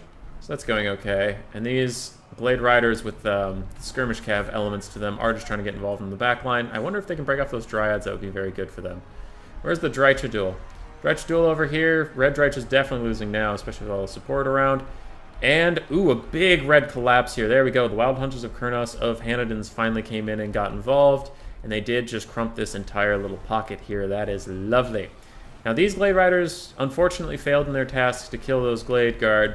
And they will get routed off, but it looks like more Cav are coming on the way. Pendulum from someone is coming down, but it hit both units so equally. I don't know who casted it, and I don't know who wanted that to happen. Somebody did. Glade Riders of Spears are fighting the other Wild Hunters of Kurnos, but with more Wild Hunters of Kurnos to fight them, that is looking pretty bad. And the blue team's actually pulling quite ahead on this one. The Glade Guard got shut down more effectively than I would have thought by all those pendulums. Another pendulum coming in doing good work onto the red team, so I'm guessing the blue team cast that. But you never know. There is a little enclave of archers that have been set up to defend themselves, and the Wild Hunters of Kurnos are charging in. They're going to probably instantly shatter off this unit and the other two are going to fire into them and get what value they can while they can. Injured Drycha for Neckbet is going to go join up with some spears, giving them nice melee buffs, while this one is less injured and she gives less nice melee buffs. Bounce power is pretty against Neckbet at this point. The cav engagements, he was using his cav so well, but he just didn't have as many as Hanniden's. And then when Hanniden's ran over the sides, he also could fight rear charge in the middles. And I think the pendulums for Hanniden's probably changed the game for him, because that frontline fight also was just pendulum city. Yeah, you can see that's the difference. That's the difference right there. 800 value for that Drycha, almost, well, it's 1700, but it's almost 1800 for that one. So it's like almost 1,000 more value on the same character. You can just tell that the pendulums for Hanniden's took out a lot of this front line. The front line was Neckbet's advantage, his front line and his archers, but these pendulums were just destroying archers, destroying dryads. All pretty good stuff there. Wild Riders didn't really pay for themselves, but they served a purpose. Oh, Neckbet had great Stag Knights. I missed that, but they did well. His Wild Riders did well. You can see his cav actually, on average, got more value than the other cav, but there was just more of it. You know, they were so outnumbered that they got beat up. Bladeguard got a little bit of value. Didn't quite pay for themselves, but they did okay. The Eternal Guard just got slammed. As far as this side, everything got a little bit. It's one of those things where every build is split up a bit. Map set, I let you pick. How kind. All right. Some banter that I'm going to hope is friendly. Can't really read the tone. Boom, boom.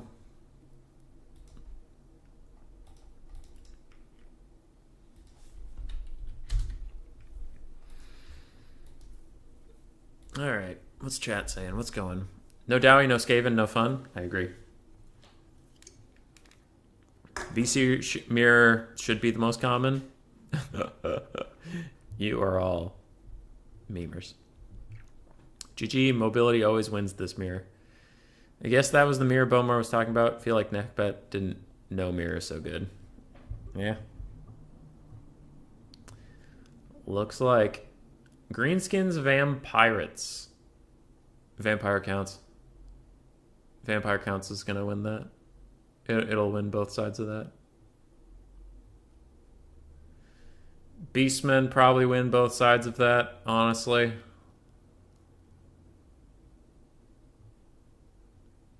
Chaos is okay there. Depends. Some people, the Greenskin Chaos matchup is pretty even. Some people like it for Chaos, some people like it for Greenskins. So if Hanniden's is confident in that, he could pick his Chaos, because they do beat the Vampire Coast pretty regularly. I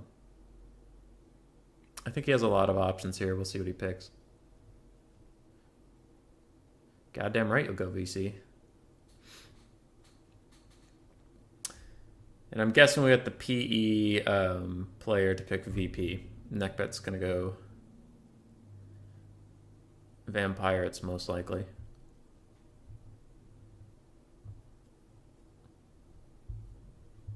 But we'll see. There it is. I was like, why don't I hear any in-game music or anything?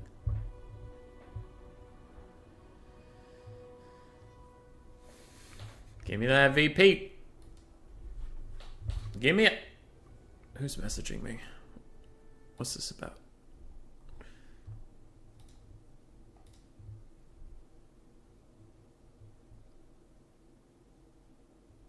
Okay. Cool. Greenskins. Okay. All right. I have not played this matchup in a long time, but when I used to play it as Greenskins, I would, and I know, you're all going to point and laugh and make fun of me, but poo-poo. I did take a Rogue Idol because, little known fact, it has a leadership aura. As long as it's alive, it's map-wide. So take a Rogue Idol. Take Orc Shaman with Fists of Gork for magic damage in case they bring Banshees. Other than that, Gaze of Mork. The Goblin Shaman's been nerfed since then, so I don't know about that. But then I took Azhag for his leadership AoE buff and his melee attack AoE buff. He has actually 2 AoE leadership buffs. You take Savage Orc, Biggins, Goblins, etc. But the main point is you just have this unbreakable core. Because the reason the Vampire Council like this matchup is because your leadership sucks. And I just countered that by having better leadership than they were ready for. And then we won the melee fights and ground them down. But it's been a while. We'll see.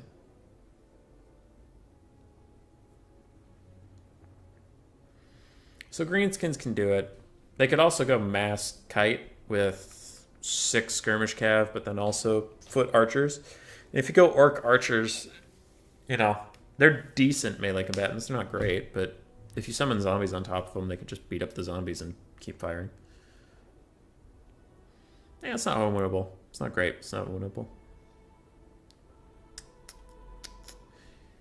I think one of the reasons it's unwinnable in a lot of people's eyes is because they'll just blindly take Grom the Paunch, and I think a lot of vampire lords can deal with Grom the Paunch. Like, Vlad can fight him okay, though he's a foot character, so he has a harder time, but Vlad can still fight him okay with Master of Beguilement. A lot of vampire lords are on dragons, and they can breath attack him and lower his leadership and then just, like, rear charge him or knock him off the battlefield or something. So I think Grom might not be the best pick here for once.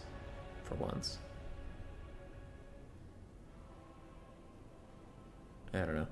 Azhag's at least mobile, because then he's on his Wyvern, which gives him 110 speed, so he can largely outrun anything the VC have. But I'll stop talking about Azhag. No more Azhag, I promise.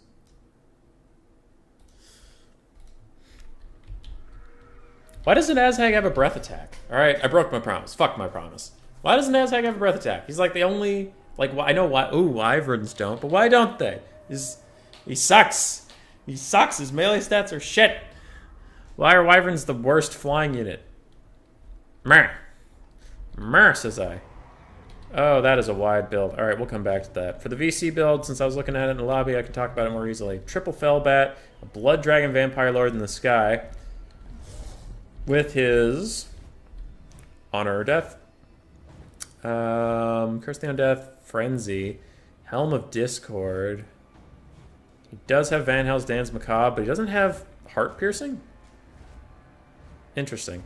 I thought the Blood Dragon Lord would take his like, big armor piercing debuff thing. Oh, buff thing.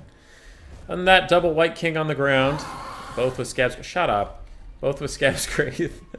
5. Yep, 5 zombies. Had to make sure it wasn't 6, because 6 is the big illegal.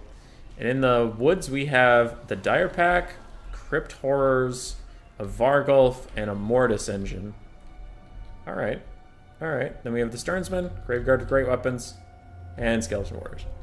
A very diverse Vampire Counts build. The Mortis Engine could be good. It could be bad if they have a bunch of archers. And they do have a bunch of archers, so that might be tricky. Orc Armor Boys, Savage Orc Armor Boys, Savage Orc Armor Boys. So, all 4 of them. Zombie summons get on top of them. You don't care as much. We have Wurzag on foot. Goblin Big Boss on a horsey. And Wurzag has Brain Burster and Fists of Gork. And that we have Savage Orc Biggins, Savage Orc Biggins, Savage Orc Biggins, Savage Orcs, Orc Boys, Savage Orcs, Orc Boys, Savage Orcs, Savage Orc Biggins. 2 Stone Trolls, no Grom the Paunch, Foot Wurzag. I worry Foot Wurzag is going to get breath attacked, but with Effingea to get, Effingea to big get, to dome-domes, he can just Effingea to get down the Blood Dragon Lord, and then all 4 archers return and shoot him. So he does have to, he being Hanniden's, does have to be careful about when he takes that breath attack moment, but if he gets one good breath attack onto Wurzag from directly above him, he will rout off the dancing lad. On the far side, what do we have over here? Fellbats? Okay. I was like, where did you come from? Where's the Mortis Engine? Mortis Engine and Crypt Ghouls are very far back. I think he's trying to protect them from the archers, but I'm worried that they might not be within range to respond in time to the call of battle. They won't be moving up now, though. Archers taking some free shots into zombies.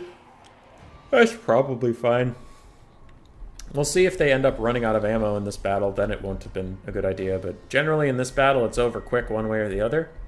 And archers are not going to run out of ammo. Instead, they'll run out of leadership or health. Graveguard great weapons are taking a lot of damage from this focus fire. Without the Mortis engine here to passively heal them up, because it does have the unholy lodestone type effect, that could be pretty bad. Scab Scraith nuking down some Savage Orc Biggins also hits a little bit of zombies, but we don't care about that. And I think that was a double cast. I think both of them cast at the same time. Fellbats are being used just to tie up the archers for a little bit, buy time for the front line, and then Fists of Gork are cast on these Savage Orc Biggins, but they might just break, which could be pretty bad. And there's the breath attack we were talking about, but it's going on the Savage Orc Biggins, not onto Wurzag, which could be a big mistake. We do now see the effigy of the Git, and archers are shooting at him. He's already taking a bunch of damage, and he has to cast an Invocation of the Heck. So that is not the best start for the vampire counts. A lot of their Fellbats have been zoned off or killed already. Stone Trolls are now in to fight the double White King and the Graveguard with great weapons, but they are so low on health already at this point in the game, and that could be a pretty big loss for them. Mortis Engine's trying to drain down some Savage Orc Biggins along with the Crypt Ghouls and Sternsmen fighting. And Blood Dragon Lord is going to land on top of this Goblin Big Boss, and he does some good damage to him, but if these archers manage to focus up and hit him, that Blood Dragon Lord is going to take a bunch more damage. Vargulf on the far side is fighting Savage Orc and Orc Boys. Thankfully for him, none of these are Biggins of any variety, but they are still doing good damage. We can see now the Mortis Engine is trapped up by Stone Trolls and getting beaten to death, and that's looking pretty bad for them. Another Brain Burster coming in, hitting the Sternsman this time. And in the back, some of the Orc Aura Boys are being routed off, but they might have done their work already. Overcast Invocation to Heck coming down over here, trying to save the Mortis Engine and these Crypt Ghouls. And here could be a big play. The Stone Trolls are getting a little bit surrounded and attacked, and if they break, that could be a big moment for the vampire counts. Blood Dragon Lord landed to try to fight something, but he immediately regretted it and pulled out of there. Mortis Engine with that healing from the Invocation of the Heck and the archers being a little distracted at the moment did rally and is going to pull away. And now as these units start to break, if these Stone Trolls break, the Fellbats have to be pulled over here and follow them off the map. They can't be allowed to come back in any way. But it looks like they won't break. They will instead slightly rally, and the Mortis Engine is now going to start juking some shots from archers. Another breath attack comes down onto Orc Boys and Savage Orcs, doing decent work to them, but again, I would really like those breath attacks to go onto Wurzag or something a little more critical than the Chaff. Now, he has a good angle when he does it. Like, he's mechanically performing them well. I just disagree about the decision-making of when to use them. Mortis Engine is running in, trying to start draining down more units again, but a Goblin Big Boss follows it, and on his Wolf, he should be able to catch it indefinitely and keep following it around. Double Scab Scraith comes in on top of the Savage Orc Aura Boys and hits a couple Savage Orcs as well, and a single target Invocation of Heck hits the Blood Dragon Lord. He has maybe one breath attack left if he hasn't used all three, but I have definitely seen two. Vargulf is running in as well, but the archers are back online. I think the Greenskins are in a pretty good spot this game. Helm of Discord hits some Stone Trolls, and then the Blood Dragon Lord is going to commit to diving down here. Mortis Engine is getting taken out at the moment, and another effigy of the Git comes down. More archers going to hit him, and Van Hell's Dan's Macabre, AoE. It does do a little bit of overcast damage to him, but I'm wondering who that's for. I mean, I guess the Sternsmen, but they're not going to do that much damage to the Stone Trolls. Mortis Engine's running around, trying its best not to die, and this Goblin Big Boss is getting sniped out a bit, but oof. It's looking pretty bad for the vampire counts at this point. Archers, man. Just because people tell you a matchup's bad doesn't mean it's unwinnable, you guys. It's doable. It's very doable. Blood Dragon Lord is having a hard time. Vargulf is also very injured. Archers are safe and happy to start shooting once again. Double White King are... I think they have one Scab Scraith left apiece, but that's not going to carry this game. Blood Dragon Lord overcasts again, doing a little bit more damage to himself, because I believe Wurzag has an item that does that, but I don't know if he took it. No, he didn't take it. But still, overcasting stuff is risky. Vargulf's going to get shot down. Sternsmen are going to get shot down. Another breath attack comes in onto these Savage Orcs. I really wanted those to go into Wurzag.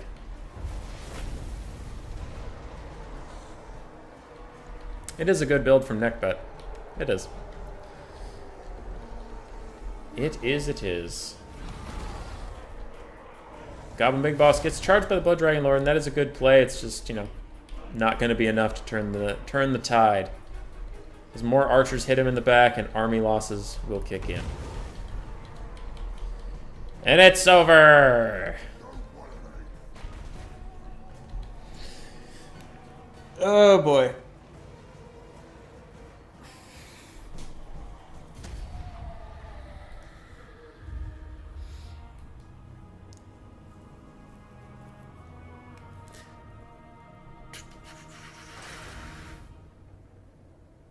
Yeah, Savage Orc Biggins did their job.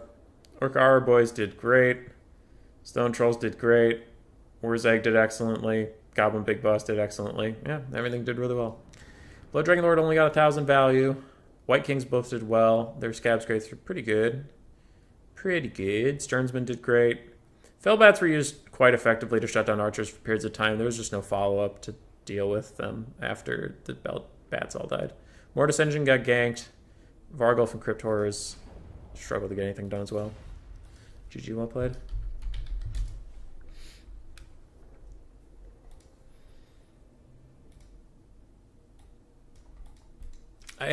He's saying wrong spell. I think he means Van Helsdan's Macabre. It's not a great spell.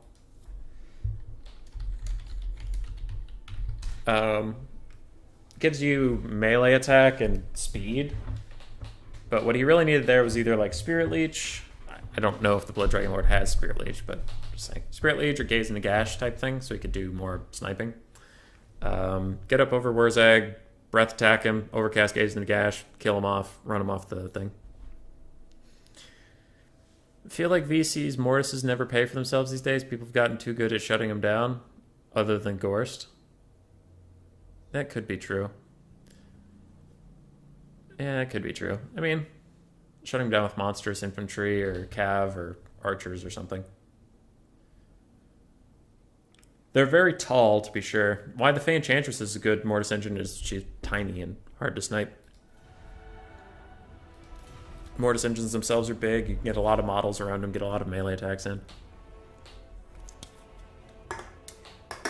Yeah, I think he wanted...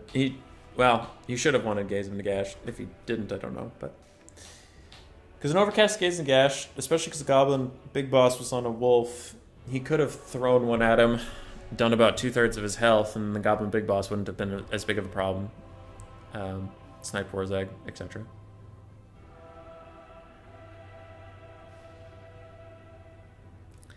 I mean, you know, we've talked about it a lot on this channel, but why I'm so obsessed with, like, oh, Warzag, kill Warzag, Warzag, blah, blah, blah. It's like, Skaven, Beastmen, and Greenskins all have horrific leadership. So if you kill their lord, you take away the positive leadership, but also you do the negative leadership of your lord died.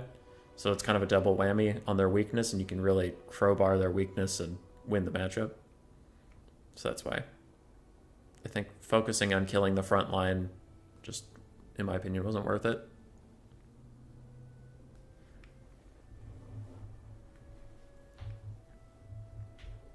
But that's me. Alright, what do we got? I lack factions for this format. Uh-oh. Well, Neckbet's played Vampire Counts plenty in his life. He hasn't played Vampires yet. VC, VP, Warriors of Chaos, ban Lizardman.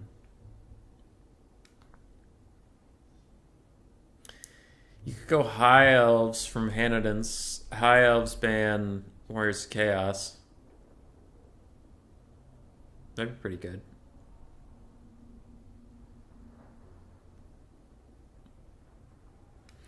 High Elves ban Warriors of Chaos would be really, really good.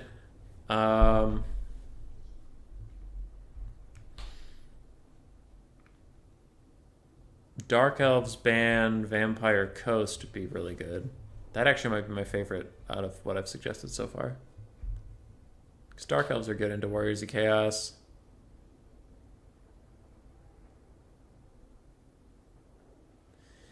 VCVP, Warrior Chaos, ban Lizardman. Yeah. I'd do that. So Dark Elves, High Elves are good picks here. Warriors of Chaos ban Vampire Counts could be good if you're confident in the mirror matchup, and the Vampirates thing is usually your favor.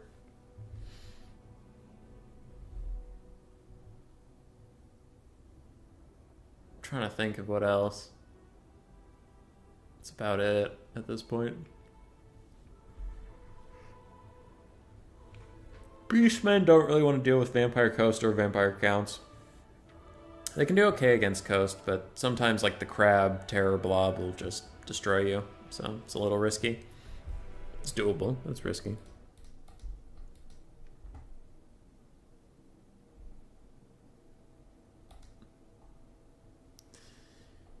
We will see. Bum, bum, bum.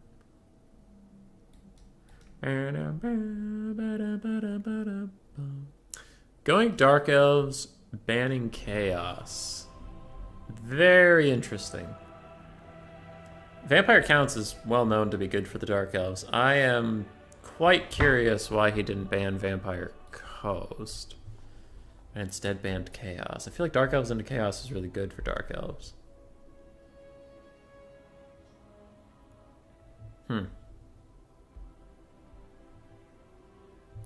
Well, we'll see.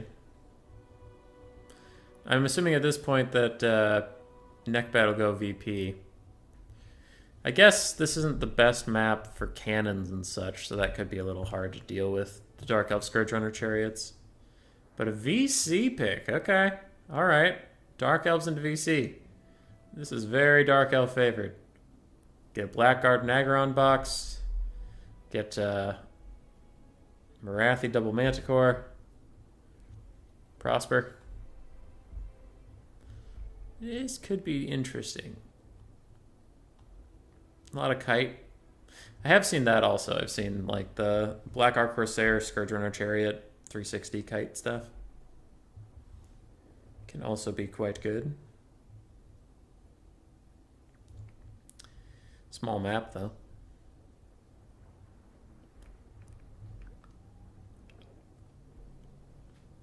Ready, I guess. It's funny because on my end, I've seen Handedens pick like 2 units. And then I saw Ready, I guess, and for some reason I thought it was Handedens saying that, and I was like, that's confident. That's bold.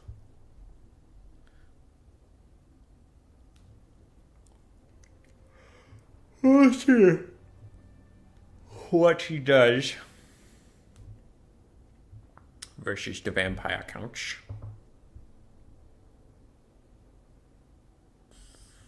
The Vampire Counts. I don't know what made Counts all of a sudden good. They just are. They're all of a sudden A tier. And I'm trying to think what really caused that. I guess the poison nerf from 2 patches ago? I guess? I don't know. This is new.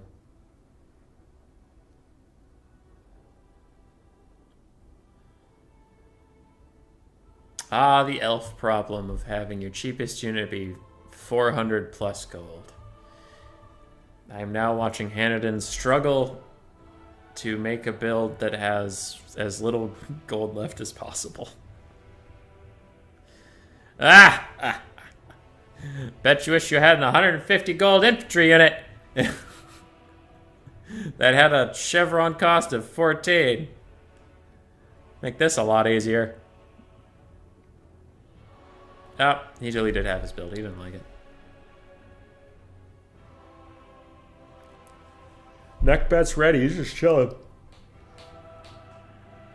Whew. He's waiting.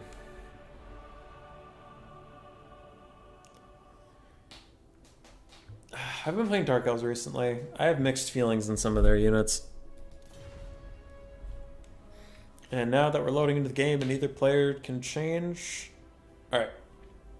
He took some Cold One Nights, and I was thinking about them. I've been taking Cold One Nights, and there are times where I love them, and there are times where they just don't feel like they do anything. Hadri's 2-0? Is that in the semis or in the finals?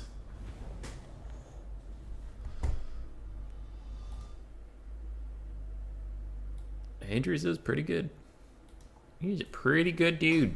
Did he play Skaven at all, or what?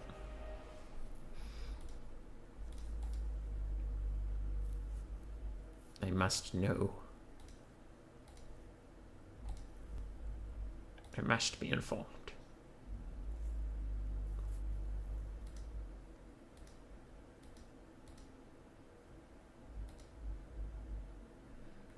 Oh, lame, he didn't play Skaven. Lame!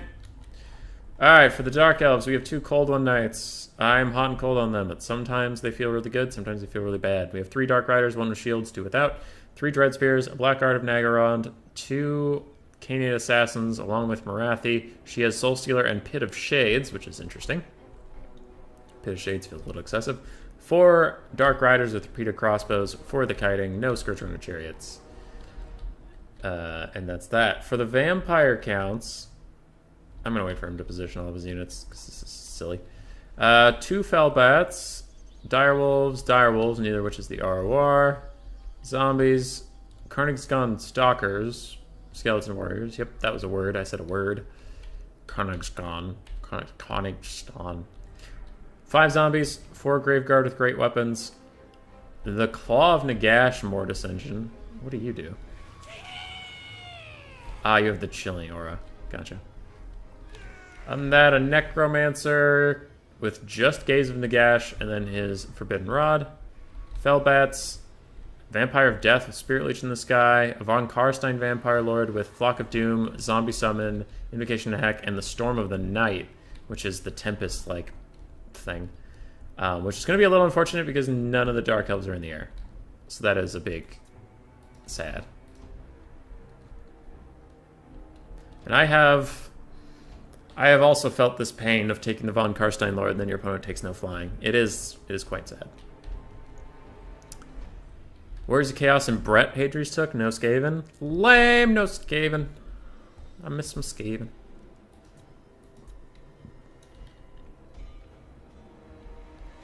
You guys ready for some kiting?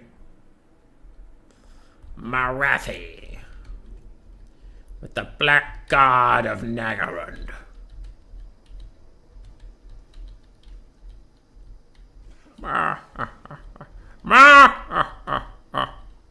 You'll never get through my spearman, Spider-Man. It seems I don't want to take the good spells and items today. What did he forget? Oh, he took the black egg. Oh, that's tragic. He took the black egg, which is like a Scab Scraith, but not as good. Instead of the double Web of Shadows, which is another Soul Stealer. But we'll see if it ends up mattering. Yeah, these Dark Riders shouldn't fight those dogs yet. They should get Cold One Knights up here if they want to fight those dogs. I guess just having more Dark Riders than they have dogs is smart, but you gotta be shooting your repeater crossbows, friend. You gotta get out there. Come on. Come on. Go, go, go. Just kill them. They're dogs. There you go. Alright. Now the Dark Elves are shooting and running. Stop running. Please, for the love of God, shoot. You don't want the melee fight. You gotta shoot before they get here. Alright, he's firing at dogs some more. I guess his thought is that if he kills the dogs, he can just infinitely, like, back up and keep kiting.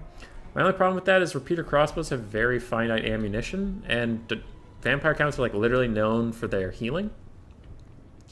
So if I were the Dark Elf player, just use your Dark Riders, and it's hard, it's a lot of micro, but use your Dark Riders and Cold One Knights to zone off the dogs. Like, if they ever want to run up on you, just slam into them and kill them. And use all of your repeater crossbow ammo on Graveguard with great weapons, Mortis Engine, and the Necromancer. I also wouldn't shoot at the stuff in the sky, because a lot of your bullets are going to miss and or get dodged. Oh. This is not looking ideal for the Dark Elves at this point. I am very worried about their ammo, and also just how this game's going to go. Repeater crossbows firing at Felbats. It does okay damage, but they're just going to pull back and maybe get healed if they hover above the Mortis Engine and Necromancer team. Spirit Leech coming in out of the Canadian Assassin. Very low health pool there, so that'll probably do good damage. And the Canadian Assassin didn't throw for some reason. They and the Master Assassin for the Skaven just seem to be very inconsistent ranged combatants. They just sometimes don't fire, which can be alarmingly frustrating, in my opinion. Hey guys, good news. Reddit wanted to tell me that someone posted on Reddit somewhere. I don't know them. I'm not a part of their subreddit, but thank God I got a notification for it. Direwolves taking more shots. I'm still very concerned about this, because what are they going to attack? Like, they're going to attack your Dark Riders or Peter Crossbows if your other Dark Riders don't protect them. Other than that, everything you have can just kill them. Like, Spearman, Blackguard. I am concerned and upset. And the zombies are about to actually start the frontline fight. Ruh-roh. This is looking scary. I'm very scared. A lot of shots going up at the flying target, but as we said, they're either missing or getting dodged, and she's just going to heal it up. Dogs are going to get involved in these Dark Riders. These other Dark Riders need to pull up and start helping them fight, or Soul Stealer, or Wand of Crydon, or something. Don't just leave them. Please don't leave them. No! Alright, a zombie summon's coming out, trying to block up some of the Dark Riders, but if they break, these Fellbats can just fly over them and block them off the map. Cav focus builds are very hard to play. Can confirm. Alright, Dark Rider's gonna start firing into direwolves and zombies, it looks like. Yeah, across the board, direwolves and zombies. Where are the Cold One Knights? I'm alarmed at how carefully he's playing with these Cold One Knights when there's nothing to really punish them. There's no mass. Nothing's going to block you in. Just take the fight. Kill the direwolves. I'm upset. I'm upset! Alright, Cold One Knights charging into the Koenigsegg Stalkers. It looks like we'll get the Black Egg over here, killing a ton of those zombies, and Marathi's running around. And the Von Karstein Lord and the Vampire are going to both take the fight onto Marathi. Soul Stealer is a nice touch. And the Cold One Knights can charge in here and do a lot of great damage. So charge over here, charge over here, charge over here. Don't run away. Charge over here. Please. Please, go fight them. Dark Riders or Peter Crossbows are having a little trouble firing. The Black Rider and Nagaron need to move up. The Double Canyon Assassin are firing and poking shots against the Von Karstein Lord, and a nice Wand of Crydon does a ton of damage to him. He has to pull away and use mana to heal himself. Dark Riders of Peter Crossbows should be firing at this Mortis Engine. Not him as much. They're going to have a hard time hitting him, and it'll just heal. Kill the Mortis Engine, please. Or the Graveguard. I'm worried you guys are going to run out of ammo someday. Over here, Dark Riders are rallying a little bit. Cold One Knights are fighting against Fellbats. They're doing excellently over there. Peter Crossbows are firing into these Koenigsegg Stalkers. Looks like we have a Flock of Doom coming in onto this area. Alright. Alright, Fellbats are trying to chase down these Dark Riders with Peter Crossbows. Not really getting too much done. Cold One Knights are charging Graveguard with great weapons. Canadian Assassins, how are you guys doing? You're doing okay. More pokes onto the Vampire Lord. The Assassins underneath him are also getting up some nice poking shots, which is very good. More healing onto that Lord. Dark Elves are now seeming to rally together. What could have been a rough early game is now turning into a pretty good mid and late at this point. Mortis Engine's going to get shot with a bunch of crossbow bolts, taking loads of damage. Another Flock of Doom coming in, but Marathi takes a big hit. She needs some Cold One support. Where are the Cold One Knights? Over here killing some Koenigsegg Stalkers. But Marathi's gonna die, you guys. Uh-oh. Uh-oh. She's hanging on. The heal cap's coming in for the Von Karstein Lord. I'm surprised Marathi's leadership rallied there. Looks like these boys are obstructed. I don't know what they're firing at. I swear to God, if it's not the Mortis Engine. It's not the Mortis Engine. Please shoot the Mortis Engine! I'm upset and angry! Double Canyon Assassin, you're getting hit by dogs, and I think they're going to take a lot more damage than you would imagine. And Marathi is going to break. Now that's looking pretty bad for the Dark Elves. They still have a ton of ammo on these repeater crossbows. Marathi's dead. Marathi's pretty dead. Alright, repeater crossbows are getting involved now, doing a ton of damage to the Mortis Engine. It might be too little too late, but we'll see. Coldwood Knights and all these spear boys are going to run over here. Now, the repeater crossbows are still very hard for the vampire counts to deal with. If they can just focus down one thing at a time, take out healing source after healing source, so start with the Mortis Engine, then take out the Necromancer. Keep your Coldwood Knights safe. Keep your Coldwood Knights safe to zone off these frickin' dogs. Don't shoot at the Flying Lord. Stop it. Stop it. He's just dodging you. I mean, he is heal cap, so anything that hits, but you need all of your ammunition at the moment. So just kill the Necromancer. He's sitting right there. He can hardly move. Just shoot him first. Take this one at a time. Alright. We maybe have got this. Maybe. Zombies are getting shot now a little bit. Direwolves are getting shot now a little bit. Nobody gives a shit about these things. Kill the healing sources. Mortis Engine's slowly crumbling down in the distance, which is quite good for Hanadins, though it is going to probably rally soon, especially with Invocation of Heck. It's 100% going to rally. I don't know how these repeater crossbows got caught by infantry, but that happened a little bit.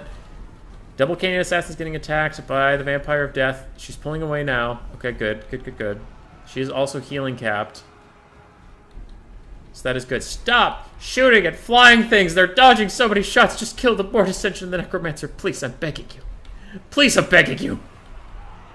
Another pseudo scab scrape from the Black Dragon Egg. Look at that damage. That's the damage we need. Yes. Yes. Look at him go.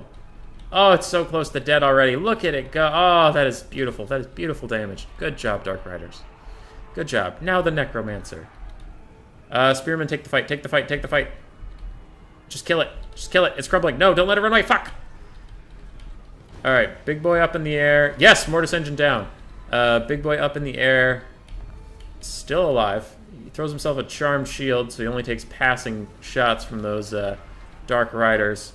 And he's now going to dive onto the Canadian Assassins, try to get some work done while he can. You guys are running dangerously low on ammo. Kill the Necromancer. Please. Stab it. He's going to crumble away anyway. Stop shooting him.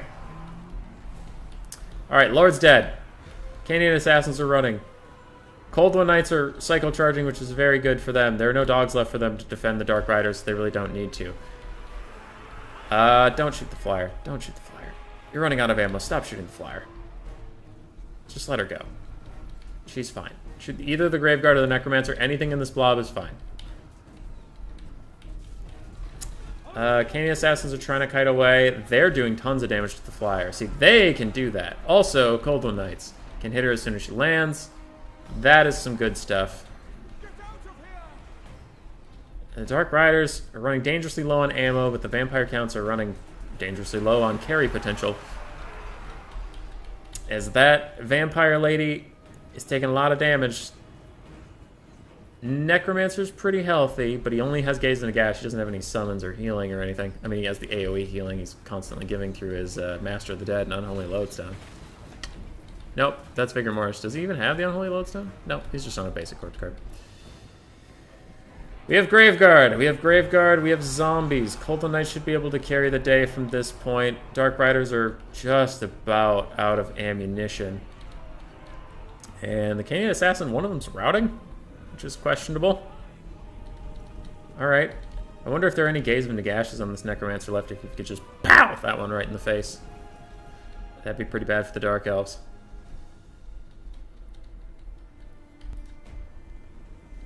This Assassin rallying could be pretty bad for the Vampire counts, as he has a good amount of ammo. He can throw out the Necromancer and do a lot of damage. Graveguard are trying to heal up, but they are crumbling. Ah, that Assassin routes again. What a coward. Coldwood Knights charge into Graveguard with great weapons. They are going to take decent damage on the return. Ouchies. Ooh, and they rampage. Ow. That hurts. You hate to see it. Aside from that, what do we have? 3 Dread Spears, a bunch of Dark Riders with no ammo. Canadian Assassin. Thankfully, by weight of bodies, the Dark Elves should be able to win. But we'll see. Graveguard, great weapons, are decent combatants, and they're getting healed up slowly by sitting next to this Necromancer, but they are crumbling at about the same rate they're healing. Don't call it a comeback. He's been here for years.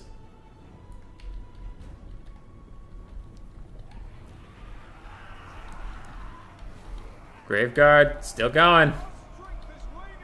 Still going. Though those Graveguard are about to actually disintegrate away. Zombies are gone. A rear charge comes in. Those Graveguard are gone. I'm pretty sure the Dark Elves have this. Double Canyon Assassin still around to throw stuff at the Necromancer. It's over. It was risky there. It was risky there. Ugh. I mean, that matchup is really good for the Dark Elves. And I liked Hanadan's build a lot. As I did not hide at all, I strongly disagreed with some of the target selection. But the build was very good. Kept the Dark Riders quite safe throughout. 1300, 1300, 1400, 1600. Cold One Knights almost paid for themselves, but they were mostly there to kill anything that goes for Dark Riders. Blackguard did fine. Canyon Assassins did really well. Marathi did really well. On the other side, 2,300 for the Vampire of Death. 1,200 for the Lord. Graveguard, mixed values, but mostly just got shot. And the Mortis Engine only got 500. So GG, well played.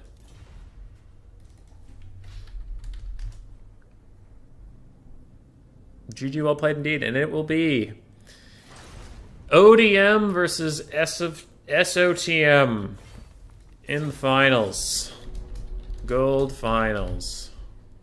Host game as a spectator. 1, 2, 3. We'll get him in here. I don't know why my lobbies keep starting like that now, where there's 2 on one side and none on the other. I think Dr. Jellyfish and I are friends. I think Hanadan and I are friends. If you see them, there we go. Jellyfish. Hanadan's. Got it. GG's indeed. Cliff of Beasts, Summer Song, and Iron Sand Desert. Those are good maps.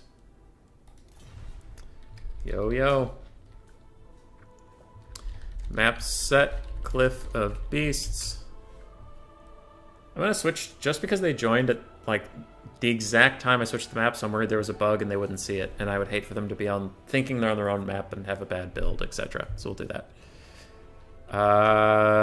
Jelly pick 2, ban 0. Oops. Oops. Ban 0. Not 9. Not 9. That's funny. It's sad how Human Boy thinks people are his friends. Aww. Aww.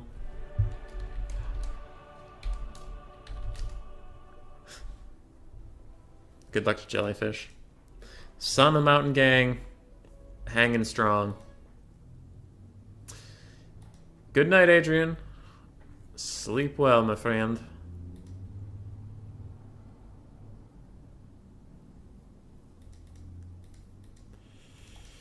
Okay. Move that up. Lizardman Beastman from Jellyfish. Strong pick indeed. Alright, we'll do that. I gotta switch sides for this, don't I? Okay. Oh, whoop. I sometimes struggle with this software. Stop it. Stop it. There we go. ODM, Hanadan's.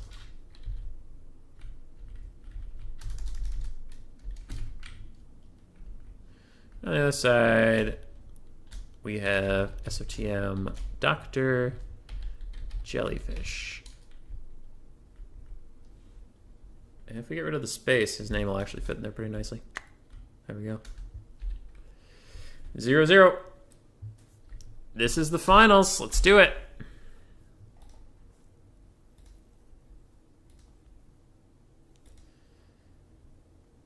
Adrian saying thanks for the stream. Anytime, my friend. Anytime.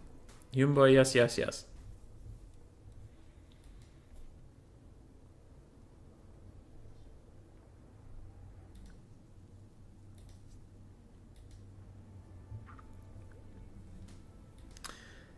Vampire Coast versus Lizardman Beastman. Jellyfish is probably gonna go Beastman. Probably.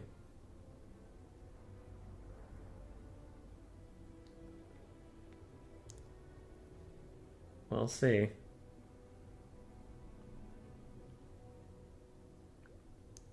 Yep, Beastman. Alright, Beer Bean.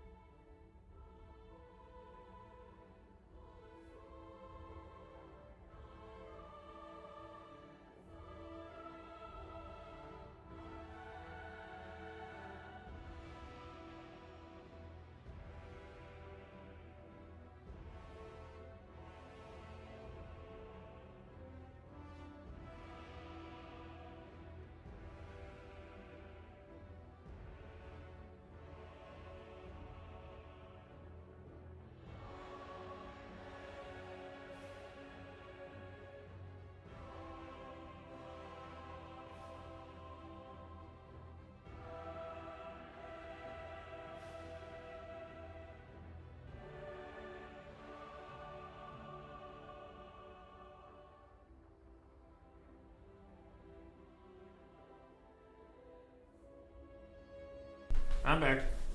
Okay. How are we doing on builds here?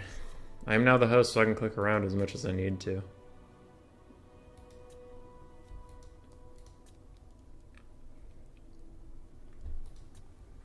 They're coming together. I like the looks of these. These are good builds.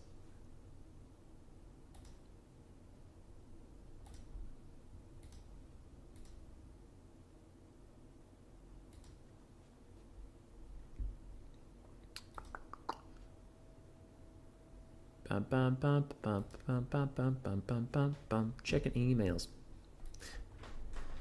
No urgent ones.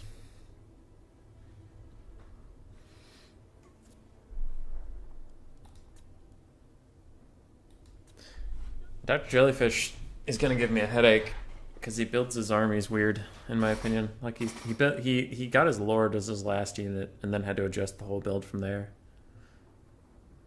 That was interesting.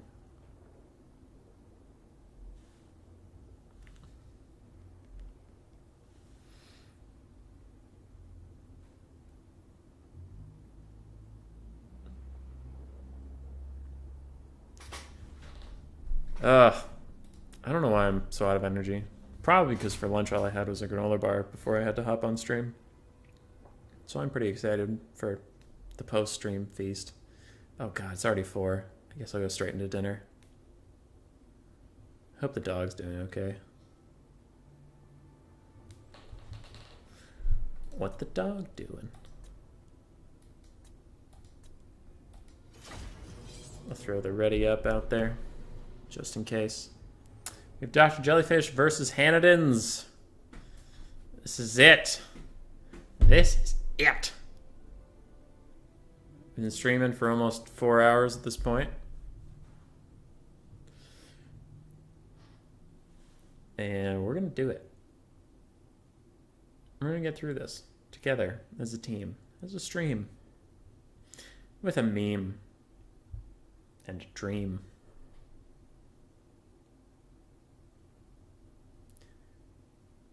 Hanadins has been sitting on the same army without being ready for a very long time. He's deep in thought.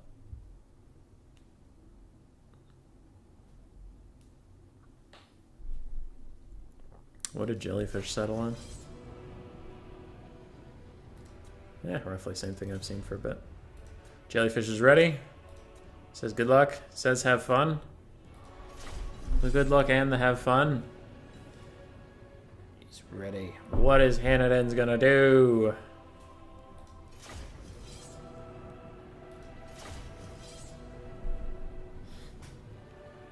His build hasn't changed. I'm wondering if he'd like left the room to go to the bathroom or something. Because the build looks done, just hasn't changed for a really long time. Oh. Oh, it's changing. A little bit. chevrons. This is a good sign. Usually means the end is near. Yes! Yes!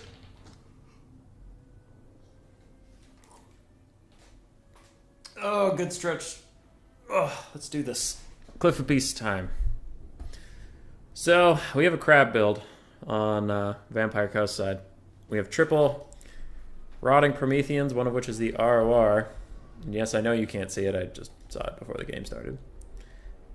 Judging by Noctilus's price, I'm guessing he was on his Necrofax. Then we have 2 Gunnery Whites, probably also on crabs.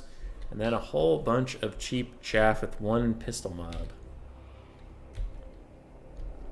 On the other side for Dr. Jellyfish, I remember Torox and I remember a very standard rush build, but we'll see. All right. Yep. And it's looking like what I thought. Well, here we go. On the other side, we have 5 Ungor Raiders, a lot of archers. Good pick, good pick. 2 Centaurs with throwing axes, one of which is the Grog Hoofs. Centaurs, Cast Warhounds with poison, Centaurs, 2 Harpies in the sky, Bray Shaman of Wilds with Traderkin and Bray Scream. Torx the Brass Bull with a lot of his items, actually. And some Ungors. Nice build. At first, he was really prioritizing dogs, and I was wondering what those were for, because usually the Vampire Coast in this matchup is going to bring, like, crabs and stuff, so... But he cut back on the dogs. At first, he had, like, 4 or 5. Where's the edge of the map? Plenty of distance. Okay, good. When there's a deployment zone, I always forget where the edge of the map is, so if the edge of the map was, like, here, that might be questionable white line camping, but since it's, like, way over here, plenty of space.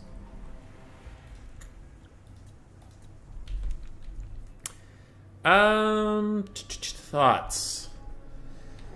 5 archers, 2 throwing axes is a lot that can deal with your crabs. I think the Beastmen can beat this, but I think if they had known this was coming, there were better builds. I think they could have taken like a bunch of Razor Gore herds and stuff like that. Mind Charge with great weapons or something, but their build is capable of winning 100%. Especially the 5 archers. The 5 archers are going to be a big problem for the coast. Groghoof's taking a huge shot. They lost 9 models. 9 Centaur models with 1 shot. Oh, God.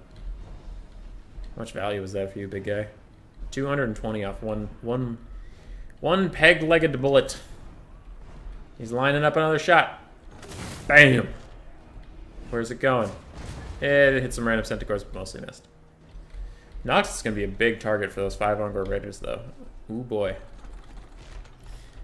And if you're wondering why he's not shooting the archers right now, it's because they're stalking. Can't see them. Fire again! Fire again! Chow! Ah, decent hit. Still not amazing. He's having a bit of a hard time there. Gunner White's just sniping out the Bray Shaman of the Wilds a little bit there. Doing what he can. Dr. Jellyfish is just setting up a nice surround, taking his time. Cheerful and chipper. Centaur is down to 30 models after Noctilus finally got a really good hit on him. And this guy snipes out a dog for like no reason. Take that, dog. Another shot. Another shot. Hey, good hit. In the meantime, we have arrows raining down on the random zombies. Looks like the double Gunnery White thought about running up for a bit and then decided to run away instead. There are a bunch of archers there that can do good damage, but oh, that was a double Scab Scraith and it just deletes that Ungor Raider unit. Ouch. Big ouch. The Groghooves are getting crumped by Noctilus, though. They are not having a good time at all. And a summon comes down on top of the Ungor Raiders, stopping them. So 1 is mucked up, 1 is dead. We are down to 3 Ungor Raiders already. Centaurs do plow into the back line, though. Some crabs will try to respond, but maybe these Centaurs will pull away. We will see. Noctilus is still firing a little bit, and he even throws out a Wraithstorm onto some Raiders. So he is definitely identifying the archers as a problem, and he is going to try to take them out. Centaurs and dogs got a lot of damage onto this flank along with the archer support, but an overcast identification of heck coming down for the chaff. Alright. Not what I would have expected, but alright.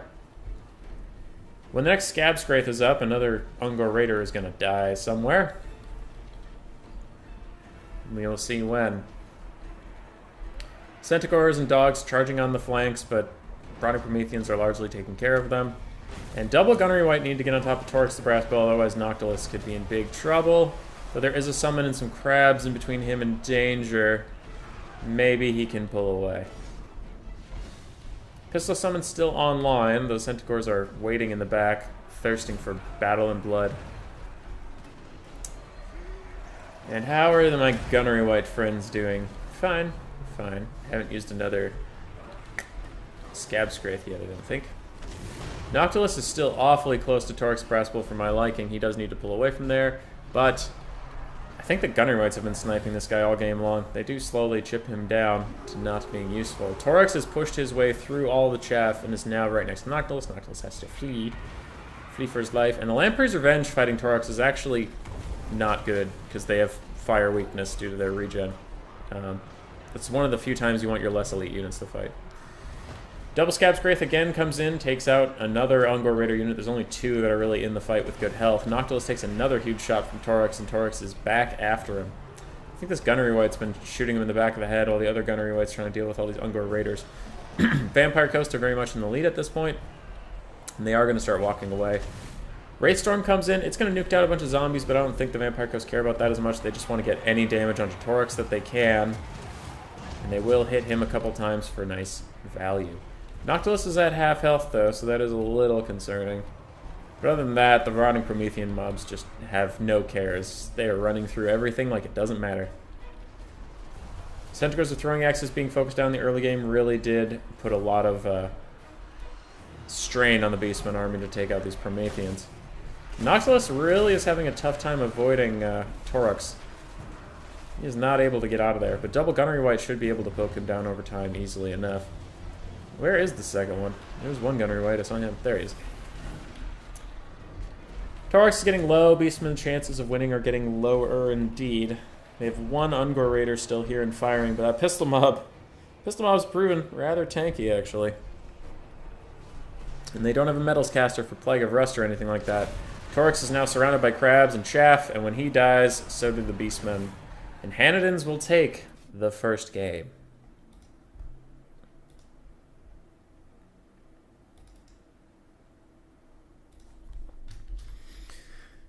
That's a good Vampire Coast build. I still worry it would lose to Minotaur with the Great Weapons and Razorgore Herds, but I'd have to see it. For now, it's looking pretty strong. Chaff just died, but Noctilus got good value, his Gunnery White's got good value, Crabs stood forever. They did good. Torx got 1300, the rest of this build really struggled.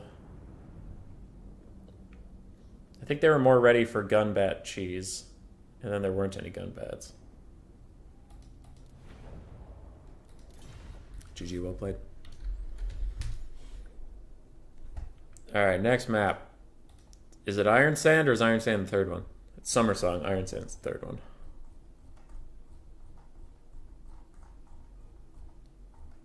Where are you, Summer Song? Where are you? There you are. Maps set. Hanodins. Pick 2.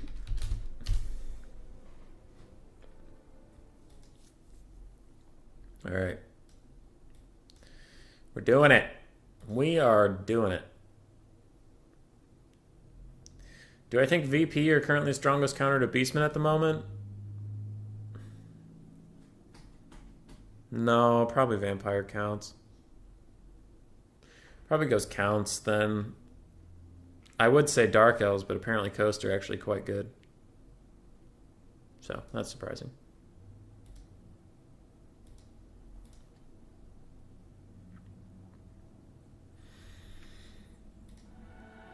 Hanadins is thinking.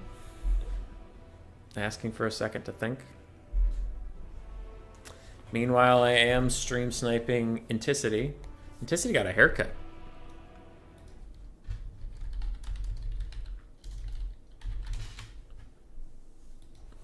Other than that, it looks like Zero and Hadri's are fighting. We're one game into the series, and now we're doing Dark Elves versus Greenskins, which Ice Power does say is very bad for Dark Elves.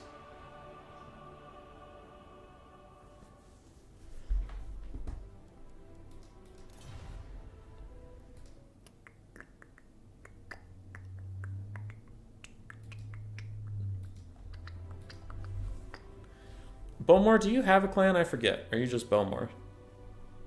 I feel like you would be ODM Bowmore if you had a clan.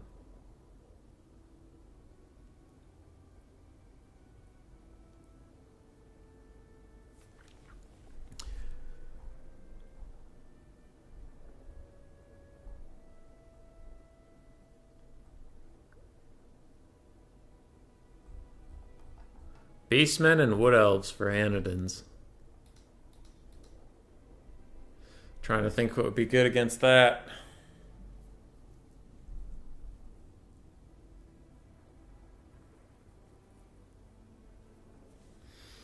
Beastmen and Wood Elves.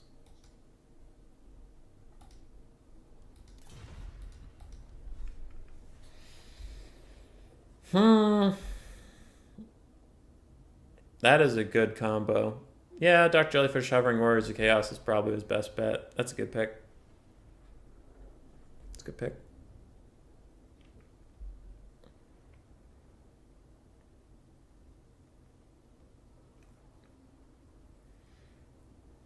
With Warriors of Chaos, Hanadins probably should go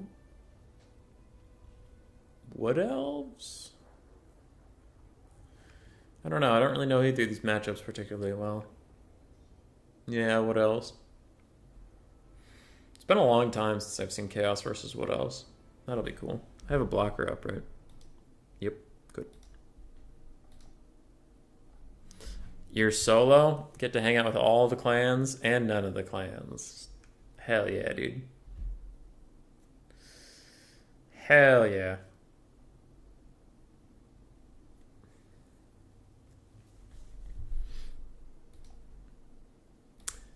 Yeah. RTK's been a little quiet at the moment on our front. I haven't seen too much of us around.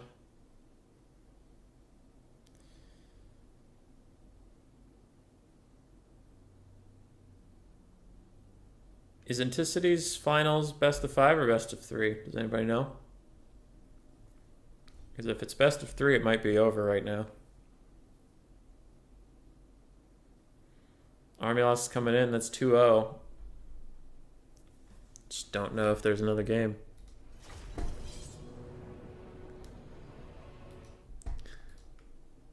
We will see.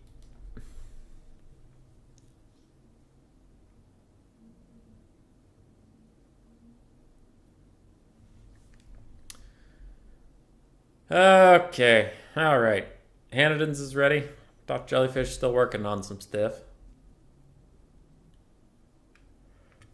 Let's get some Shielded Chosen. Shielded Chosen are always a good idea. Always. Nothing but bad could ever possibly happen.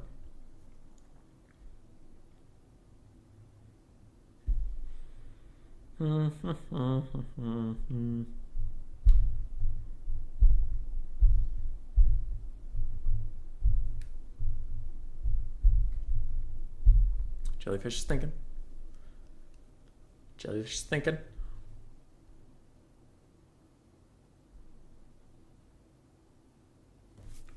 What's his build looking like? Wow, 5 Shielded Chosen. Jesus. 6. I don't think that's legal. 7. You madman.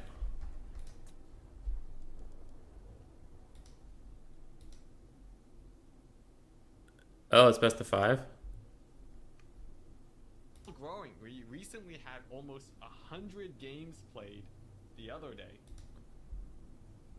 All right. Go into City Go. I don't know. Some people are saying goodbye in his stream and they're saying GG good tournament, so I don't know what's happening. Belmore, I don't trust you. You used to be a Skaven main. Didn't you play Skaven and Wood Elves? Weren't you just like the community's least favorite type of person? Because like people either hate Skaven or they hate Wood Elves almost across the board, and you were just like both.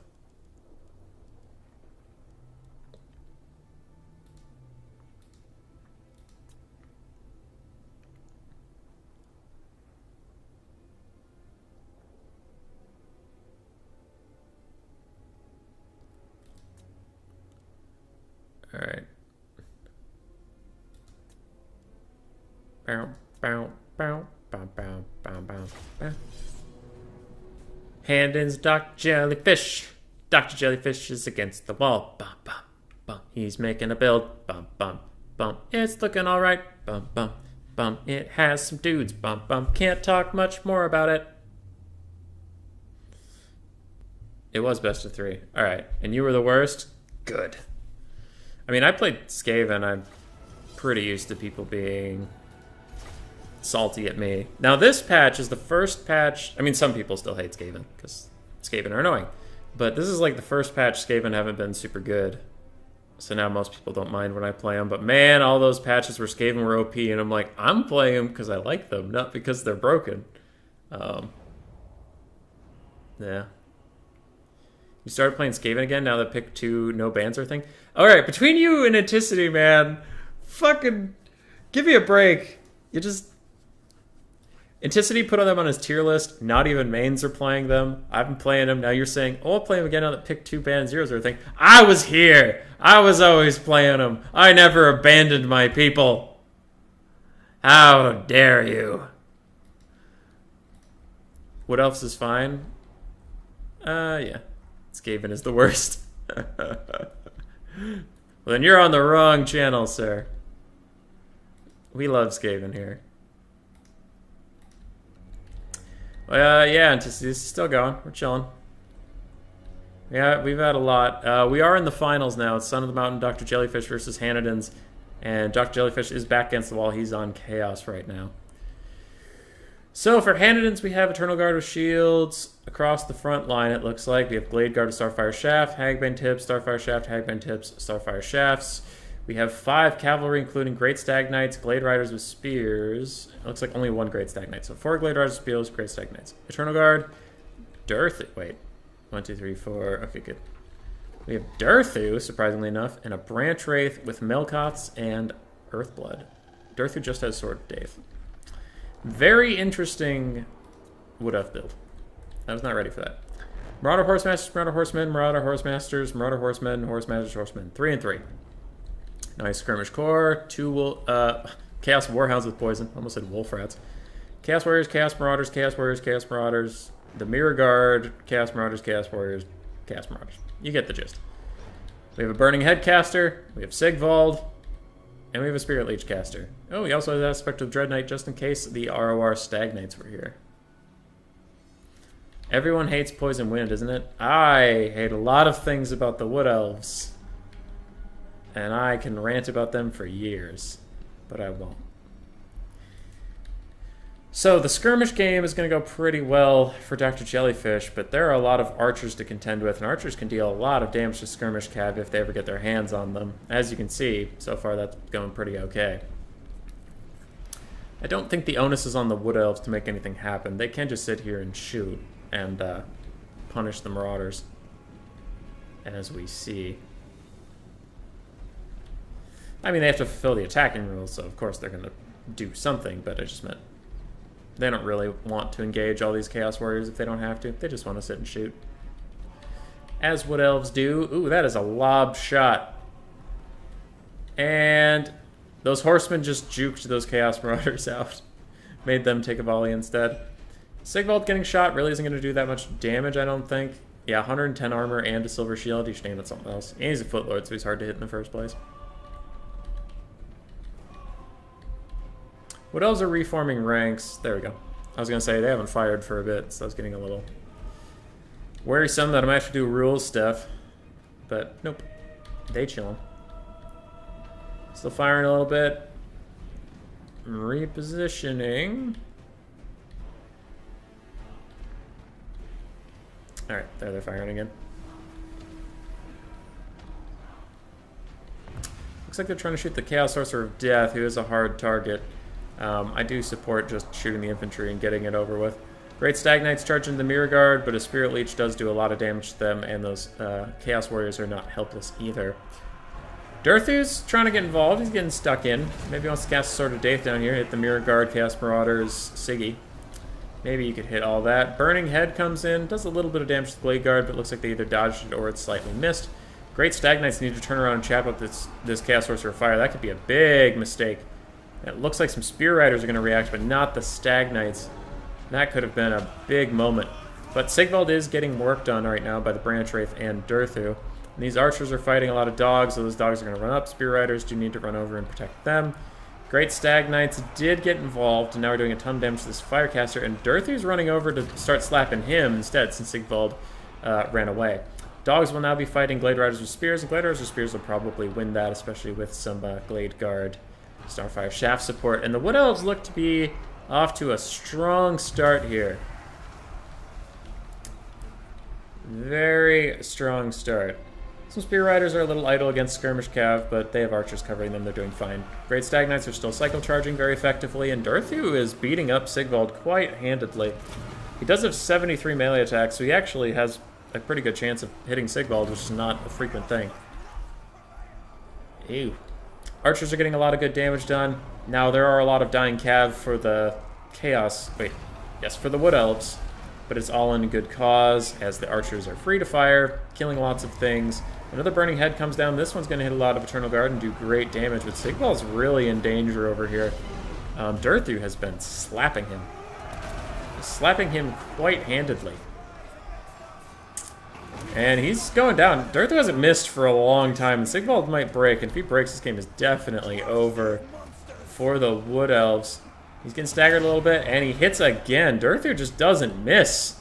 Oh boy, and with Sigvald breaking, you can see a lot of the Chaos Forces are breaking. We might even get an early army losses here, but it's hard to disagree with it. I'm just running out of ways of seeing Chaos coming back here. They have both their casters, but oh boy. And Sigvald either died... No, he just shattered. He's right there. No, wait, that's Central Guard. Is it? I don't know where Sigvald is. He's either dead or shattered. And Chaos is out of it on the balance of power. There's nothing left. Army loss is going to come in here any second. 3, 2, 1. Army loss. Oh, I almost counted it down. I mean, that's about it, isn't it? One full health unit of Chaos Warriors. Other than that, everything's dead. That'll be a 2-0. Odium Hanniden's taking it today. Dr. Jellyfish had a good run. In the end, the power of ODM is unstoppable by mortal men. Durthu getting 2,000 value. Jesus. 0, I saw you had a good series versus Hadries. Hoped you had fun. Blade Guard got good value. Great Stags got value. Blade Riders really didn't, but they were mostly just trying to peel stuff off of the archers. Skirmish Cav didn't get to skirmish too much. They just got zoned out by archers. Everybody else ran in and had a tough time. But Durthu carrying, 2,000 value. Let's go. GG, well played. Congrats to Hanodins. Nice job.